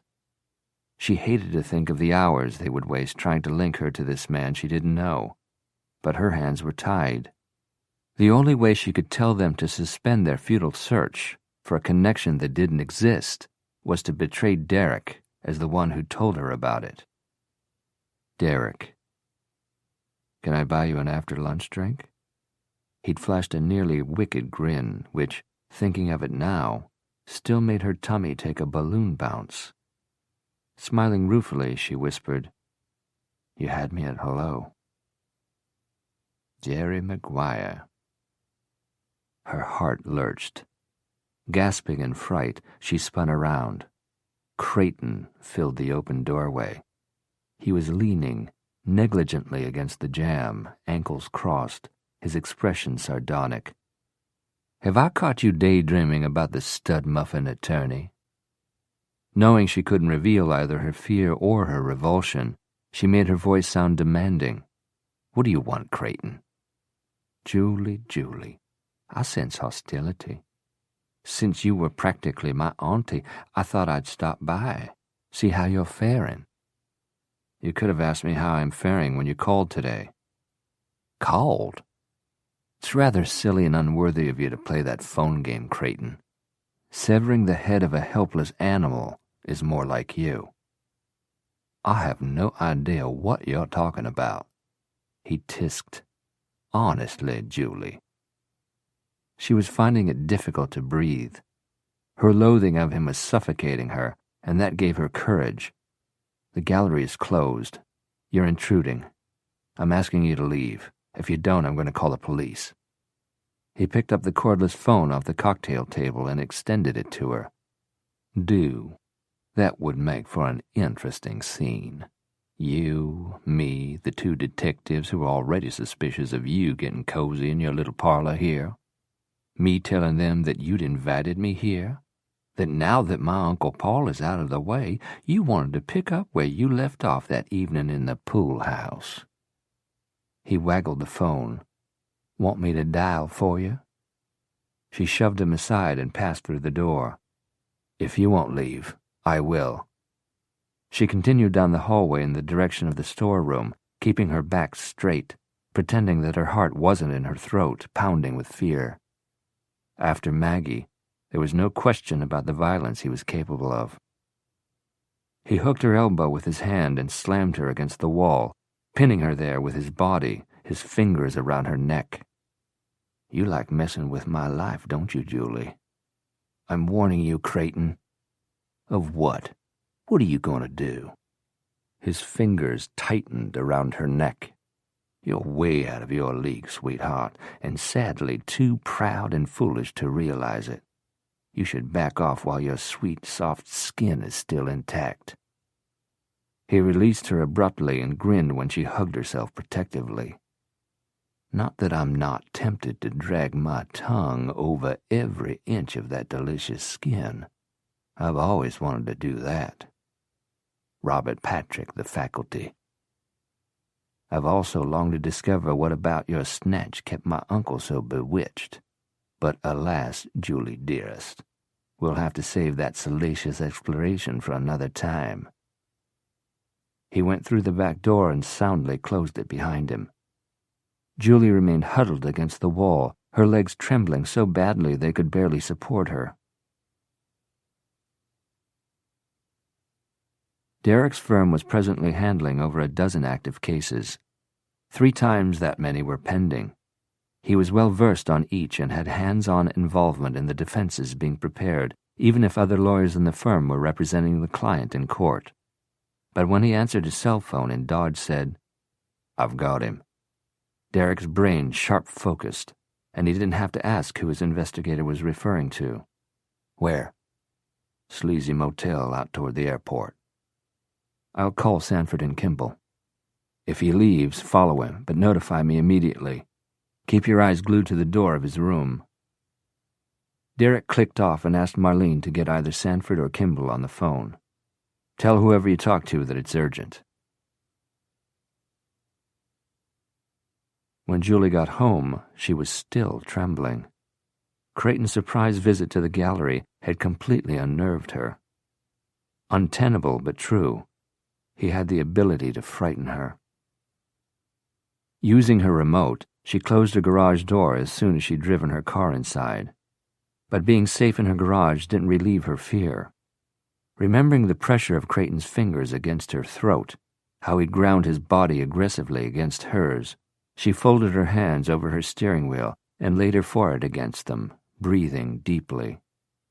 Whenever she saw him now, outside the bar, in the gallery, he became more physically aggressive. Was this a sign of increasing psychosis?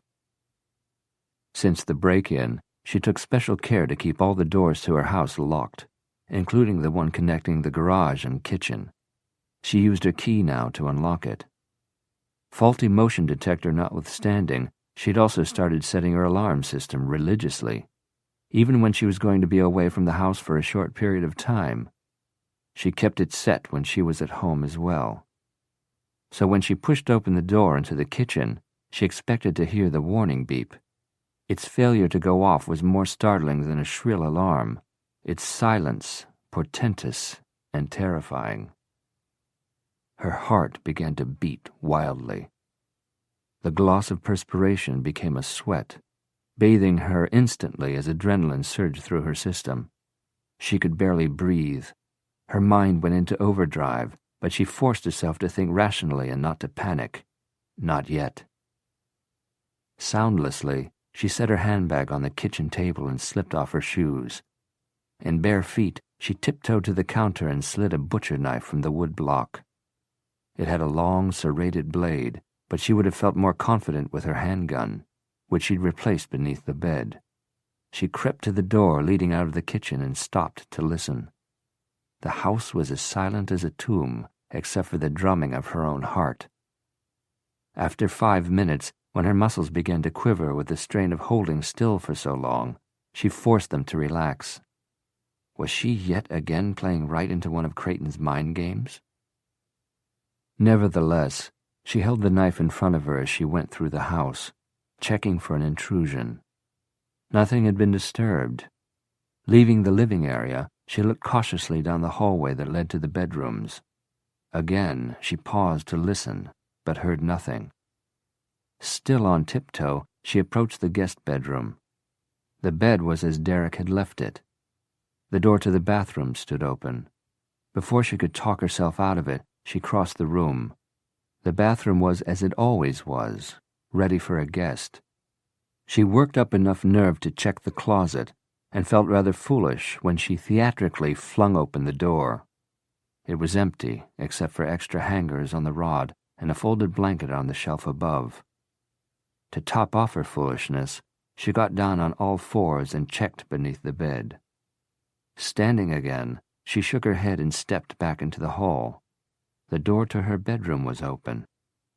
She was steps away from it when he sprang into sight. He appeared like a monster in a spook house, suddenly, jarringly. Julie had been expecting a scare. Nevertheless, she screamed. When Derek arrived at the barbecue joint across the boulevard from the Pineview Motel, Dodge was seated at the counter facing the window where he had a full view of the motel and surrounding buildings. Derek sat down on the stool beside him and pushed away a plate of stripped bones and congealing sauce. Dodge said, "The ribs aren't bad." "No thanks." The restaurant staff was serving up plates of barbecue and side dishes to a dozen or so diners, but neither the servers nor their customers were aware that a police stakeout was taking place. Keeping his voice low, Derek said, "I spotted 2 squad cars at the end of the block. They've got one at the other end, too, plus 2 on the street behind the motel. And them, plain clothes." The arrival of Sanford and Kimball suspended conversation. Derek and Dodge watched the 2 detectives park in front of the motel office. Kimball got out of their car and went inside. 60 seconds later, she returned, brandishing a key. They began walking down the row of rooms, then turned the corner into the long leg of the L.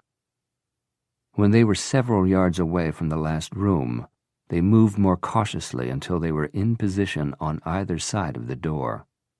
Sanford tapped on it with the barrel of his service weapon. Nothing happened. He said something, then tapped the door again. When still there was no response, he bobbed his head toward Kimball, who leaned forward and fit the key into the lock. Then they moved with speed, swinging the door open and rushing inside. The 2 plainclothes officers exploded from their car and ran toward the room, pistols drawn. "Let's go." Derek burst through the door of the barbecue joint at a run. He sprinted across the boulevard and made it easily.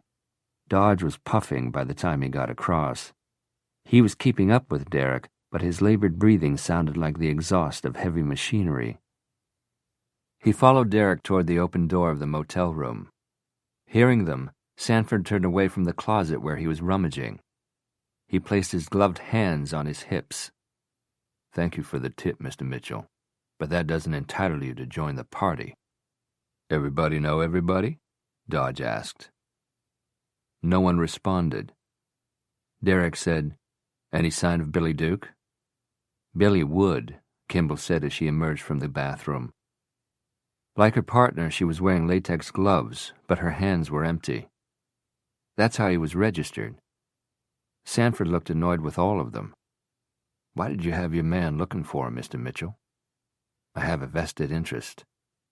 "I heard you're no longer representing the Wheelers." "I'm not." "Then why are you so hot to find this guy?" No comment. "Has it got anything to do with your dog?" Derek looked sharply at Kimball, who'd asked. She shrugged. "Word circulated today. I'm sorry. Truly." Strangely, Derek believed her and was touched by her sincerity. "Thanks." "Goes for me, too," Sanford said. "Horrible thing for someone to do." Derek watched as the detectives continued their work. He hadn't stepped over the threshold because, if there was evidence to be found, he didn't want to contaminate it. He was trying to get a feel for the room and the man who'd occupied it. But in the whole of the space there wasn't a single personal belonging, nothing that wasn't a permanent fixture in the room. "He's not just out. He's left," he stated despondently.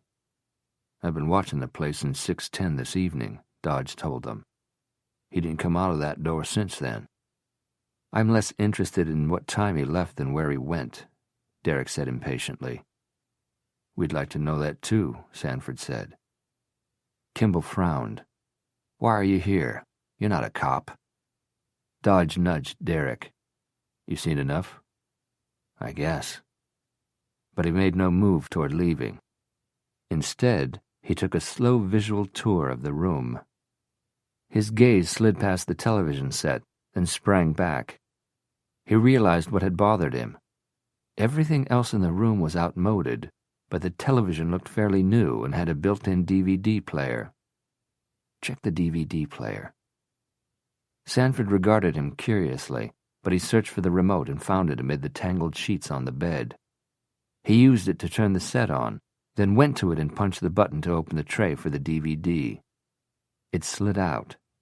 Empty. He looked at Derek expectantly. Derek sighed with disappointment. Just a hunch. Ariel sprayed on perfume, checked herself in the mirror one last time, and grabbed her bag. After the ice cream binge 3 nights ago, she decided that she wasn't going to let one jerk make her fat. As her daddy used to say, the only way to get over being thrown is to get back on the horse. She was going out, and she was going to have a good time. And by the way, up his. Her confident mood lasted until she saw Tony, leaning against one of the cocktail tables in the back of the room, looking impossibly elegant and handsome. Julie's scream echoed in the hallway. He took one step toward her, then placed his hands on either side of the door jamb, bracing himself in the opening. His skin looked waxen, inhuman. His eyes were sunk deep into their dark sockets. Julie turned and ran, but he lurched after her, caught her shoulder, spun her around, and fell against her, impaling himself on the knife. It sank into him up to the hilt. He opened his mouth to cry out, but what spewed from his maw was a sickening bile that splattered Julie's chest. She screamed in horror. Derek and Dodge crossed the boulevard and had just reached the parking lot of the barbecue restaurant when Derek saw Kimball and Sanford blast out of Billy Duke's abandoned motel room, like a demon was after them. Running full out, they headed toward the motel office. Sanford got in on the driver's side of their sedan and slapped a portable light onto the roof, while Kimball stuck her head into the door of the office. Then Kimball joined Sanford in the car. He revved the engine, and they peeled out fast enough to make the air stink of smoking rubber. Derek looked at Dodge. Then, without saying a word to each other, they dashed for Derek's car. He scrambled behind the wheel while Dodge clambered into the passenger's seat. He hadn't even got his door closed when Derek punched the accelerator hard. They rode in taut silence. After 10 minutes, Dodge remarked, "They're heading toward your neck of the woods. More in the direction of Julie's." Derek grew queasy when he realized he was following the unmarked police car deep into her neighborhood. Oh, Jesus, no. "What?" Dodge asked. Derek didn't answer. As soon as he saw the emergency vehicles lighting up her block with flashing lights, he braked hard and shoved the gear shift into park. Before Dodge's shout of caution even reached him, he was running down the sidewalk, shoving aside neighbors who'd congregated in small groups to speculate on the nature of the emergency. Ignoring the crime scene tape already encircling her lawn, he ducked beneath it and ran toward her front door. A uniformed cop stepped into his path. "Hey, hold it!" "What's happened?" "You live here?" "No." "You family?" "No." "Then beat it." "I'm Derek Mitchell, an officer of the court. What happened?" The cop frowned, glanced around, and said, "Fatal stabbing." Derek's knees went to jelly. Homer Sanford appeared in the archway of Julie's living room, wearing his most fearsome game face. "Mitchell, you again. What the hell?"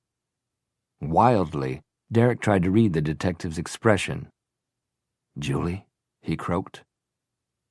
Sanford stared at him for several beats, then hitched his head toward the room behind him. Derek took a step, or tried. He stumbled into the living room, pulling up short when he saw Julie, pale as death, but alive. She was sitting on the sofa huddled inside a chenille throw, although the room felt like a greenhouse to Derek. Beneath the throw, her clothes were soiled. Blood and something else, vile-looking and smelly. Her complexion was the color of bread dough, making her eyes look dark and huge as they connected with his. A tall, skinny black guy was standing near the fireplace with a small spiral notebook in his hand. He looked self-conscious. Another detective, a senior guy that Derek recognized, Grant, something like that, was sitting on the ottoman Derek had sat on last night to get a closer view of the TV. He was facing Julie and Roberta Kimball where they sat side by side on the couch. It was a strange tableau that held for several moments. Then Grant said to Sanford, "Get him out of here." "I'm Derek Mitchell." "I know who you are, and I'm Sergeant Graham, the detective conducting an investigation into a fatal stabbing. Now that we've got introductions out of the way, get the hell out of my crime scene." "I'm Ms. Rutledge's attorney." Julie's eyes widened marginally, but she didn't dispute him. Kimball looked like somebody had goosed her from beneath the sofa cushion. He thought Sanford muttered something, but he couldn't be sure. Graham turned to Julie. "You've already called your lawyer?" "I didn't. Didn't call anyone but 911. "He must have followed us here," Kimball explained. "He was at the motel where Billy Duke had been staying." Grudgingly, she added, "He's actually the one who ran him down. Rather, his PI did." "How come you're looking for him, Mr. Mitchell?" Graham asked. But before Derek could reply, the detective's gaze shifted to beyond his shoulder. Derek turned. A gurney with a body bag strapped to it was being rolled toward the front door by 2 EMTs under the guidance of an investigator from the Fulton County Medical Examiner's Center. Recognizing Derek from numerous trials in which he'd testified, he nodded an acknowledgement but didn't address him. Derek looked at Sanford. "Billy Duke?" "We don't have a positive ID yet." Graham came to his feet. "There's a lot we don't have. Ms. Rutledge, you'll need to come to the station with us. Answer some questions." "Now?" "Right now." "May I clean up first?" Graham considered it, then said, "Detective Kimball stays with you." To the detective, he said, "Her clothes are evidence." As Kimball escorted Julie past Derek, he reached for her hand. She looked lost, overwhelmed. He curbed the impulse to put his arms around her. It was a struggle to keep a professional demeanor. "I'll meet you there, Miss Rutledge. Don't say anything to anyone unless I'm with you. Understand?" She nodded and whispered a thank you. He gave her hand a reassuring squeeze before releasing it. Trailing the throw, she moved toward the hallway. As Kimball passed him, she gave him an arch look and said under her breath, "Curiouser and curiouser." She was right about that. An hour later, Julie recounted her story for Sergeant Graham, the young black detective, who had yet to speak a word, at least in Julie's hearing. She figured he had recently earned detective status and was still being mentored by Graham.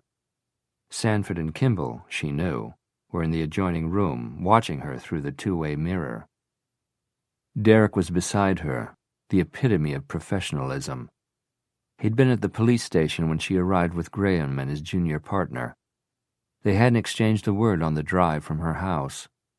She supposed the detective knew Derek by reputation, knew that he would raise hell if a client was urged to talk without his being present.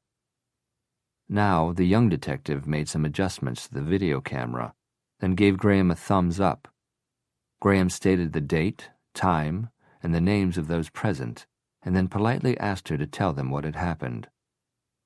She did. She told them everything she could remember from the time she'd entered through her back door and noticed the alarm didn't chirp, to that horrible moment when Billy Duke had shuddered one last time, then gone perfectly still. When she finished, there was silence in the room for several moments. Then Graham said, "Thank you, Miss Rutledge. My client wants to cooperate. Now, if that's all." "It isn't," Graham said to Derek. Back to her.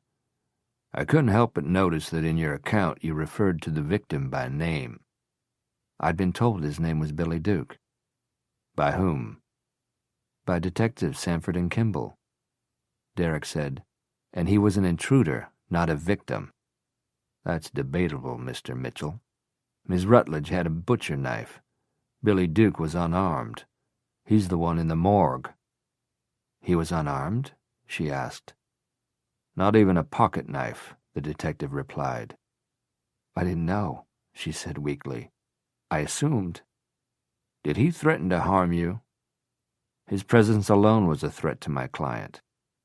"Thank you, Mr. Mitchell," the detective said, but kept his judgmental gaze on Julie.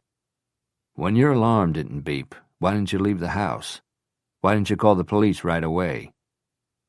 She glanced down at her entwined fingers, which she was gripping so tightly that they had gone as white as bone. "I experienced a traumatizing event a few weeks ago." "I know you were with Paul Wheeler when he was shot." "Ever since then, I've been not myself.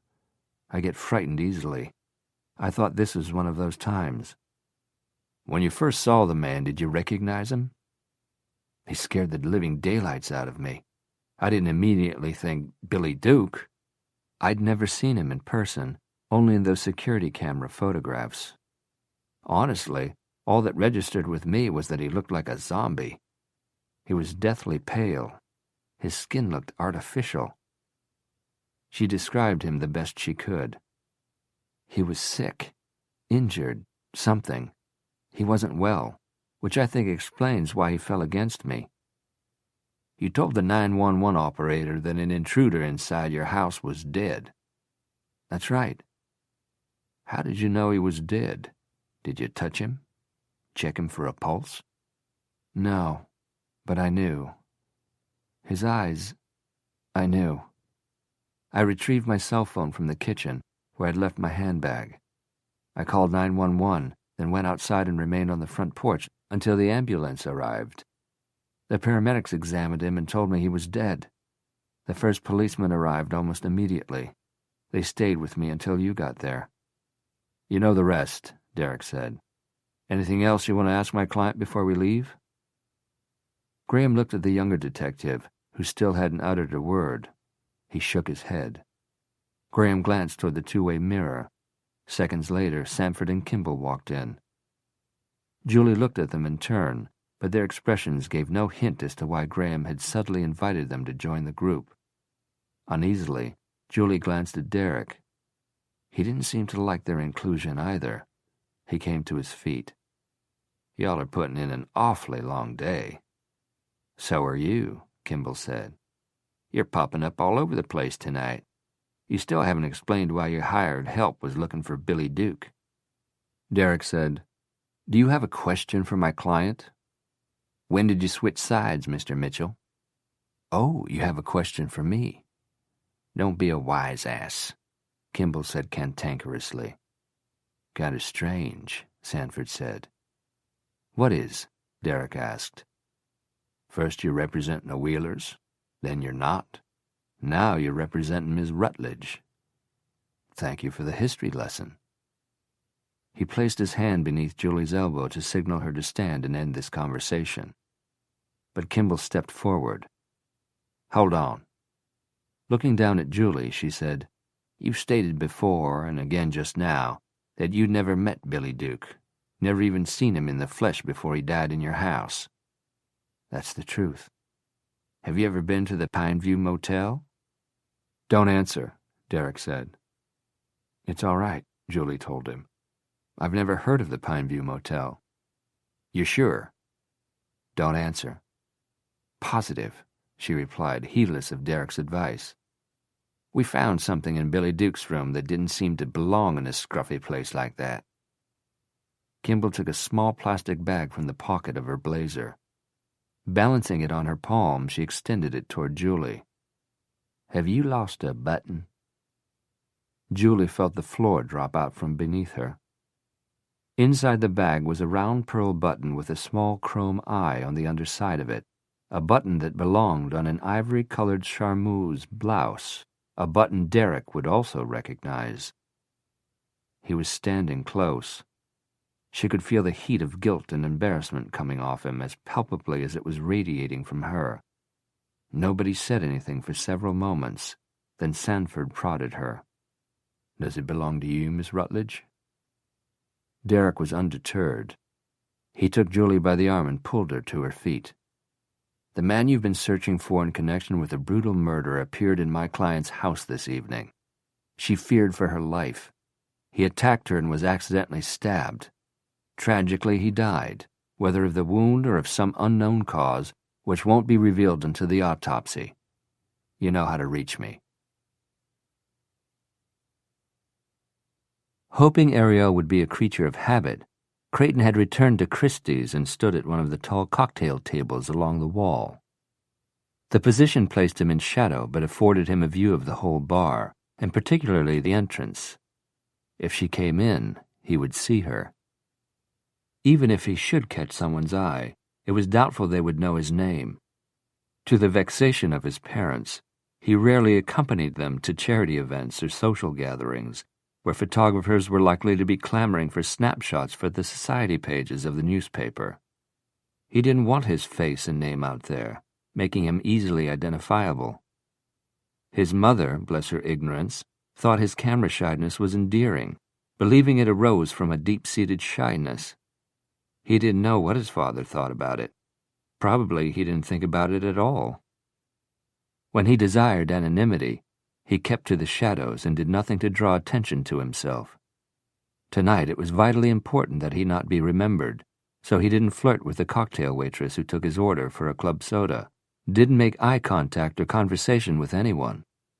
It was still relatively early, and the place hadn't reached full capacity, so he was able to keep the table to himself without being asked to share it. He'd been there almost an hour when Ariel arrived alone, and looking even more uncertain and self-conscious than she had on the previous occasion. In a vain attempt to conceal her insecurity, she'd applied eye makeup with a heavy hand. When she came in, she gave a toss of her blonde hair, but the movement looked rehearsed, not natural. Just inside the entrance, she paused to scan the crowd. When she spotted him, she tensed. Giving another haughty toss of her head, she walked to the bar, and with a show of bravado snapped her fingers to get the bartender's attention.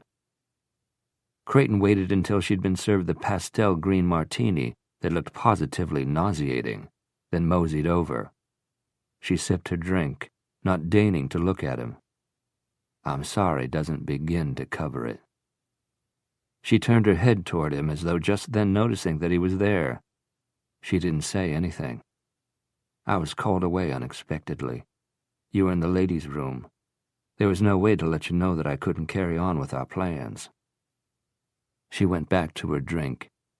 She smiled at the bartender when he walked past and made certain that Creighton noticed she didn't give a damn about him and his apology. I had to leave, Ariel. I had no choice.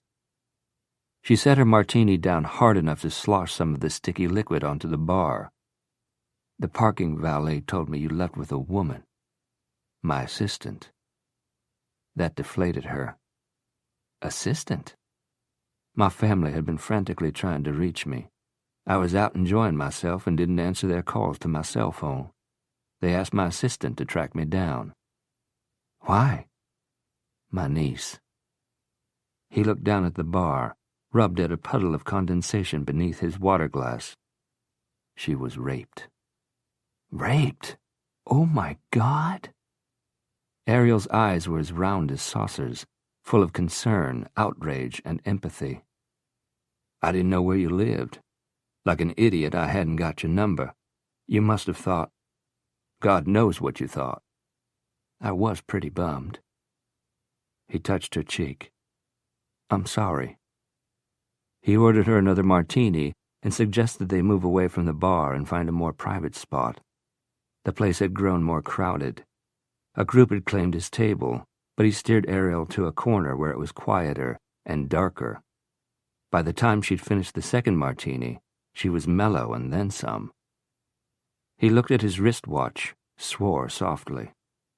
What? She asked. My parents and I are visiting my niece in the hospital tonight. Oh. Do you want to stay, or can I walk you to your car? If he was leaving, she had no desire to stay. He was glad to learn she hadn't used the valet. Hers was the only car in the lot. There was no one around.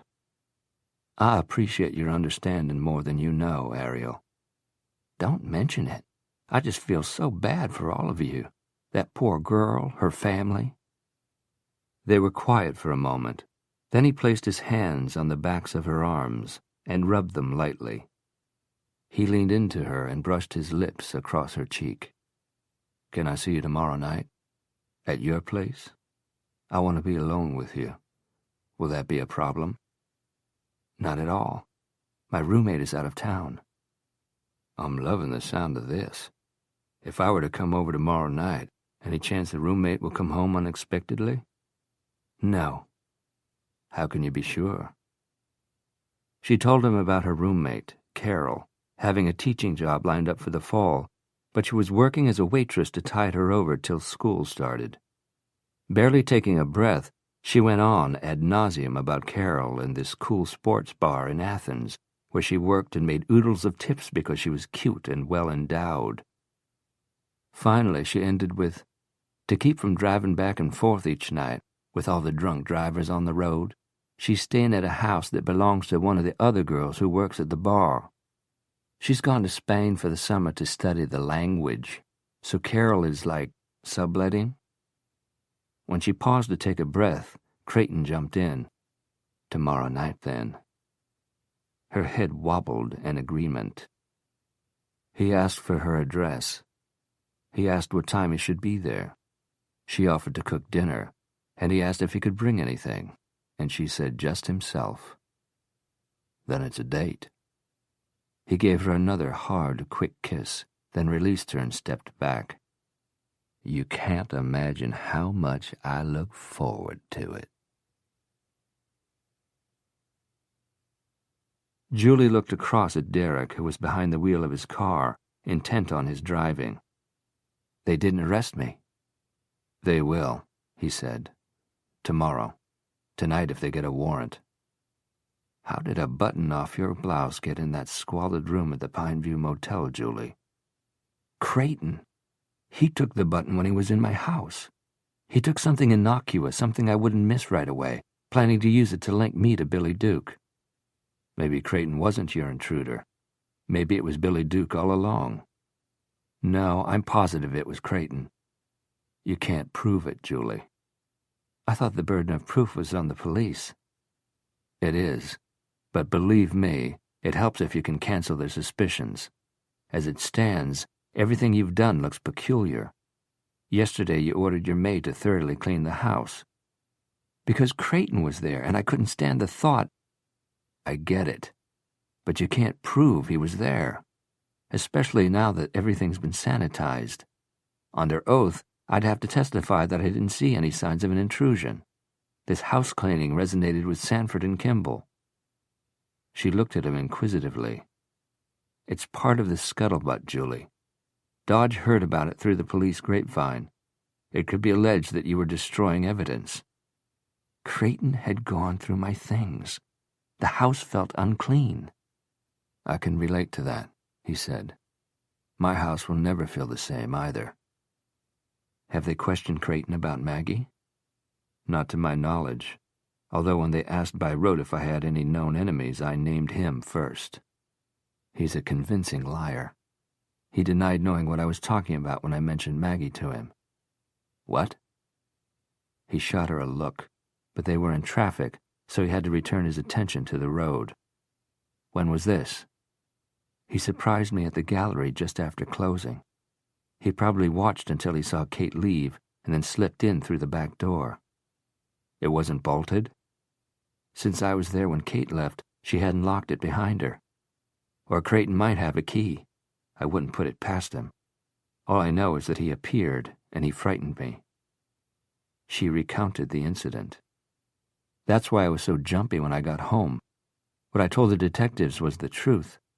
I was shaky and scared, but I thought I had let my fear get the best of me and that I was being foolish. That's why I didn't leave or call the police when my alarm failed to go off. Quietly, she added, I should have heeded my instinct. Thinking about Billy Duke's final moments caused her to shudder. The street scene beyond the hood of the car became blurred as tears filled her eyes. I hope they discover that something else killed him, that it wasn't the knife. How could I live with myself? He reached across the console and took her hand. Try not to think about it. We're almost there. Where? A few minutes later they arrived at Coulter House. He parked in front and turned to look at her. Both our houses have been corrupted. Is this okay? Any place would do. But any place wouldn't give us this service. A few minutes later, a bellman used an old-fashioned brass key to open the door of a suite on the top floor and ushered them in. A sitting room was separated from the bedroom by a pair of French doors with panels of sheer fabric stretched across the panes of glass. When he was assured that they didn't need anything for the moment, the bellman left them. Derek ordered up a light supper and a bottle of white wine. After the table had been removed, Julie carried her glass of wine to the sofa and sat in the corner of it, taking off her shoes and tucking her feet beneath her. Why are we here? I told you, both our houses have been tainted by blood. Maggie's, Billy Duke's. Technically what he said was correct, but she thought there was more to it. She continued to look at him until he gave her a guilty smile. We're here because I don't want you to be found. Not yet, anyway. By the detectives, you mean? You think they'll arrest me? I don't know. I'm sure they'll search your house. It's a crime scene, but they'll cover their asses and obtain a search warrant, entitling them to turn it inside out. Like my life has been. He said nothing to that. Are you afraid of what they'll find? She asked. Yeah, I am. Not because I think you're lying to me, but because I think you're right about Creighton. If he was clever enough to take that button and plant it in Billy Duke's room, God knows what else he's done to make it look as though the two of you and Duke, were working together. She stared down into her wine, circling the rim of the glass with her fingertip. I'm afraid. I know. She sipped her wine, then set her glass on the end table, folded her hands in her lap, and took a deep, cleansing breath. Talk to me, Derek. Talk to me about anything else. For the next half hour, he talked about his family, and his animation made it apparent how fond of them he was. Why don't you try and get some sleep? He nodded toward the bedroom. "I'll take the sofa." Finally, Julie returned indirectly to her troubles. "You believe me, don't you?" He smiled. "I wish I had a nickel for every time a client has asked me that." She went into the bedroom and pulled the French doors closed behind her. For half an hour, Derek lay on his back, staring at the ceiling, trying to talk himself to sleep. It didn't work. The sofa was too short for him, but it wasn't the accommodations that were keeping him awake. It was sharing them with Julie. He hadn't heard a sound from the bedroom for the past 20 minutes, and yet he sensed she wasn't sleeping either. He saw no light or movement through the sheer fabric over the French doors, but somehow he knew that she was awake and as restless as he. Cursing in whispers, he threw back the light blanket, swung his feet to the floor, and stood up. He reached for his shirt, then changed his mind and left it lying on the chair. In bare feet he walked to the French doors and eased them open. They made no sound, but immediately she turned away from the window, where she was standing, looking out as though on watch. She was swaddled in a white terry-cloth robe provided for hotel guests. It covered her from earlobes to ankles. For what seemed to him an eternity, they stood on opposite sides of the room, looking at each other. Later, he didn't remember walking toward her. He only remembered reaching her and fearing what she would say when he asked, "If I touch you, are you going to push me away?" She took a quick breath and shook her head.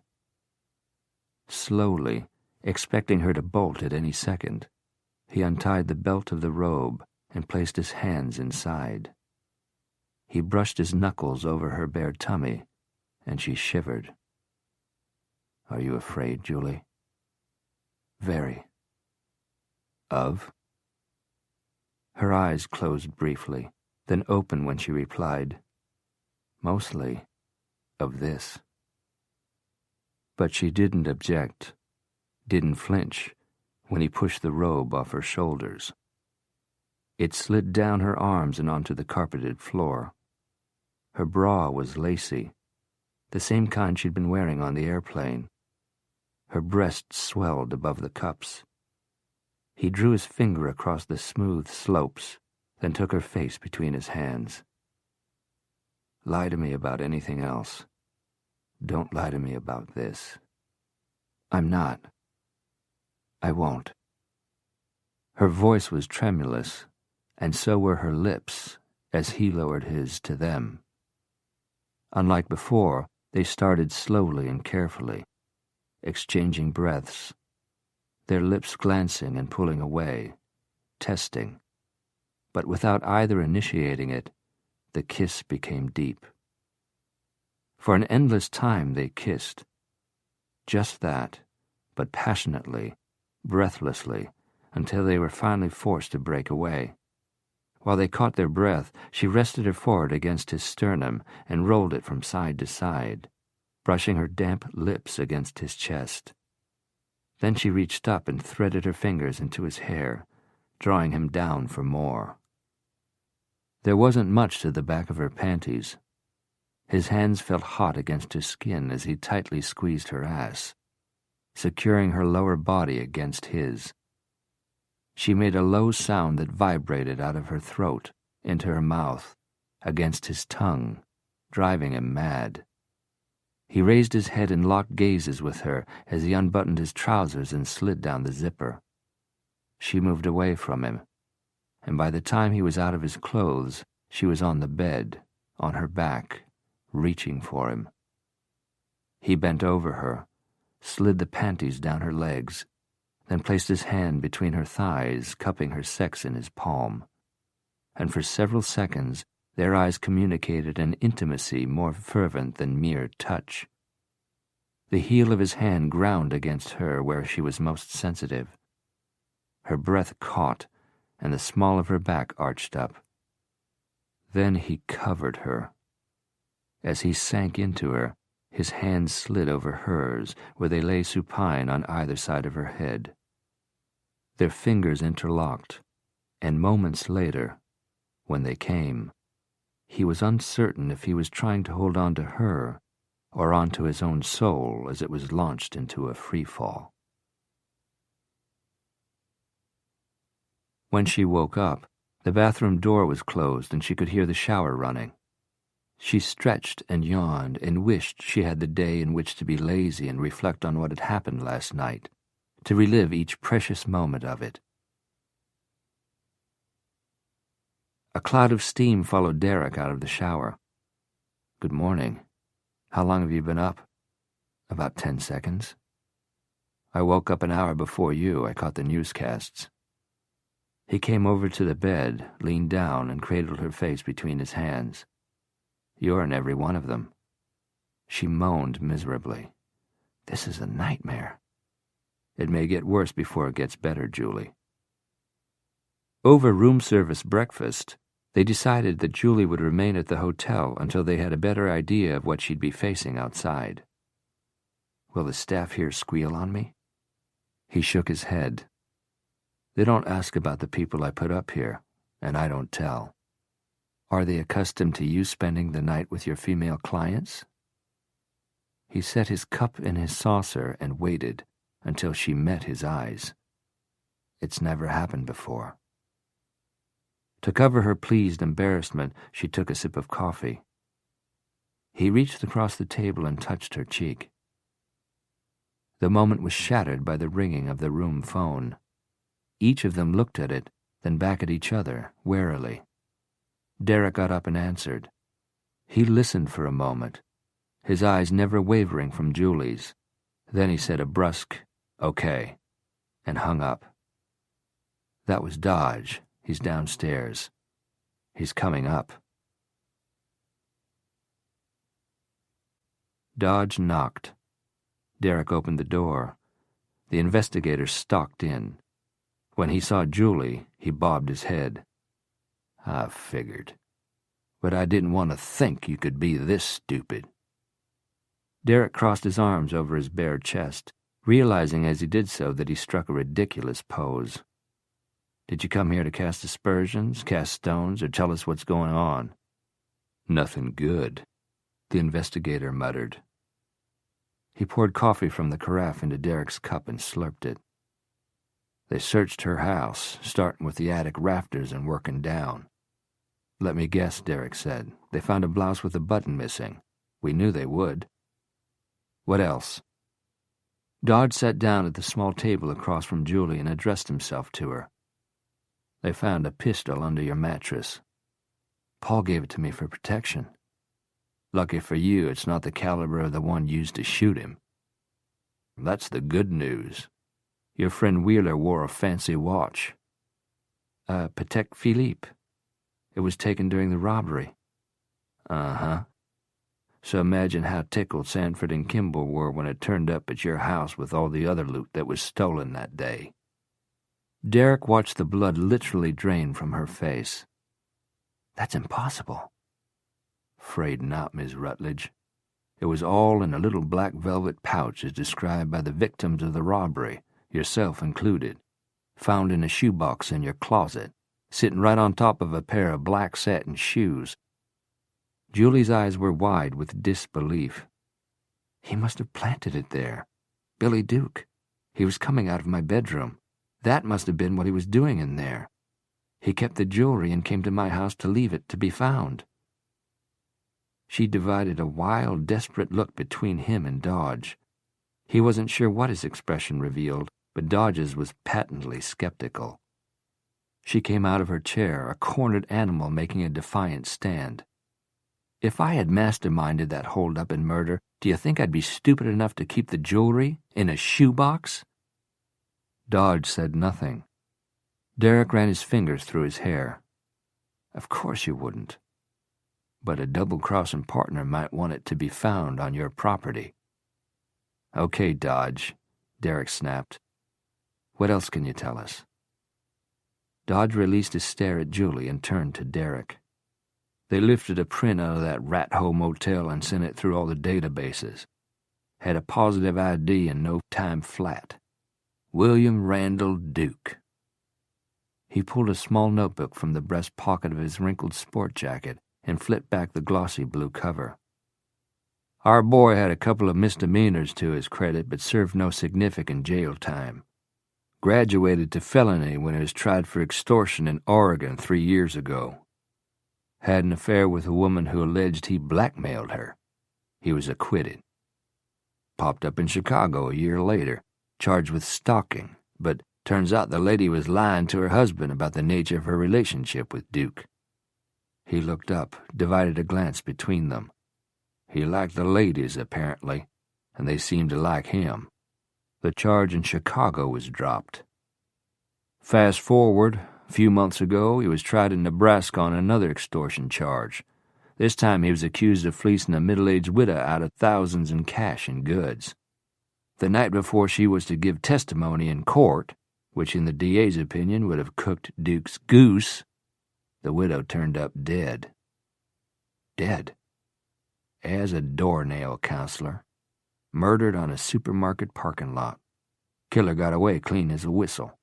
Nobody saw nothing. It's like a freaking phantom strangled her. That's a quote from the kid who found her body, sack boy, went out to gather up abandoned shopping carts. Duke killed her? Dodge smirked. He had a rock-solid alibi. He'd been denied bail because he was considered a flight risk. He was a guest of the county. He was in jail? Julie asked. Locked up tighter than a... Locked up tight, he amended. The DA pulled out all the stops, but his key witness was dead, and he didn't have much else. Jury was out less than 2 hours, including time to eat lunch. Duke was acquitted.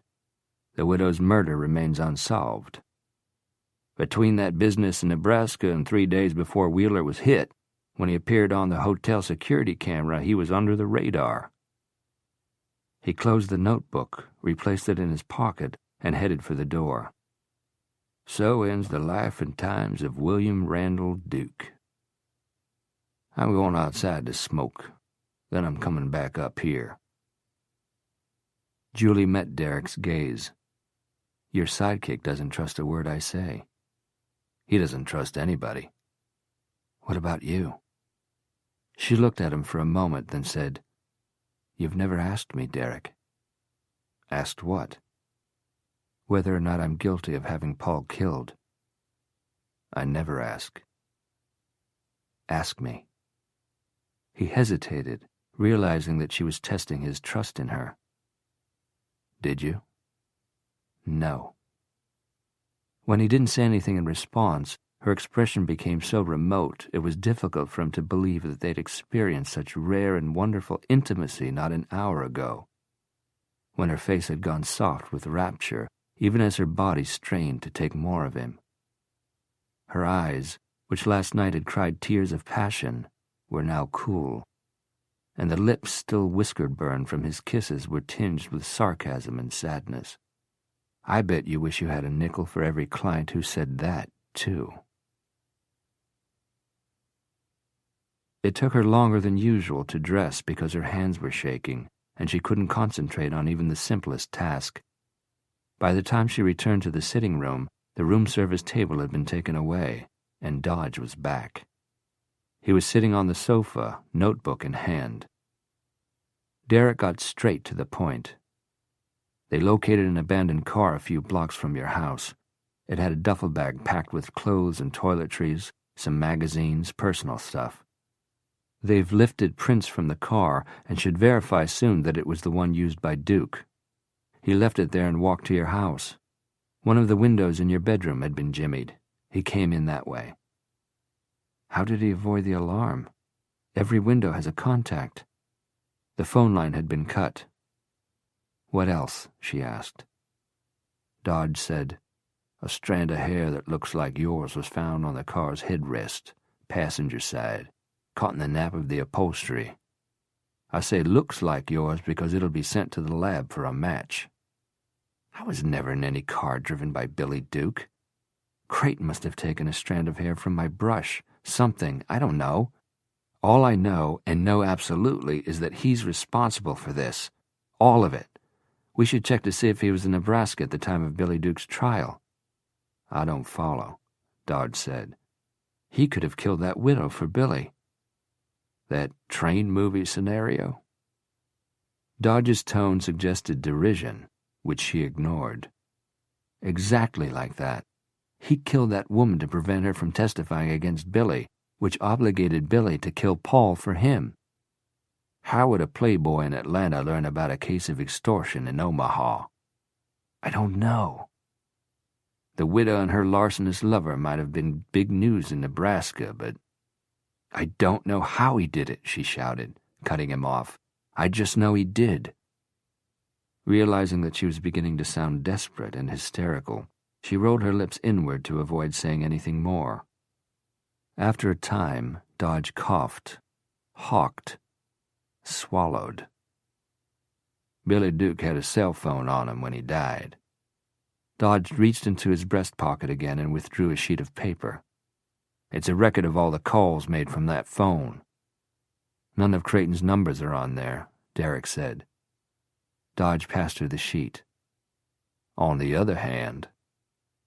Julie scanned the number that had been underlined each time it appeared on the list. "The gallery. Called 5 times yesterday." "He did call. I guess it was him." Derek came around and gave her a hard look. "There was no reason to mention it," she said defensively. "Kate and I answered the gallery phone several times yesterday when the caller didn't speak." Derek looked at Dodge, who frowned and said, "It doesn't look good, especially since he went to the gallery that time asking for her." Dodge studied Julie for a moment, then looked aside and began patting his pockets. Apparently it was a nervous habit that signified something to Derek.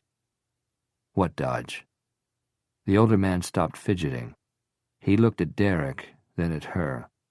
When he looked back at Derek, his expression was sympathetic. "One last thing they've dug up, and, Counselor, it's the mother lode. Tell us." Dodge tilted his head toward Julie but didn't take his eyes off Derek. "She knows. Ask her."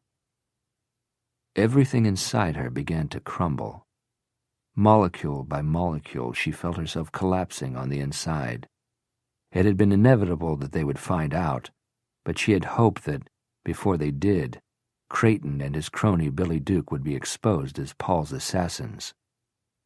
"What?" Derek demanded, and when neither she nor Dodge said anything, he repeated it angrily. "God damn it, what?" Julie tried to speak, but her tongue was stuck to the roof of her mouth. She managed only to stammer his name imploringly. Dodge heaved himself up and walked to the door.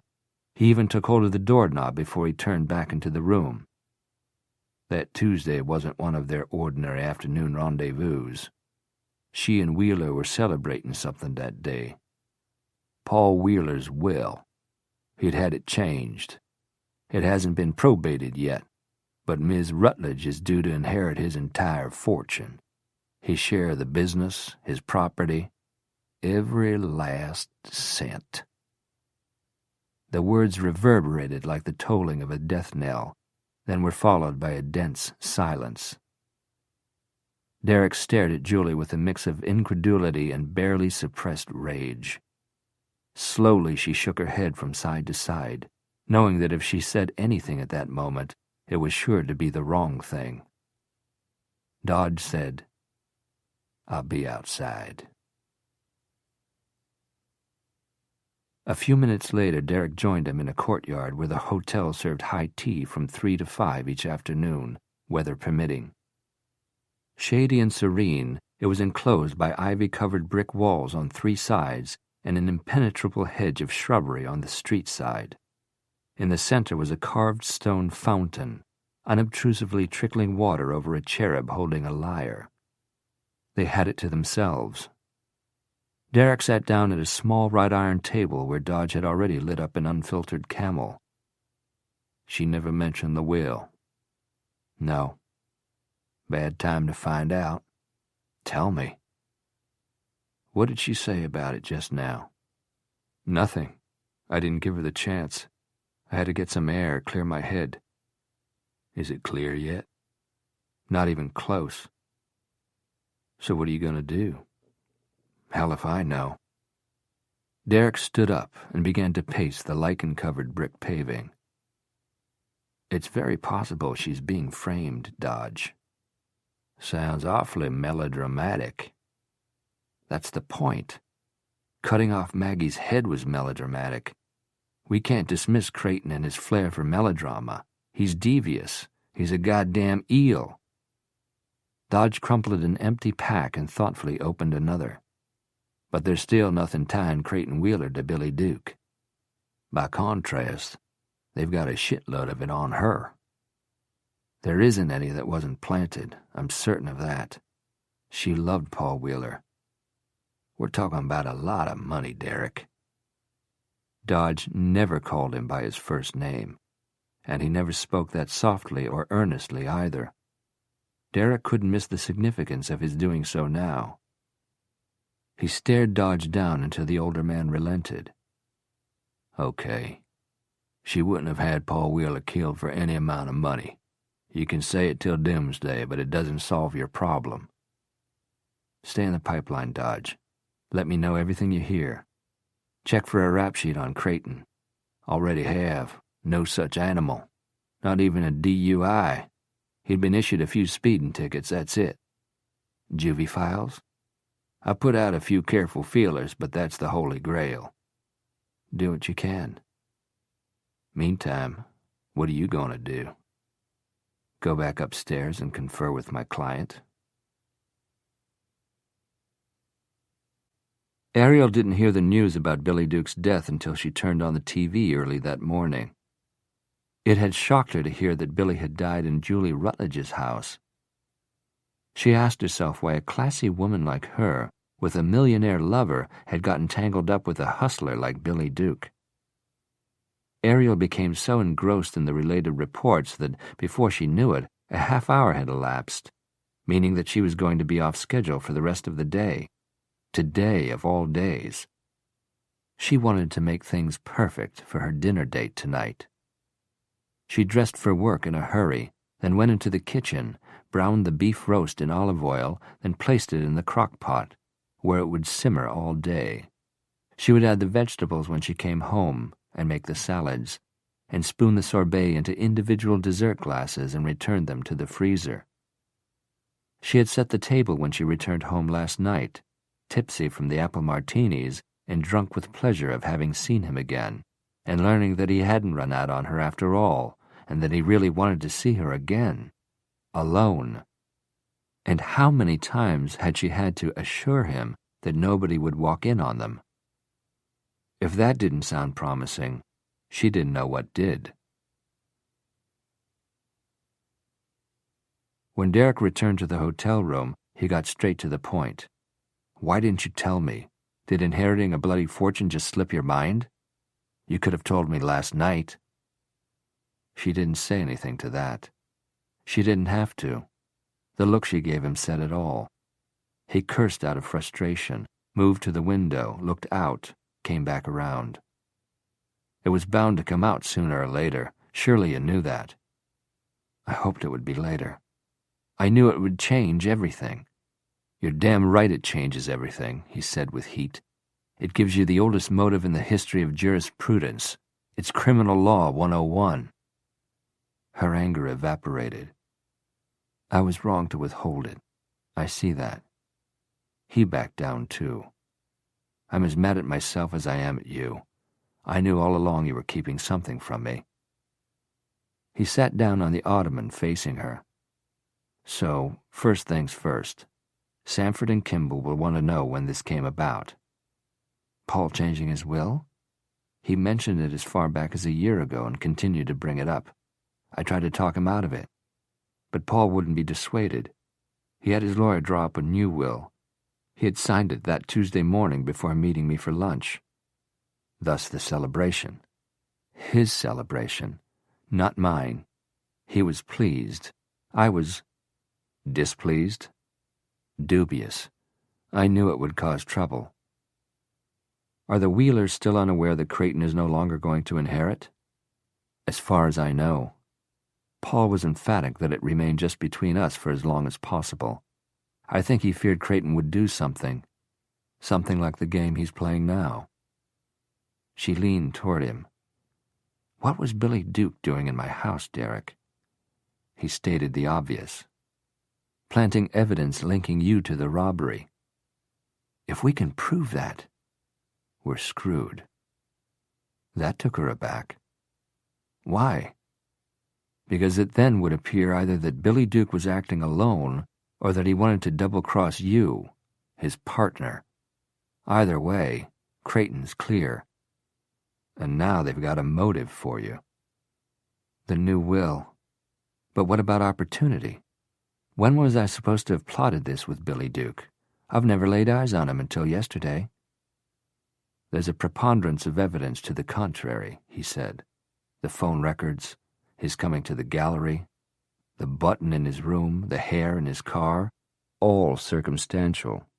But added up and coupled with Paul Wheeler's estate, it's enough to make an ambitious prosecutor salivate.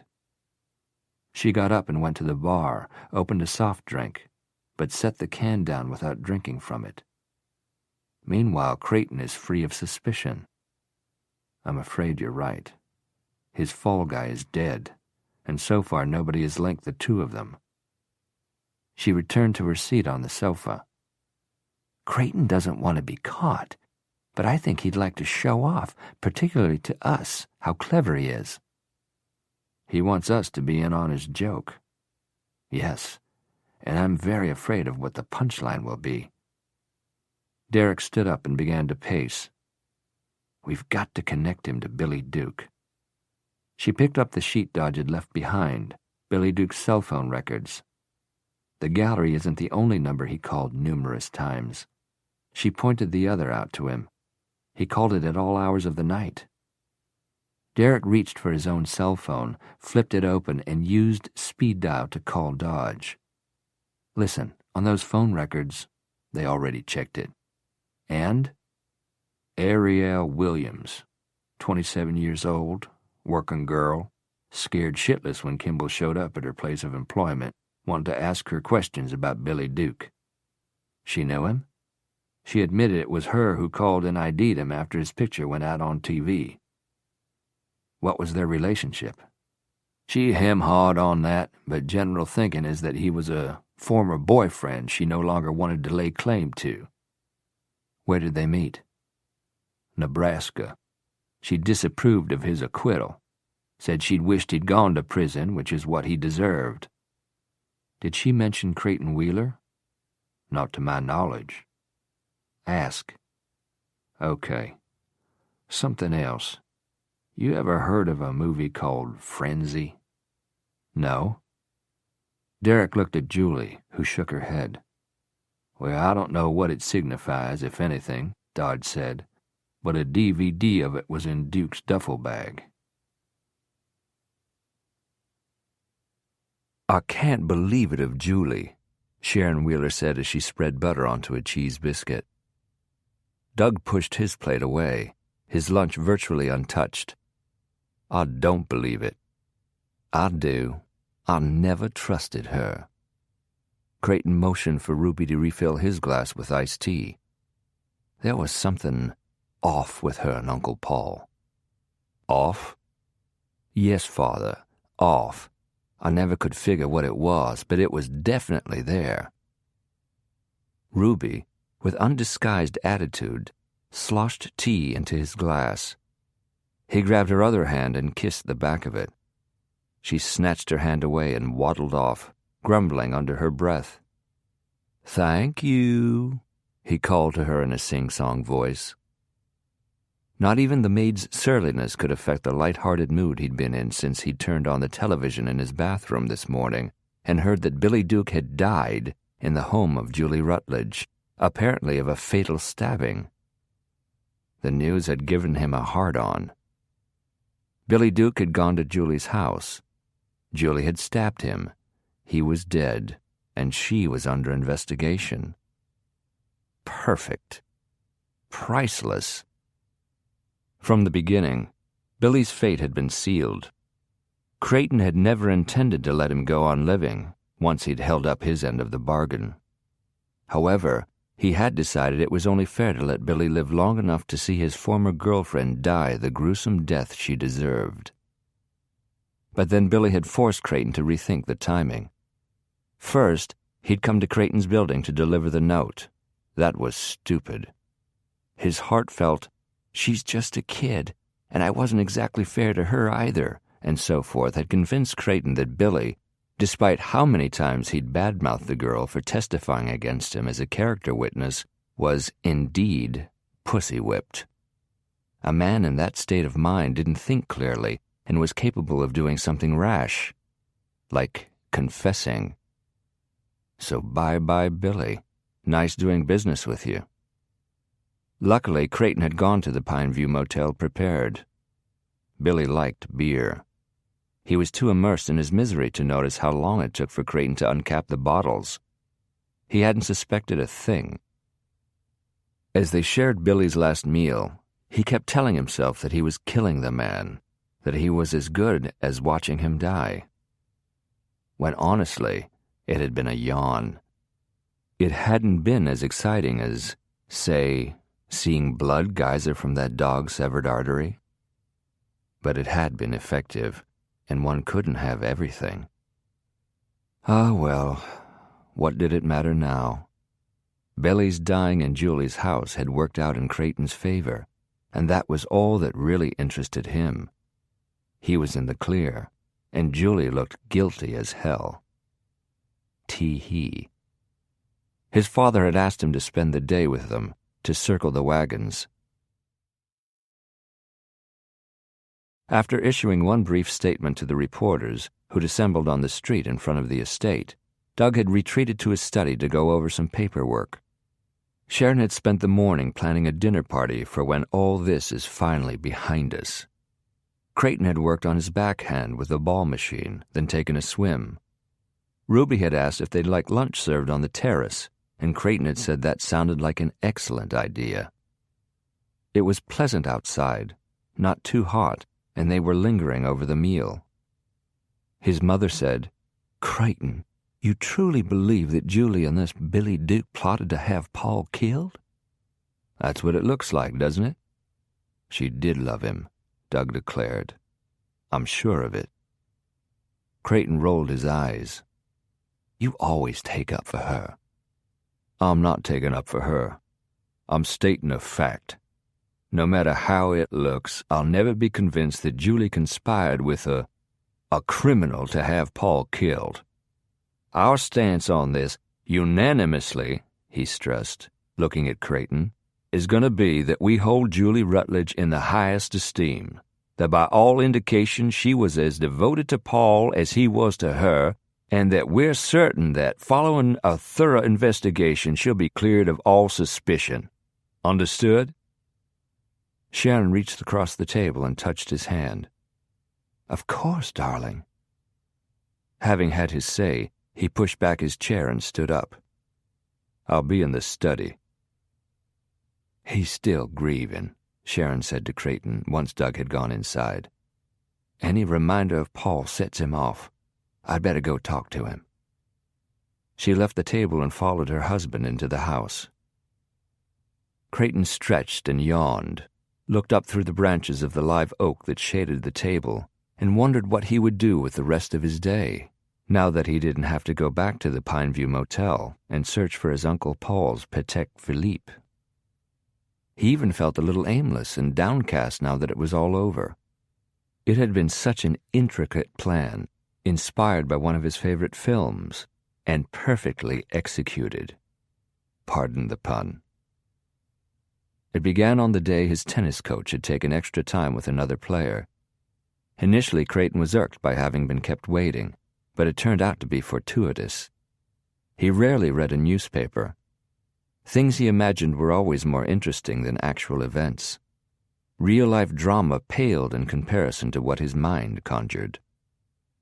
But even the country club's practice backboards were occupied that day, and there was nothing else to do while waiting for his coach, so he'd picked up the newspaper that someone had left behind and was thumbing through it when he noticed an obscure story about a young Atlanta woman who'd been subpoenaed to appear in court in Omaha, Nebraska, to testify against a man on trial for extortion. What Creighton had found most interesting was that the prosecution's case hinged on the testimonies of the Atlanta woman, a former lover of the man accused, and that of the widow he was charged with blackmailing. Poor sucker, Creighton thought. I bet he wishes they were dead. He didn't stay for his tennis lesson. Instead, he switched out his Porsche for the Land Rover he bought on a whim but driven only a few times. He went into a Walmart, for the first time in his life, and bought the ugliest clothes he could find, a pair of reading glasses with minimum correction, and a package of temporary hair dye.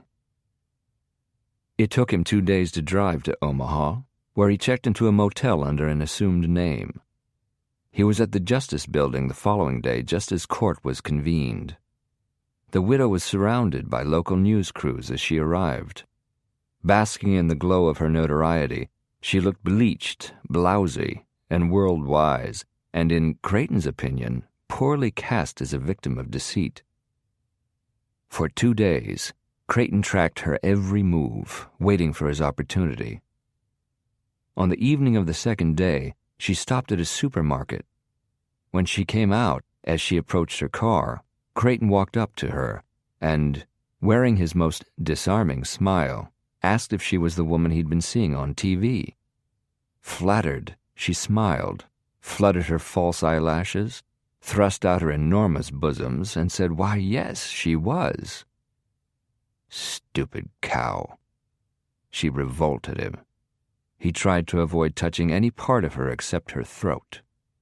Other than that, it was amazingly easy. Shortly after Billy Duke's acquittal, Creighton showed up at his front door and introduced himself as the person to whom Billy owed his life. He then told the dumbstruck man what he must do for him in return. Billy had been cunning in his way, but he wasn't in the same league as Creighton. Not even close. There was also a poignant footnote. Billy had had a soft spot for this sweet kid all along. He had pleaded for her life. If Billy had been calling her house, who knew what he might have said, intentionally or not, about Creighton Wheeler? Besides, it would be fun. While Kimball was interviewing Ariel Williams at the company where she worked, Sanford was at the Fulton County Medical Examiner's Center observing the autopsy of Billy Duke. The detectives had decided to split up for the sake of expediency. A coin toss had determined who would go where. Sanford lost. He arrived back at the police station just ahead of Kimball, who carried in a sleeve of saltine crackers and set it on his desk. "What are these for?" he asked. "You're always queasy after an autopsy. Crackers help." "Thanks." He ate 2 right away. What did the girl have to say? Kimball recapped her interview with Ariel Williams. "My impression? She's telling the truth. She's a bit sketchy on the personal aspects of their relationship, but it couldn't have been easy for her to talk about. She hasn't been working at this place for long." Sanford ate another cracker. "Did she say anything about Julie Rutledge? Had Duke ever mentioned her?" "Never." "That would have been too easy," he groused. His desk phone rang, and he answered. "Hey, Doc. That was quick." "Yeah, lay it on me." He listened, then said, "He died of what?" Leaning forward, he grabbed a pen and notepad, scribbled something, then pushed the tablet across to Kimball. He listened another full minute without interruption. Then, "Any idea on the time frame?" Uh-huh. Okay. Will you be around today if we need you to answer some questions?"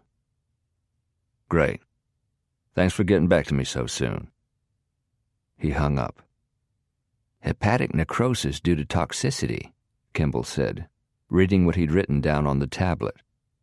"He was poisoned?" "The doc's guessing an overdose of acetaminophen." "Tylenol?" "More likely acetaminophen combined with propoxyphene, something you can't buy over the counter, like a prescription pain reliever." The ME says he'll put Duke's organs through the required tests, of course, but he's pretty sure he's right. So Billy Duke was dying when he got to Julie Rutledge's house. Was the overdose intentional? A suicide? If so, why'd he drag himself to her place? He must have been compelled by something awful important, Kimball sighed. Whatever, she wasn't lying about him looking sick and in need of help. All the same, Sanford said, slapping closed his notebook, I'd like to know if she ever had a prescription for a pain reliever. Hey, Linz, is this a bad time? Even dressed in jeans and a baggy t-shirt instead of a beaded gown, Derek's red-haired friend was ravishing. Today her glorious hair had been pulled into a messy top knot. She divided a curious look between him and Julie, then stepped aside and motioned them into the foyer of her house. Derek kissed her on the cheek. I would have called first, but we've been sort of busy. I heard. You've both been mentioned on the news. You're her lawyer now? As of last night. Lindsay Graveau, this is Julie Rutledge. Julie, Lindsay. Come on back. I was repotting some plants on the deck. They followed her through the house and into a neat but lived-in kitchen. Where's Jackson? Derek asked. At a friend's house. I'm supposed to pick him up at 5. Would you like something to drink? Nothing for me, Julie said. Actually, we came to watch a movie. He held up the plastic bag from the rental store containing the DVD they'd picked up on the way. Can we borrow your TV? Sure, but what's the matter with yours? I'm reluctant to go home, and we can't use Julie's house because it was searched by the police this morning. I'm sure it's a wreck. It's complicated, Linz, but we think this movie might provide a clue. To what? We're not sure, Julie replied honestly. Julie liked her for accepting the situation without qualification. She indicated a room adjacent to the kitchen and said to Derek, Help yourself to anything in the fridge. I'll be right outside if you need me. Julie followed Derek into a cozy den that looked like the room where Lindsay and her son spent a lot of time.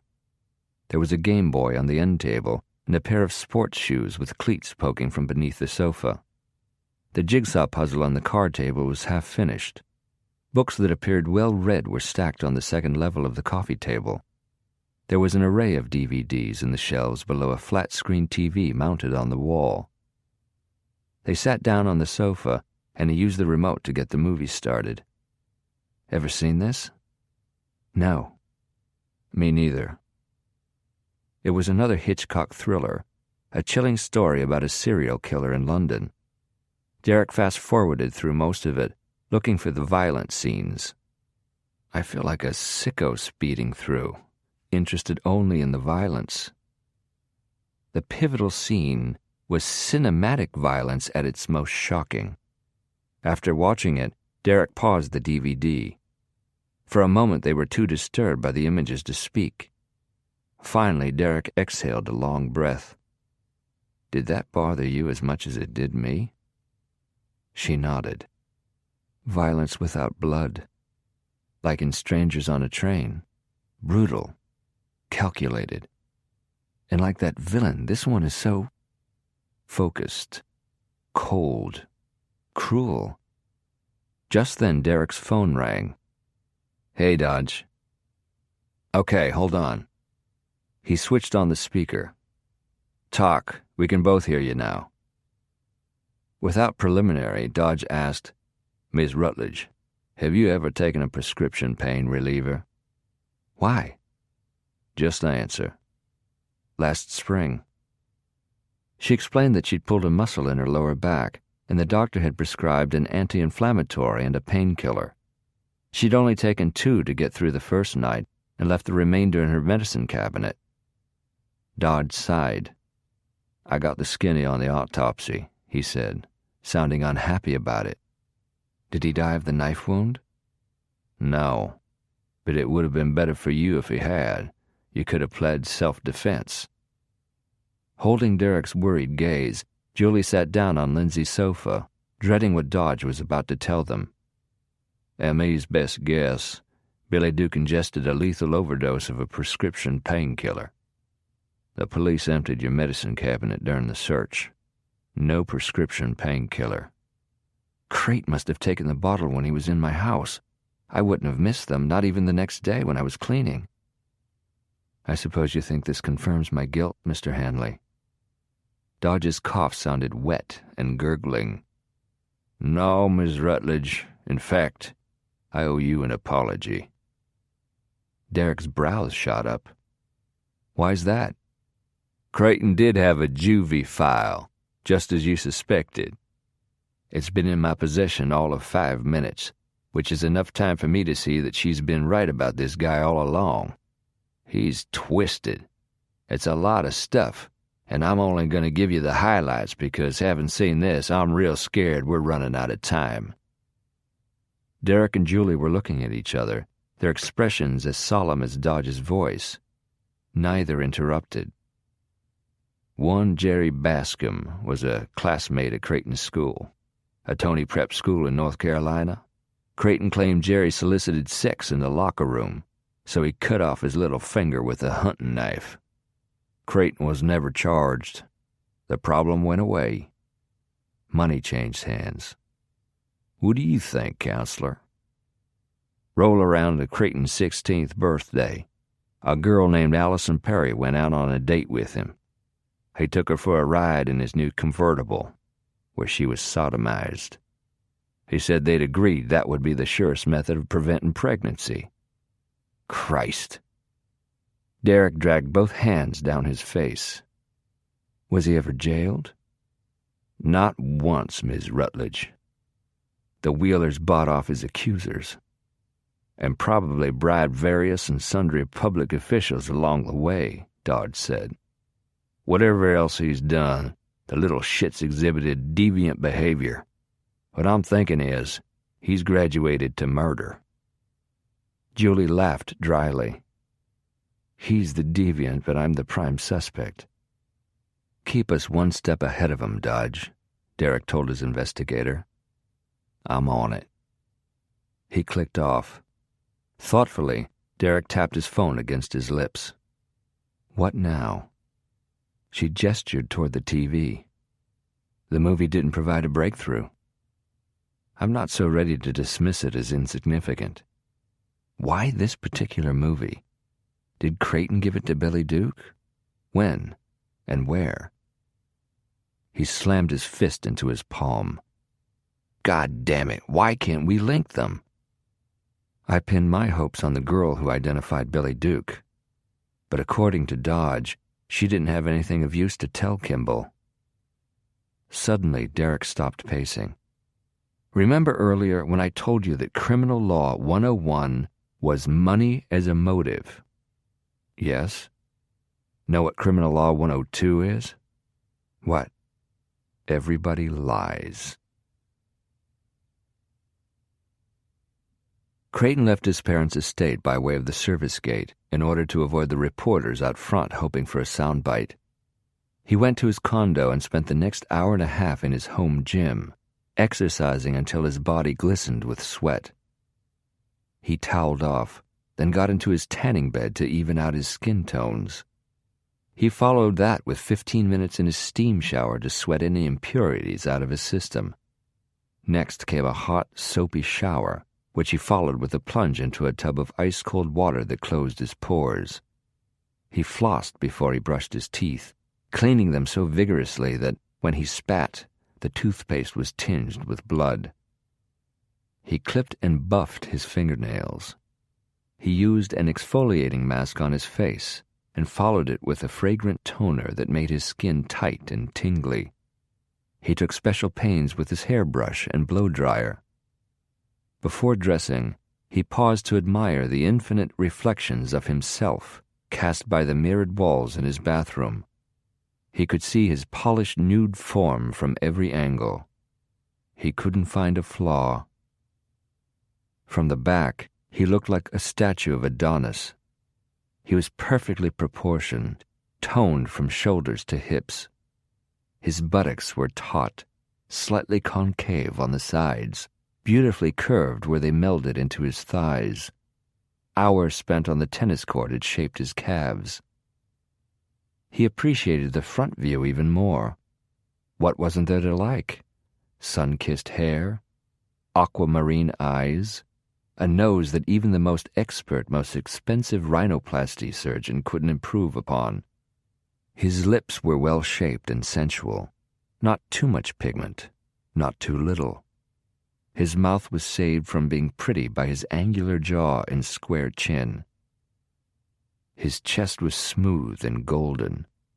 He fingered his nipples, and when they were rigid, he pinched them till the pleasure turned to pain. His penis twitched, then swelled and stretched. The beauty of it brought tears to his eyes. He masturbated slowly, taking his time, drawing out the pleasure of making love to the endless images of himself surrounding him.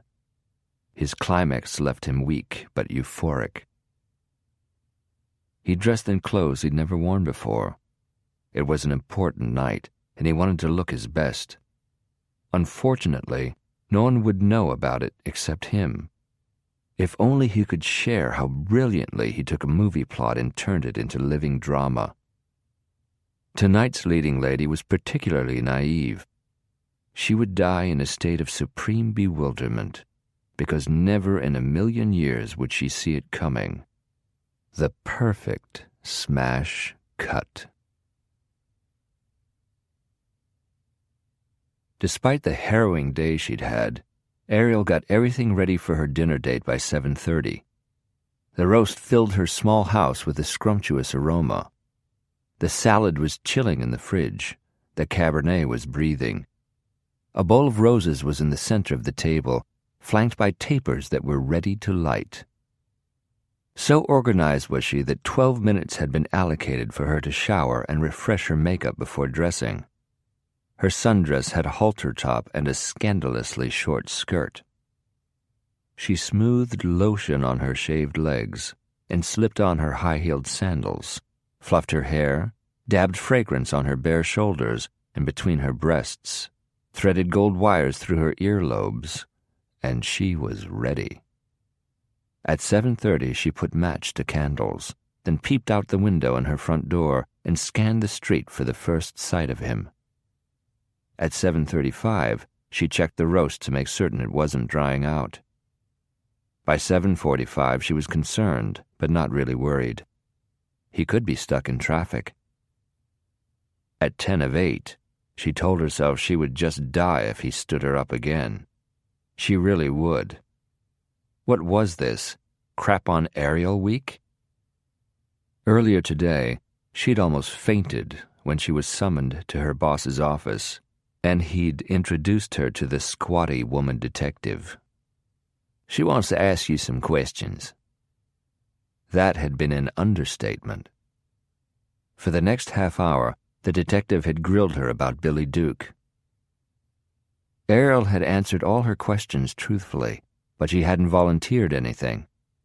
Eventually, the detective had seemed satisfied that Ariel was telling her everything she knew, and that to question her further would be a waste of time.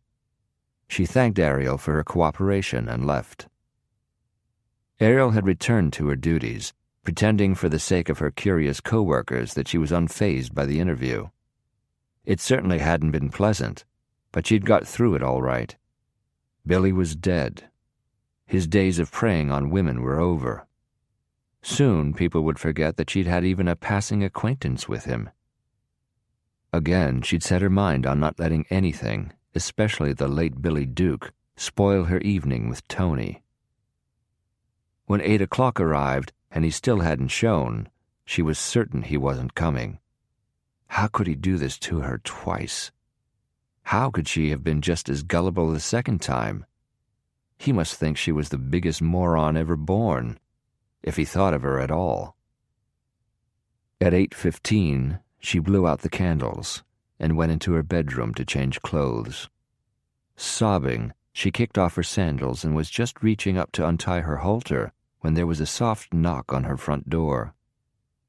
Her heart nearly leapt out of her chest. All the horrible things she'd thought of him, and all the filthy names she'd called him, flew right out of her mind. Giddy with happiness, she ran to her door and yanked it open. His name died on her lips. While Ariel Williams was across town, anxiously awaiting the arrival of her dinner date, Derek was shouting into his cell phone. "Dodge, I need that address. You're not the most popular with the PD, counselor, in case you didn't know. If the rank and file of Atlanta's finest don't care who killed your dog, they sure as hell aren't disposed to give you information, a piece of which is Ariel Williams' address." "All right." Derek tiredly rubbed his forehead. "I know you're doing your best, but I'd really like that address. Ariel Williams may be the key to all this." Derek slapped his phone shut. Julie, who had ended her call seconds earlier, raised her eyebrows inquisitively. "Don't ask," he said. "Kate have any luck?" "She's looked up every possible way Ariel Williams could be listed in the phone directory, but there are thousands of Williamses. None of the combinations have been right, and if this girl is getting nuisance calls, it's doubtful she's listed anyway." A Google search turned up Ariel's pages on Facebook and MySpace, but neither has her home address, and the most recent postings were 2 weeks ago. Kate has emailed her. No reply. She's still searching. For almost 3 hours they'd been waiting for Dodge to come through with some useful information, such as her address, but so far he'd come up dry too. She gave him a wan smile. "I'm not as afraid of being tried and convicted as I am of Creighton going free. He's evil, Derek. You'll get no argument from me. I've only been back to my house once since I found Maggie. Not only did he kill my beloved pet, he also desecrated my home." Leaning across the console, Julie placed her hands on his cheeks and gently kissed his lips. Then Derek's cell phone rang. "Ariel Williams?" The young woman's elated smile collapsed upon seeing them. The color in her cheeks was high, and it was evident to Julie that she'd been crying. Her mascara was smeared. Except for shoes, she was dressed for a special occasion, not for a quiet night at home. "Ariel Williams," Julie repeated. Speechlessly, she bobbed her head. "My name is Julie Rutledge." She swallowed visibly. "I know who you are." "How?" Derek asked. Her eyes shifted to him. "I've seen her on TV, on the news. My name is Derek Mitchell." When she neither said nor did anything to acknowledge that, he said, "We'd like to talk to you." "About what?" "If it's about Billy, I already told the police everything I know." Her lower lip trembled slightly. "And this isn't a good time." "Do you know how Billy Duke died?" Julie asked. "You stabbed him or something. The medical examiner believes he died of liver failure due to a drug overdose." Ariel's eyes, shiny with recent tears, widened. "I never knew him to do drugs." "He fell into a knife that I was holding to protect myself, but he died of an overdose of a common pharmaceutical. I didn't give it to him. We, Mr. Mitchell and I, believe a man named Creighton Wheeler did." Julie paused, then said, "Please, Ariel, may we come in for just a few minutes? We promise not to stay long. It's very important or we wouldn't impose on you."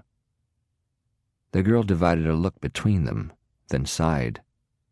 "I guess you just as well."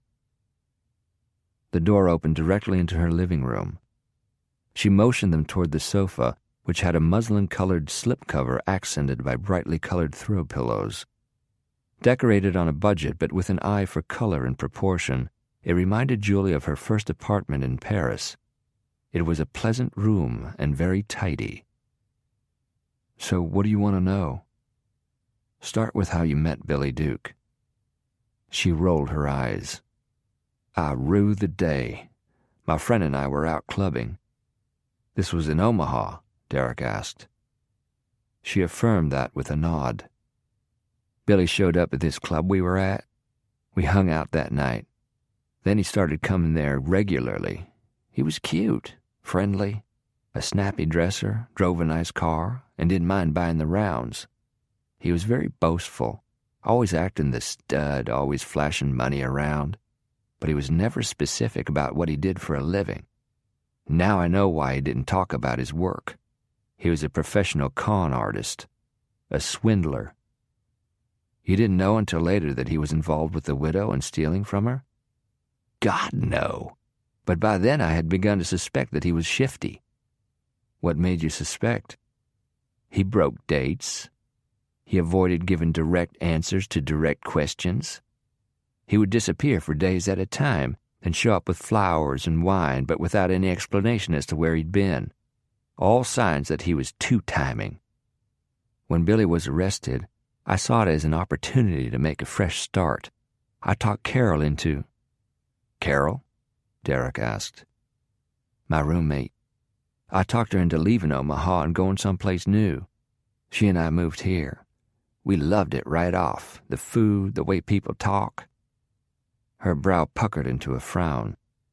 I wasn't at all shocked when Billy was charged with extortion. The trial and all, and then they let him go. I couldn't believe it. Billy followed you to Atlanta. I couldn't believe that either. So much for a fresh start in a new place. The first time he called and identified himself, I was furious and hung up immediately. He didn't have my cell number, but he continued to call the house phone. We know his M.O., Derek said. He wouldn't say anything to you. You'd hang up.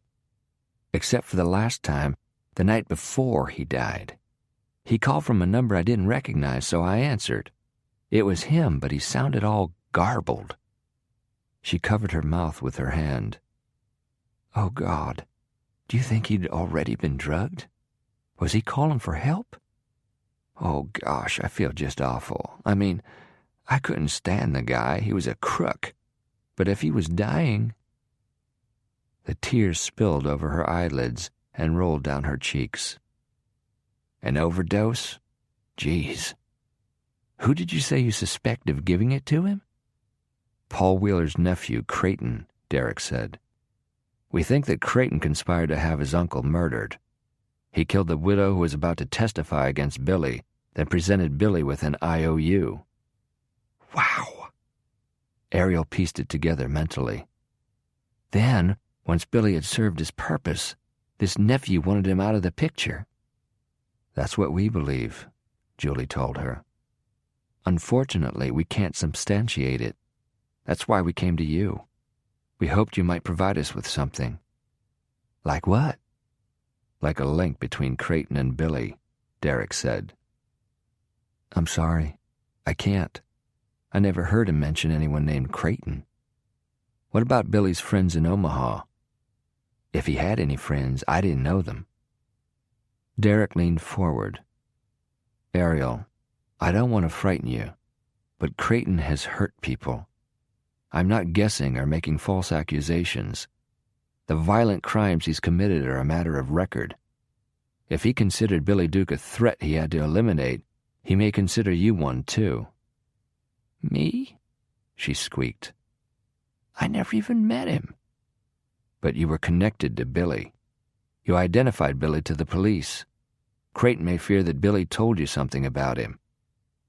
She was looking at them wildly. Ariel. Julie reached out and touched her hand again. As Derek said, we don't want to alarm you, but on the outside chance Creighton should approach you, get away from him as quickly as you can and call the police. If not the police, one of us.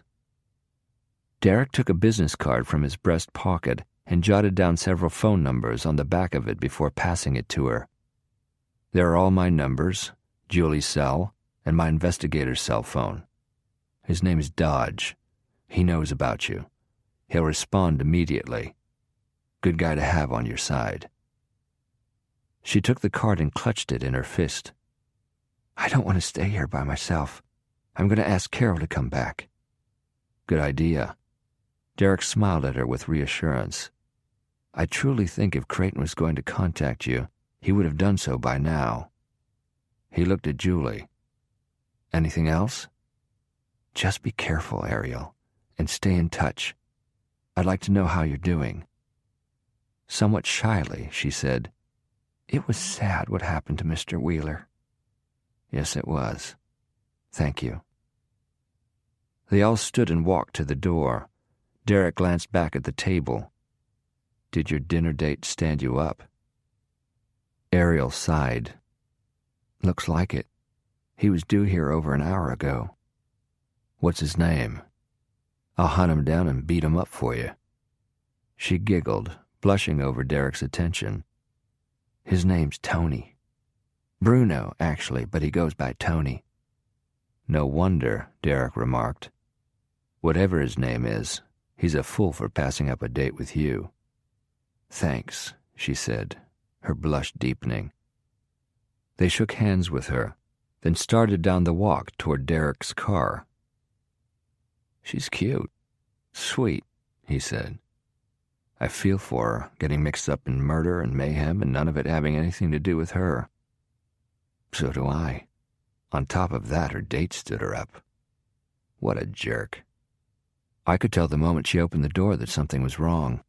Then I saw the table and—" Julie stopped dead in her tracks and grabbed his arm. "Oh, my God." She spun around and ran back toward the house. "Julie, what?" "His name," she called back to him. "I just caught it." "His name?" "Bruno. That's the name of the killer in Strangers on a Train." "Jesus, you're right." Julie reached Ariel's door first and began knocking hard on it and shouting her name. The girl opened it, wide-eyed with fear. "What now?" "Bruno," Julie blurted. "What's his last name?" "Anthony. That's where he gets Tony." Julie looked at Derek. "Bruno Anthony. Why?" Ariel asked. "What's the matter?" "What does he look like, Ariel?" He's very good looking. I mean, like, super hot. Tall, slender, blonde, blue eyes." She nodded. "Well-dressed, very debonair." "How'd you know?" "That's Creighton Wheeler." The young woman fell back a step. In a protective gesture, Derek placed his hand on her shoulder. "Damn. I'm glad we found you tonight." "Yes, thank God," Julie breathed. Ariel didn't share their relief. "Why would he want to hurt me?" Somehow he learned, probably through Billy, that it was likely you who identified Billy to the police. And you said Billy was boastful? Maybe Creighton feared that in the hope of winning back your affection, Billy had bragged about being in cahoots with a rich guy, about killing his uncle for him. In the hope of winning back my affection? After he cheated on you with the widow. Confused, Ariel looked at them in turn. Billy didn't cheat on me. He wasn't my boyfriend. He was Carol's. Carol Mahoney? Her face, he could see only half of it, was a mix of surprise and wariness.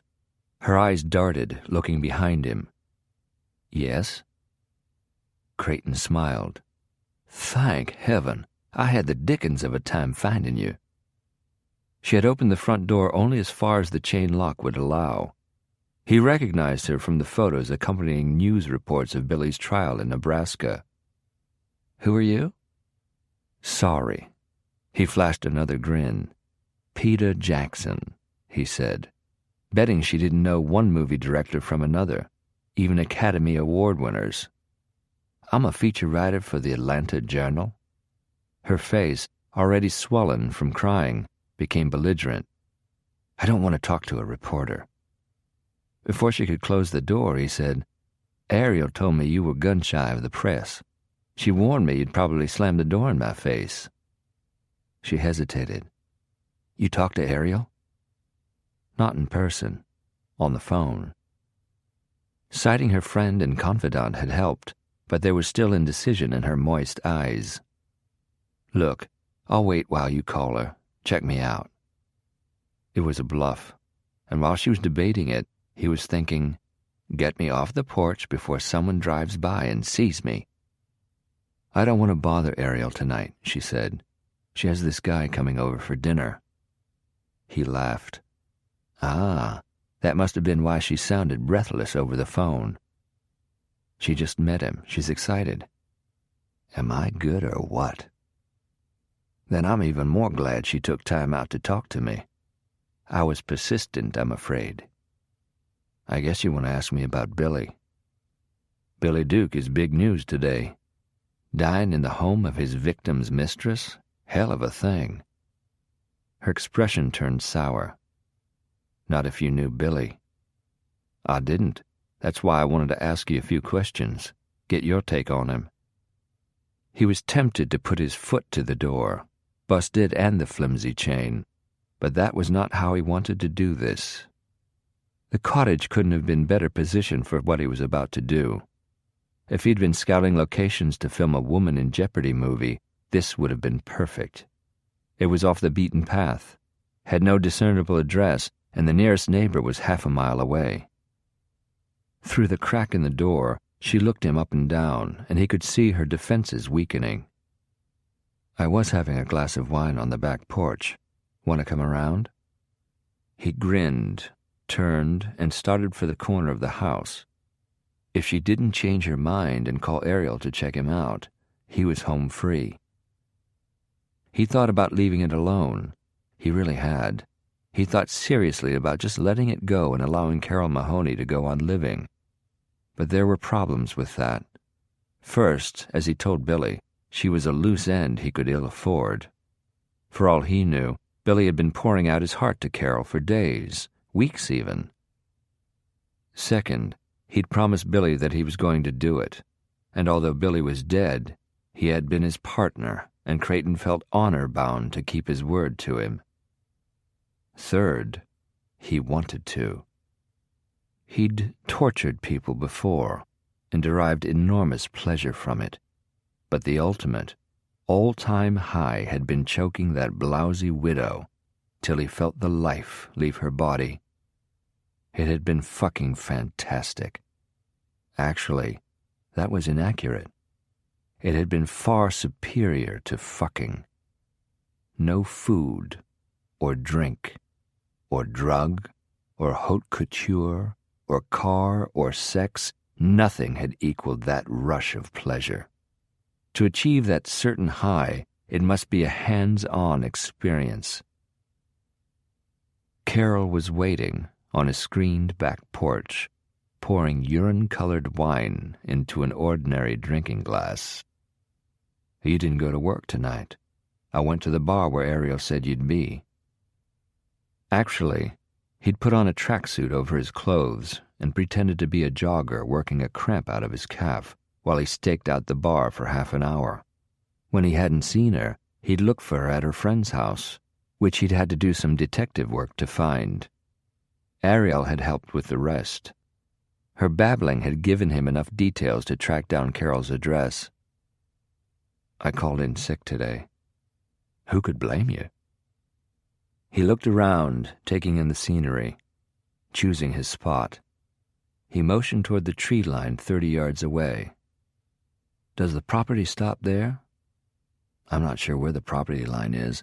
I know there's a creek back there and an old Indian burial ground." "Let's walk." "Walk? It's dark." "Which is what makes it so nice. The moon's coming up." Smiling engagingly, he extended his hand. "I think you need to get out of the house. I could tell right off you've been crying. If it's any comfort to you, from what I've heard of that guy, he isn't worth one single tear, especially yours. Come on, you need the fresh air." And just like that, she was his. She unlatched the screen door and pushed it open. She was wearing shorts and a t-shirt. Her feet were bare. Her toenails were painted a dark magenta. He gave her legs an appreciative glance. "Ariel told me I'd know you as soon as I entered the bar. She said you were eye candy. I thought she was exaggerating. She wasn't." She made a self-conscious gesture. "Thanks." Just then Gloria Gaynor's "I Will Survive" began to play somewhere inside the house. Carol stopped and looked back. "That's my cell." Fuck. And no sooner had he thought that than another telephone began to ring. "And that's the house phone. Somebody's trying to reach me." "Damn him," Creighton said. Carol looked at him, startled by his vehemence. "Who?" "I have a colleague who's doing a front pager on Billy Duke. I've seen the draft, and his slant on you is not flattering. The bastard has got the same resources I do. I'm only surprised that I tracked you down first." "Why would he be tracking me down if he's already written his story?" "That's how he operates. He writes a story the way he wants it to be, whether it's accurate or not. Then he has the subject dispute it. Of course, what's printed first is what the public believes." Outrage coming off him in waves, he said, "You want to take the call?" She hesitated, then firmly shook her head and started walking with purpose toward the trees. No, he does sound like an asshole. Creighton reached for her hand, and she let him hold it. With his other hand, he loosened his necktie.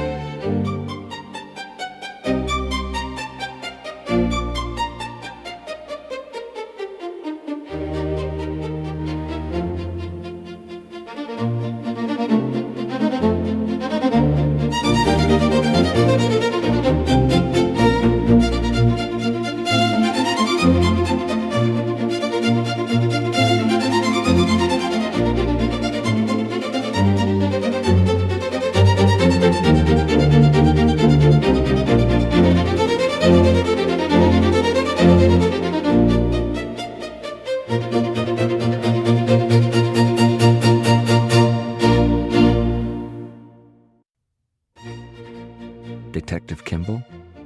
Miss Rutledge? The detective's voice was surprised, tense, abrupt. "Where are you?" Julie was riding shotgun. Ariel was in the back seat, sobbing and praying and frantically punching numbers into her cell phone. Derek was driving like a madman.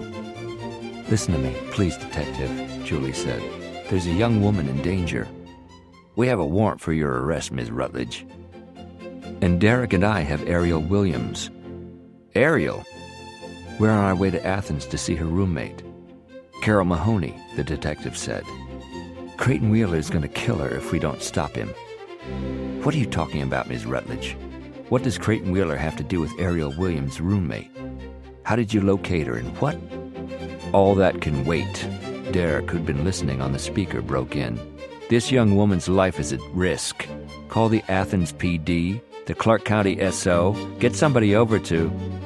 "Ariel, where's she work?" She hiccuped. The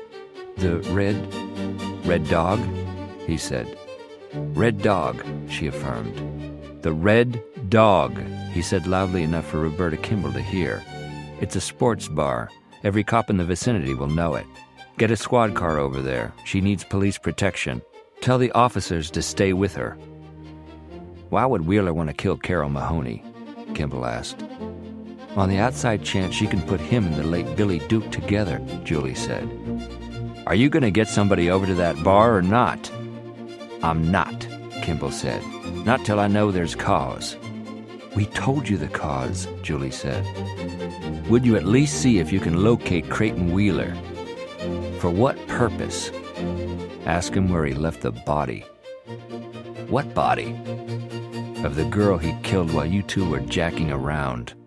Then to Julie he said, hang up. She did.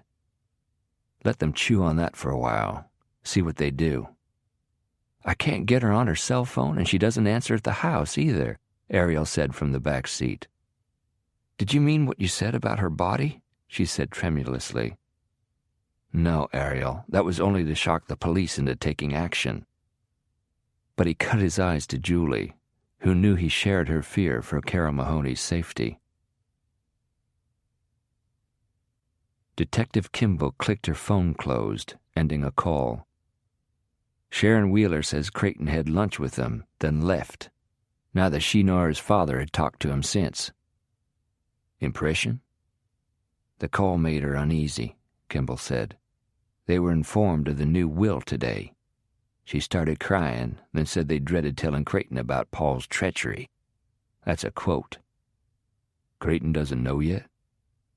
Kimball shrugged, but picked up the transmitter to their police radio. Let's have somebody drive past his condo building, see if he's there, see if his car's in its parking space. She talked to the dispatcher and asked for a report ASAP. Within minutes they got the report. Creighton's Porsche and Land Rover were in place, but his blue and tan SUV was missing. No answer at his condo. Kimball looked over at Sanford. Derek Mitchell's smart, right? Smart as they come. That's why we hate him. And he always covers his ass. So he wouldn't make wild allegations just because somebody rubbed him the wrong way. Bad for business. He wouldn't stick his neck out unless... He was absolutely sure he was right, Sanford said, finishing the thought for her. However, he might stick his neck out for her. Her meaning Julie Rutledge? I picked up vibes. Did you pick up vibes? Kimball rolled her eyes. If by vibes you mean like plate shifts in the Earth's core, then yeah. Okay, so they have a thing going. Safe to say, I think. Still, Derek Mitchell covers his ass. That's what I'm thinking, too. If he says Creighton Wheeler poses a threat to somebody. I follow you. Kimball snatched up the transmitter again and asked the dispatcher to contact Athens PD. What the hell? She said to Sanford while she waited. Won't be the first time I've made a fool of myself. Or you either. Without a word, Sanford slapped the portable light on the roof of the car and stamped on the accelerator, driving in the direction of Athens. Derek's phone rang. He snapped it open and turned it on speaker. Dodge said, She's not there. What? You got a plug in your ear? Did she leave with someone? In the back seat, Ariel was freaking out. He's already got her. I know he does. She didn't come to work today, Dodge said. One of the other girls said she called in sick, and she was pissed off because they couldn't find a replacement, and it's a madhouse. Greek rush. Some such bullshit. The place was packed. I think the only person in Athens who isn't in that bar tonight is Carol Mahoney. But there she ain't. Then you gotta go to the house. All Ariel knows is it's out a ways and there are woods behind the house. One wall is covered by a wisteria vine. That narrows it down to half the houses in Georgia, Dodge remarked. Hearing that, Ariel started to cry. I should have put on some shoes, Carol said. I'm afraid I'm going to step in something nasty. Would you rather sit down? There's a fallen tree over there. It'll have bugs in it, maybe even a snake. God, she's a complainer, Creighton thought. He wondered what Billy had ever seen in her, beyond the obvious. the breasts. "Let's go back," she said. "It's too dark to see, and it's kind of spooky, that graveyard and all." "You haven't told me about you and Billy yet." "I'll tell you over a glass of wine." "Tell me now." She stopped and looked at him, and by moonlight he could see the first twinge of apprehension. She tried to hide it with a lame smile. "We'll be much more comfortable on the porch. I've got some good cheese, too." He forced himself to smile back. "Now you're talking. Lead the way." Her smile widened. Then she turned and started walking in the direction of the house. Following, he reached up and slid his necktie from beneath his collar. "Carol?" "If I forget to tell you later, I had a really good time tonight." "Okay, it's on Dabney Road off 441 south of town," Dodge reported through the speaker of Derek's phone. Since Derek was driving, Julie jotted down the directions as Dodge rattled them off.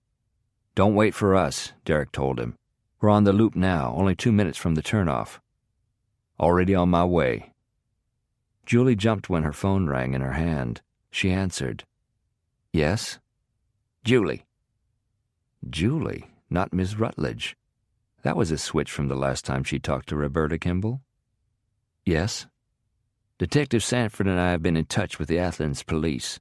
An officer at the Red Dog was told by the manager that a man forced him to give out information on Carol Mahoney." "That was Dodge," Derek said, where he could be heard. "We didn't know the address of the house where Carol Mahoney is staying, and we were desperate. Dodge probably didn't say pretty please." Sanford asked, "Is that where you're headed? To the house?" Not wanting to be intercepted, Julie hedged. "Ariel is very worried about her friend. She's anxious to make sure she's all right." "Listen to me." It was Sanford at his most stern. "I remind you that this is a police matter." "And I remind you that you didn't respond when we first called you," Julie said heatedly. "Wait for the Athens police," Roberta Kimball said. "They've dispatched a car to the house. Sheriff's offices were notified too." "They're late, and we're here." Julie disconnected. Ahead, she could see Dodge standing in the glow of the porch light of a small house. As she was watching, she saw him put his shoulder to the front door and break through it. Derek brought his car to a jarring stop. The three of them practically fell out of their doors as they shoved them open. They clambered up the steps onto the porch. Dodge met them at the front door. "Not here." "Any sign of violence?" "No. One wine glass on the back porch. No one in the house." Ariel seemed a hairbreadth away from hysteria. "Where is she? What's he done with her?" Julie took her by the shoulders. "You mentioned woods behind the house." "Damn it," Kimball said. Sanford took a corner on 2 wheels. "What?" "Officers just arrived at the house." "No one there?" "Everyone's there," Kimball reported. "Carol Mahoney's car, 2 others." "An SUV?" "No, Derek's and the sidekicks. They ran the plates. However, a Navy and tan SUV was reported abandoned in a thicket a quarter-mile from the house." Sanford cursed, and Kimball echoed it. They had called this one wrong from the get-go. If Carol Mahoney wound up dead at the hands of Creighton Wheeler, it would be on their heads. The 4 ran across the clearing that separated the house from the tree line. Derek was grateful for the moon, but he was in city shoes and the ground was uneven. At least he was in decent shape. Dodge was struggling. Although both of them outdistanced the 2 women who had ignored him when he told them to stay in the house, they were behind him and Dodge, but not by much. "You got a gun?" Dodge shouted. "No." "Bad habit, counselor. You should always carry a piece." Derek glanced back and saw Dodge slipping a handgun from beneath his jacket. He was licensed to carry a concealed weapon. "If you get him," Dodge puffed, What do you expect to do without a gun? Derek reached the tree line, but he didn't slow down. He plunged headlong into the darkness of the forest. Creighton quoted the Julia Roberts line from Pretty Woman, a mere heartbeat before looping the necktie over Carol's head and pulling it tight around her neck. She made a shocked sound that turned into a choking gurgle. Her knees buckled. Her hands flew to her throat. He pulled the necktie tighter, twisting it against the nape of her neck, and continued to twist it as though trying to wring water from it. She struggled wildly, digging into the earth with her bare heels. She began to claw at the tie, then reached behind her head and tried to scratch his face, his hands. He'd anticipated she would and was ready. Placing one of his hands against the back of her head, he smashed her face into a tree trunk, dazing her and causing her hands to fall limply at her sides. But he didn't want to kill her that way. It would be too quick. He twisted the necktie tighter, hoping to provoke a response. In frenzy, the necktie killer was face to face with his victim. He got to watch her face as he strangled her. Creighton would have enjoyed that, but the circumstances were different. He wasn't raping Carol Mahoney as he choked her either. Time and place just weren't conducive for him to replicate the scene exactly. "Carol!" The shout came from a distance, but it caused him to freeze. It roused the girl from her stupor. She moaned and began shifting her weight in a futile attempt to escape him. "Carol!" Another voice this time. Julie's. Julie's? How in the hell? Hearing a sound, he turned his head just in time to catch Derek Mitchell's fist against his chin. The blow was so hard it sent him flying backward. The necktie slipped from his hands. Mitchell drove him into the ground, landing on top of him, straddling his chest. "You murdering son of a bitch." Mitchell slammed his fist into Creighton's jaw just in front of his ear, and pain rocketed through his skull. "Derek?" Julie. Her again. That woman is a nuisance. He should have had Billy kill her, too. "Here!" Their words were distorted. Creighton was having trouble focusing. Mitchell was saying, "That one was for all those kids you hurt and got away with. This is compliments of Paul Wheeler." Another blow to Creighton's chin caused him to bite his tongue with teeth that then cracked. "And this is for Maggie." Creighton saw the fist coming, but he was helpless to stop it. He heard his facial bones crunch. The pain was delayed, but when it came, it was with the impetus of a pile driver, and it almost caused him to black out. He was aware of Derek Mitchell planting his hand on his chest and climbing off him. But then he heard Mitchell cry out in alarm, "Julie, no! Don't!" Creighton pried his eyes open. Julie was standing over him, cradling a pistol between her hands, staring down the barrel of it directly into his face. In the most chilling voice he'd ever heard, she whispered, "Make my day." And then she pulled the trigger. "For your hand." Dodge passed Derek an ice pack. With a nod of thanks, he applied it to his swollen, bloody knuckles. Dodge had gone out to smoke a half hour earlier and had just now returned. In addition to the ice pack, he'd brought back a Starbucks sack with 3 coffees in it.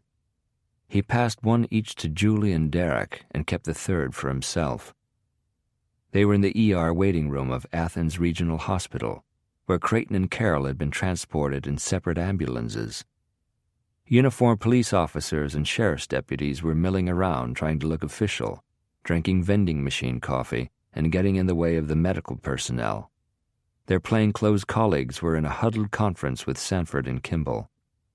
Derek growled, "What in hell were you thinking, Dodge, giving her your pistol?" "I couldn't run any further without collapsing. I didn't want her charging in there after you without a weapon." He gave her a grin of admiration. Didn't know she was going to pull a Dirty Harry. I only wanted Creighton to think I was, she said softly. When Paul had insisted she keep the revolver beneath her bed for protection, he'd also insisted she learn how to shoot it with accuracy. The blast from the pistol had made Creighton scream.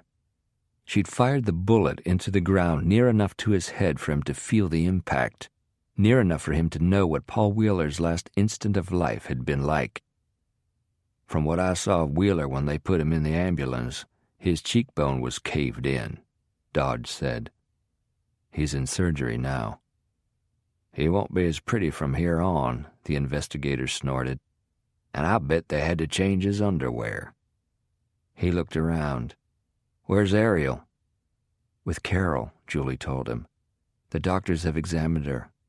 She'll be bruised and her throat will be sore, but she's going to be fine in a few days. A few more seconds and we would have been too late, Derek said. Even if we'd captured him, Carol could be dead. But she isn't, Julie said, rubbing his thigh. Derek turned his head and smiled at her. Then, as he was taking a sip of his coffee, he nodded toward the entrance. They're here. Doug and Sharon Wheeler and a man Julie didn't recognize came through the automatic doors. Spotting her instantly, they walked toward her.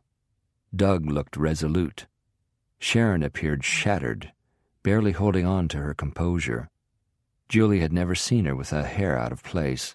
Tonight, she looked ravaged. They brought in a heavy hitter, Derek said under his breath, referring to the man who angled off toward Samford, Kimball, and their Athens Police Department counterparts. An attorney? Julie asked. More like the Antichrist, Dodge muttered. I'm going to smoke. The Wheelers didn't give Dodge a glance as he passed them on his way out. Julie stood up to meet them. Derek also came to his feet. It's not true, Sharon shrieked, causing everyone else in the waiting area to turn and stare. Doug placed his arm around her and pulled her close, but he never took his eyes off Julie. He spoke her name, making a question of it. Creighton's still in surgery, she said. He was hurt. He was brutally beaten, Sharon cried, glaring at Derek. Your son was caught in the act of trying to choke a young woman to death, Mrs. Wheeler, he said. Julie loved him for speaking to her without rancor. His tone was even kind. If I hadn't stopped him, he added, he would have killed her. Sharon crumpled against her husband. Derek hastily moved aside and helped Doug guide her into a chair. She covered her face with her hands and began to sob. Doug bent over her, whispered something in her ear as he patted her back, then straightened up and turned to face Julie and Derek. We'll do our best for Creighton. He's a tragedy, but he's my son. As his father, I must do all I can for him. Julie's heart went out to him. That's what parents do. They take care of their children. Doug looked at her for several seconds, then said, just as Paul did for you, his daughter. Epilogue. I need you to hang my painting. You haven't hung it yet? I had the walls repainted first. What color? Same color. I see. Well, the painting looked good on the wall it was propped against. You think? I assume you still want it in your bedroom. Unless you find a better place for it. I'll be happy to take a look. Let me know when would be a convenient time for me to come over. Okay. It was a Saturday morning, 2 weeks after that long night in Athens. Not expecting him, Julie had answered her door wearing an apron over a pair of jeans and a tank top. He was dressed for a Saturday morning, too. The conversation died there as they stared at each other across her threshold. She'd been hungry for the sight of him, but hadn't dared to contact him. She knew if she was ever to see him again, The move must be his. Her heart was pounding as she wiped her hands on her apron. The coffee's still fresh. She motioned him inside, then led the way into the kitchen. I've been cooking. I guessed. He gestured at her apron. Coq au vin. Would you like coffee? Sure. She poured him a cup and managed to pass it from her hand to his without making skin contact. They sat across the bistro table from each other and sipped their coffees in silence. Neither, it seemed, knew where to look. Another awkward silence stretched between them. Finally, she said, Roberta called and... It's Roberta now. She insists. She called and told me that as soon as Creighton was able to speak, he waxed eloquently for almost 5 hours from his hospital bed. They recorded it all on video. Derek was nodding. I was given an account, too. He confessed, proudly and without any remorse, to everything, even to crimes no one knew he'd committed. Did they find the bodies of those 2 other girls he claimed to have killed? Yesterday, right where he said they would be. Julie shook her head sadly. At least now their families know what happened to them. He was afraid Paul would marry you, maybe even have a child, and that would usurp him as Paul's heir. According to Sanford, once he started talking, his ego seized control of his tongue. His lawyer was apoplectic, but Creighton wanted to boast about how brilliant he was. In short, he's a sociopath. One thing I can't figure out is why Billy Duke came to my house to plant the evidence. My guess? Please. Creighton was trying to sever all his links to Billy. Maybe Billy was trying to sever all his with Creighton. He was trying to shift the blame onto you. Then flee and leave me holding the bag. Literally. I watched him shoot Paul. He killed him in cold blood. But I don't think he would ever have killed anyone if Creighton hadn't coerced him. In a very real sense, he was Creighton's victim too. He died a horrible death. I'll never forget it.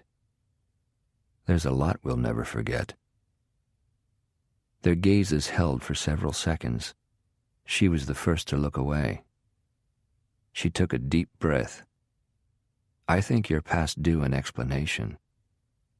He set his coffee cup down.